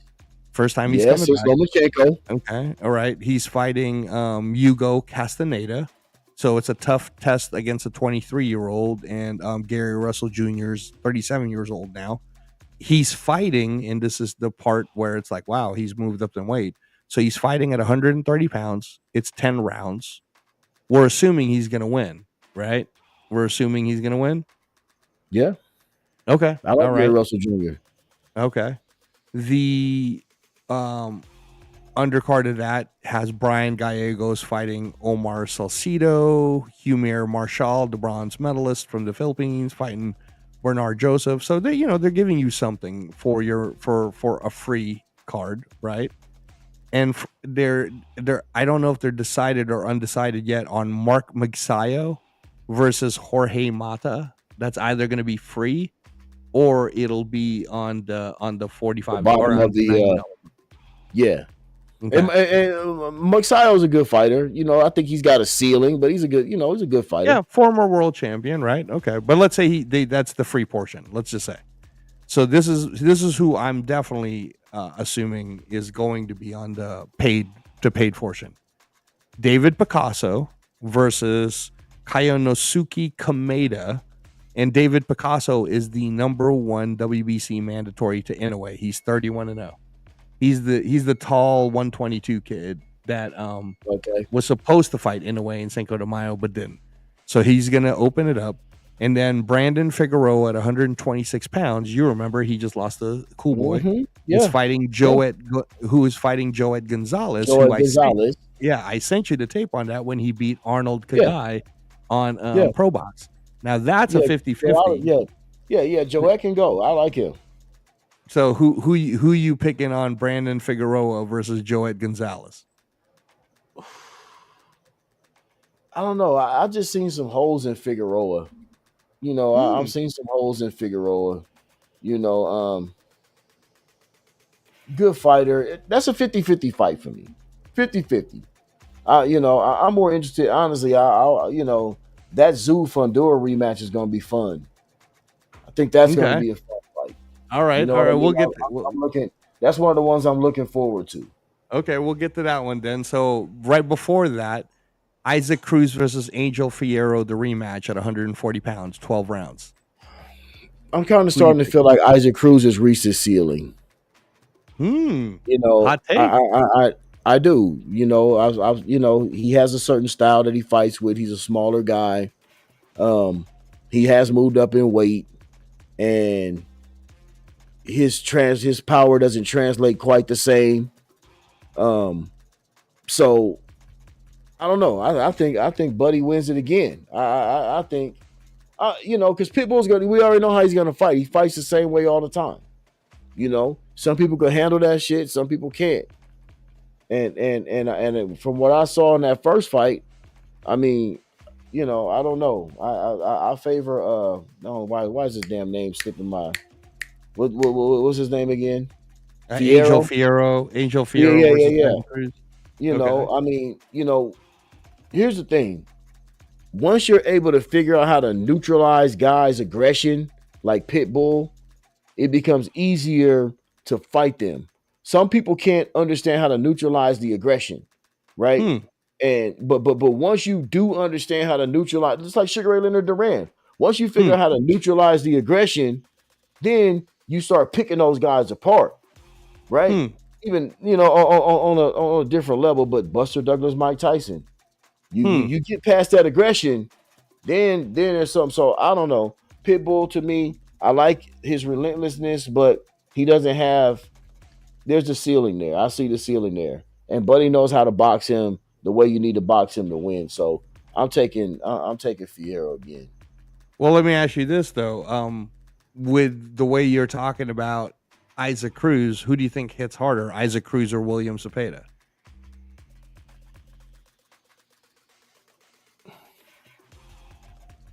Probably Cruz. I think Zepeda's more of an accumulation puncher.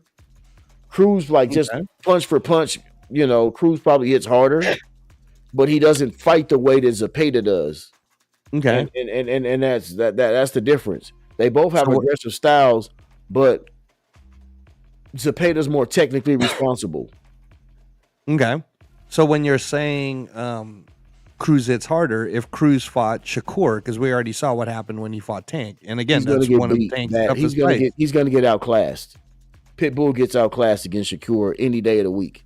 Outclassed. Even though Pitbull gave Gervonta a hard time? Outclassed. Because Gervonta has a certain type of style. He doesn't have the same style that Shakur does. Shakur can neutralize a guy Floyd Mayweather style. Javante doesn't. That's not his fight. That's not his game. Like, man, Shakur eats Pitbull up. Trust me, that's not even a fight, dog. I don't want to see that fight.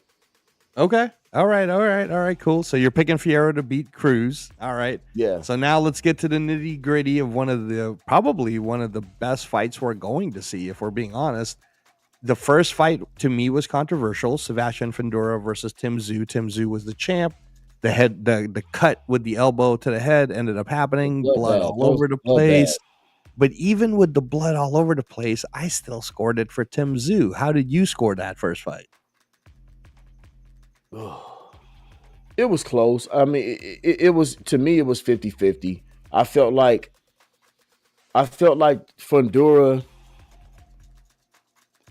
started. I felt like he boxed better. I felt like, especially going towards the latter rounds, I felt like Fundora started boxing and using his length, using his jab. I think he outboxed Tszyu, in my opinion. Very close fight. I'm not saying it was a blowout either way, but I feel like he did enough to outbox him to win that fight, I would say. Okay. So now Fundora's become the champion, and since that time, and again, people forget, man, it was just last year. So it was just last year you end up having this great bloody war. Then what Fundora does is you saw his the free TV Amazon knocks out his opponent.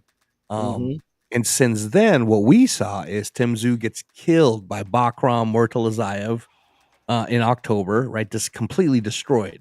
Opens the door for the fact that Murtalazayev might be the boogeyman at 154 now, right? Yeah. And I don't know if people like. I mean, I'm never gonna go against your boy Virgil Ortiz, especially because he's a Raider fan. But I don't know if Virgil Ortiz can handle Murtalazayev. I'm not sure yet. I mean, it would be a great fight. You know, I still feel like Virgil Ortiz has some things to prove too.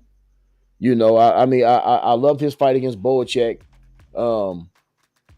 He showed me something in that fight, but I also kind of thought Boacek may have pulled that out. You know what I mean? So, so you don't consider Virgil Ortiz in the top 10? I mean, he's definitely top 10 of 154, but he's not top 3. Yeah. He's not top 3 then. I would put him in the top 3. I mean, I would. You know, I mean, top 3 to top 5. Like I said, these guys. Some of these guys, they still got to prove themselves. Like, they haven't had defining fights yet. Like, a lot of these guys, you know, they've had good fights, good wins, but they haven't had signature defining moment fights where you put them in the echelon like, this guy's definitely that guy right here. You know what I mean? So certain guys, I still feel like that about Boots in a certain way. I love his talent, but Boots still needs to have that defining fight. Right? So you don't believe that at 154 pounds, which is a very killer-like division, you don't believe Fundora's defining fight was beating Tim Tszyu, who was the champion? Oh yeah, just because of the way that fight went, yeah. I mean, and Tim, but listen, let me backtrack again. Tim Tszyu, I need more from you too. I need more I need more defining fight. Listen, guys, look, it's guys out here that's winning fights and all of that stuff, but you know what it is when it comes to putting two guys together, that it's like, okay, who the fuck's going to win this fight? That's what we're talking about here, right? And none of those guys have really had a lot of those moments yet. These guys are still proving themselves to me. Virgil Ortiz, Tim Tszyu, even Boots Ennis. These guys are still proving who they are because they haven't had those defining moments yet. So just always keep that in mind. We're still waiting for defining moments from these guys. Now, guess what? This rematch is going to be great because that's going to tell you something about both of those guys. Listen, a little bit of the luster's come off of Tszyu after he got wrecked. Tszyu got wrecked. You know what I'm saying? Like, you got to look at that. It's not if you lose, it's how you lose. It's all about how you lose. Especially but to be fair, before when he got wrecked, did you even know that Murtalazayev was that much of a killer? That's the beautiful thing about boxing. Sometimes we don't know the guys that until we see them for the first time, and then that's when you get your eyes open by guys like, oh shit, this guy came out of nowhere, or Sometimes the casual fans doesn't see all those guys. Maybe you probably knew him. No, I no, didn't I know that. That was the understand. first time I saw him. You know what I So mean? And I'm like, damn. would you then say that would you count that Mortal Azayev destroying Tim Zoo is one of those moments that you want? It's a moment to show that I'm the real deal. Yeah, without a doubt. So then you would put Mortal Azayev number 1 at 154 then. After what he did to Zoo, he's got to be up there. Okay. He's got to be up there. You know, but Fundura beat Zoo. So, you know, Fundura beat him too. You know what I mean? So and it was a bloody, ugly fight. You know what I mean? Like, you know, so that showed me a lot about Fundura as well. That showed me a lot about Fundura because both of those guys could have waved the towel in. And when you get guys that fight like that to the death, dude, and then you got 2 crimson masks going at each other like that, you got to give those guys credit. So I give them credit. And this rematch is going to go a long way. Okay. All right. Telling who the other guy really is.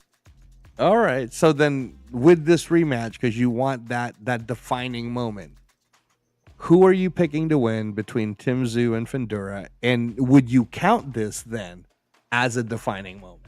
Yeah, without a doubt. And I'm picking Fundura. Wow. I'm picking. So you're saying by knockout or by decision? Honestly, you know what? Let's just be real, by knockout. Because really? Tim Zoo is going to. That's how Tim Zoo fights. And I saw some holes in his defense. I did. I saw holes in Tim Zoo's defense, and I think Fundura is going to fight a smarter fight this time around. Use his length, understand how to really use his length, set traps for Zoo because Zoo's very aggressive, and his defense isn't the greatest to me. He's an offensive-minded fighter, and I think he gets knocked out in the later rounds. Wow. Would you be shocked then if Tim Zoo knocks him out? Because Brian Mendoza knocked out Fundura. Yeah, he did. I wouldn't be shocked. But I wouldn't be shocked just because Tim Zoo's, that's his style. It wouldn't shock me if he knocked him out because that's Tim Zoo's style. You know what I mean? He's coming to knock you out. That's what he does. So, yeah, if he knocked him out, I'd be like, damn, I didn't expect it, but I wouldn't be surprised. Wow. Okay, man, that's interesting because I was actually leaning Tim Zoo on this one because it's a rematch and because Tim Zoo wants to get his get back. So it's just interesting to hear. And that's all the reason. That's all the more reason why I think Fundura comes in and uses the length. He comes in and uses his length instead of trying to engage with him so much. He comes in. Look, I'm in trouble. Oh, okay, all right. No, but seriously, he comes in and uses his length and fights a different fight. Right. I'm on my way. I'm done right now. He's finished. We promised. Happy wife, happy life. Sorry, Papa Rundown. I've been trying to call Turf. I think he knocked out with the whiskey. Turf been done for Turf been done for 2 hours, bro. Well, I wish Papa Rundown. I wish I had the control so I could turn it off for him. So I've been trying to call him for the last hour or so. Turf done. Yeah, Turf, so hopefully he'll be able to edit, figure it out and edit it once he wakes up and all that, and do a cut and whatnot. But okay, so closing thoughts on just Fundura. You're picking Fundura. You're saying Barrios will beat Pacquiao? That's what you're saying? That's what you're going with? I just said that for me, that's a question mark, right? Get guys that's up in age like that. You know what I mean? Because we don't, like we can all go off what we saw, before. We all know what we saw before with Manny. We know that Manny. We don't know this Manny. You know what I mean? Like you can get in there and feel 26, dog, and you can get in there and really be 46. You know what I mean? So that one right there is just, we got to wait and see on that one. I can't really make a call on that one. I just can't, just because of the age disparity is just too much. He's damn near 20 years older than Barrios. You know what I mean? I mean, that's a lot. So, we got to, that one I got to wait and see. I'm just hoping all the other fights that lead up to that is what I want for this weekend. That's where I'm at. Starting with that. Whoever else is left in the chat, if you're watching that Usyk Dubois fight, just know this. Pay attention to the atmosphere of that fight. Pay attention to the crowd in that fight. Pay attention to the venue in that fight. Pay attention to the presentation and the production of this fight. If you want to have goosebumps while watching two guys walk into the ring, this is the fight that you want to watch. Just know that. So I'm very excited to see that. I think Usyk, I love Usyk. I'm not gonna lie. I think Dubois is gonna beat him, but I have for some reason I just have this affinity for Usyk. I love his cleverness. I love his demeanor. You know what I mean? Like he's one of those guys that he's hard to dislike. I think he's hard to dislike. You know what I mean? Because he's genuine. He's not fake. He's not phony. And one thing I love about him is how he looks at the guys that he's gonna fight. He did that shit to Tyson Fury, and he stared Tyson Fury down twice. Like he never blinked. Not one time in either one of those fights when he fought Tyson Fury. And Tyson Fury tried to do every psychological thing that he did to Deontay Wilder to Usyk. And Usyk's like, man, I'm not here for that shit. When does the fight start? What time does the fight start? I'm not here for all the theatrics. And that's what I love about him. But he's also clever. And he's also very good up here. You know what I mean? Did you watch him today on the face-off? Yeah. He has a way of showing his confidence, not talking too much, but letting you know that I'm ready for anything that you can do. And I know what I can do. That's what I love about Usyk. You know what I mean? But I feel like Dubois, he's starting to understand who he is and what he has. And when you got a chin like his and a punch like his, and you're willing to learn and you're willing to get better and you're not resting on anything, he's a dangerous kid. That's a dangerous kid. That's a dangerous kid. I really believe he's dangerous. And I think he's going to show that. He's going to try to walk through Usyk. I'm trying to tell you right now. He's going to be like, hit me whatever the fuck you want to hit me with. It doesn't matter. Because once I touch you, I swear to you, that's how he's thinking. Once I touch you the way I need to touch you, we're not going to be worried about a body shot putting you down. That's just how I feel about this fight. Wow, you got me more excited. I'm telling you. That's what this fight is going to be. So Dubois does exactly what you're talking about. Does he become your favorite fighter now? I mean, current fighting. I'll be honest. He's already one of my favorite fighters. I like his demeanor. I like his style. I like that he doesn't. You know, he knows what he doesn't know, but he knows what he's got. And so I like what he can do. He's got crazy power. He's got a stupid chin. You know what I mean? And it's like the look in his eye. I like fighters that have a certain look in their eyes, right? Right. And he has a look in his eyes like, oh man, I done figured this shit out. You motherfuckers are in trouble now. That's the look in his eyes that he has to me. And I feel like he's gonna take that from Usyk. He's gonna take it from Usyk, bro. He's gonna take it. Because he's going in there already knowing that I'm not gonna leave it in the hands of the judges. He's going in there with that mindset. Right. He's going in there for destruction. Tyson Fury went in there to play around.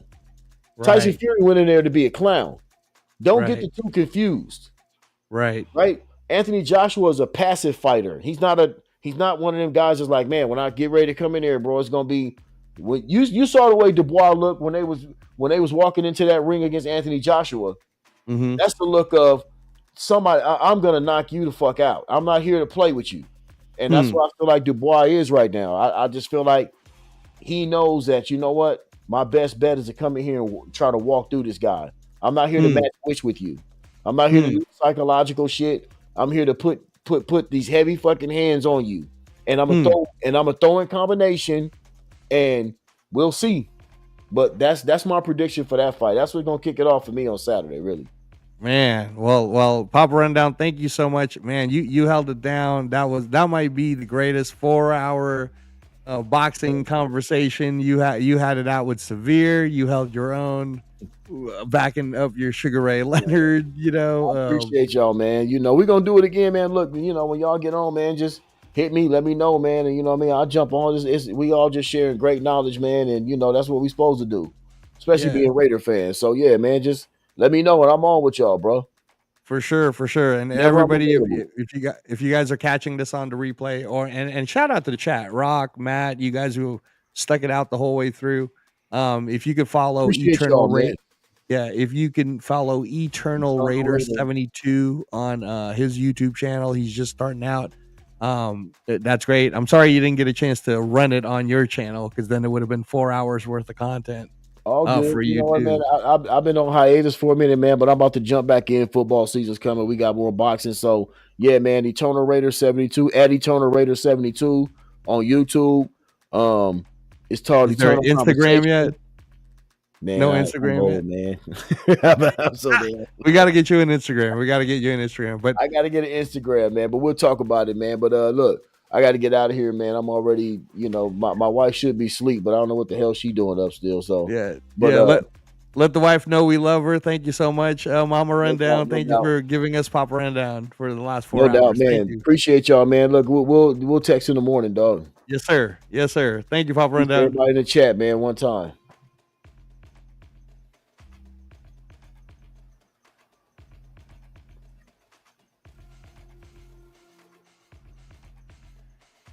That's Papa Rundown, who's going to be leaving the studio soon. There he is, and he is gone. Shout out to the chat. Shout out to you guys who have stuck this out the whole way. Rock, you're amazing, bro. Matt, and all of you guys who showed up, we really do appreciate all of you for doing that. Turf, I believe Rock, Turf might have knocked out. So I'm sure he'll figure out what's up. But thank you for joining us the last 4 hours. That was a great boxing conversation with the Severe Raider and Eternal Raider 72. The Sugar Ray Leonard versus Floyd Mayweather was a fascinating conversation. And like I said, we appreciate everybody who's supporting the Knockout Canvas on all the platforms. For all you X people and Facebook, Instagram, we appreciate you all. We hope you've all enjoyed yourself. And again, wishing everyone a good night. Have a very, very, very fun July 19th Saturday with the Usyk versus Dubois card coming up, with the Bam Rodriguez versus Fumalele Kafu fight in Frisco, Texas, with the Manny Pacquiao versus Mario Barrios fight in Las Vegas. And you know what? We were talking so much boxing, we didn't even get a chance to touch upon UFC 318, which is Dustin Poirier versus Max Holloway. I wish I had Professor T here with us to talk about that. But yes, that's also happening on pay-per-view, UFC 318, Dustin Poirier versus Max Holloway. They're saying that it's the final fight for Dustin Poirier. So all the best and good luck to Dustin Poirier, whether he wins or loses. He is a definite legend of mixed martial arts. And we started off the show talking about the fact that there will be no more pay-per-views, according to Turkey Al-Sheikh, for any Ring Magazine or Riyadh season boxing events. That's beginning in November. So that completely changes the game. As everyone knows, free boxing has already started with Netflix as of last Friday. There will be the free Canelo versus Crawford event, which we talked about at length earlier, on the show. And yeah, this was episode 3. Again, Professor T on the Ultimate Raider Fan and on the Knockout Canvas. We appreciate you guys. I'm Coach Angelo, aka Raider Transplant. We appreciate everybody that came on the chat. We appreciate all the banter, all the back and forths. all the debates, just all healthy, fun, combat sports, boxing, and MMA fans. So thank you so much. We appreciate everyone. And you guys all have a great night.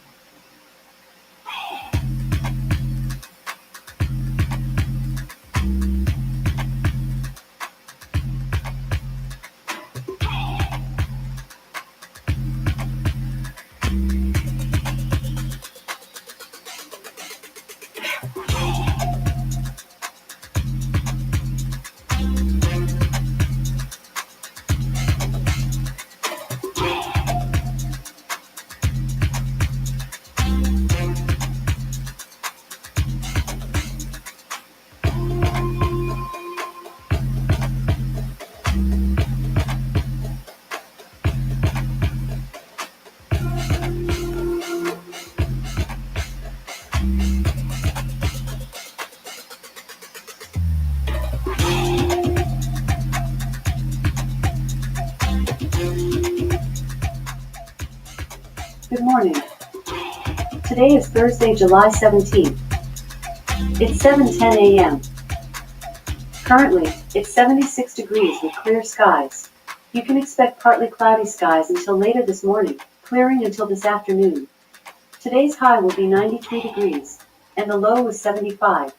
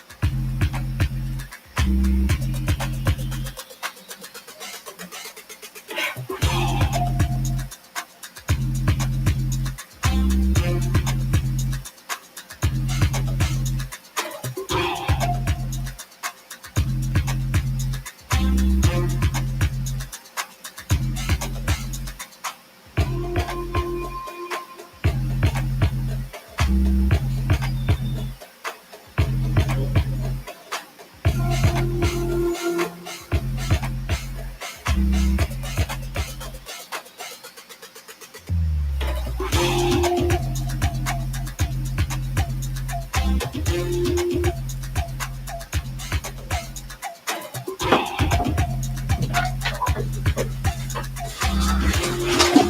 shit.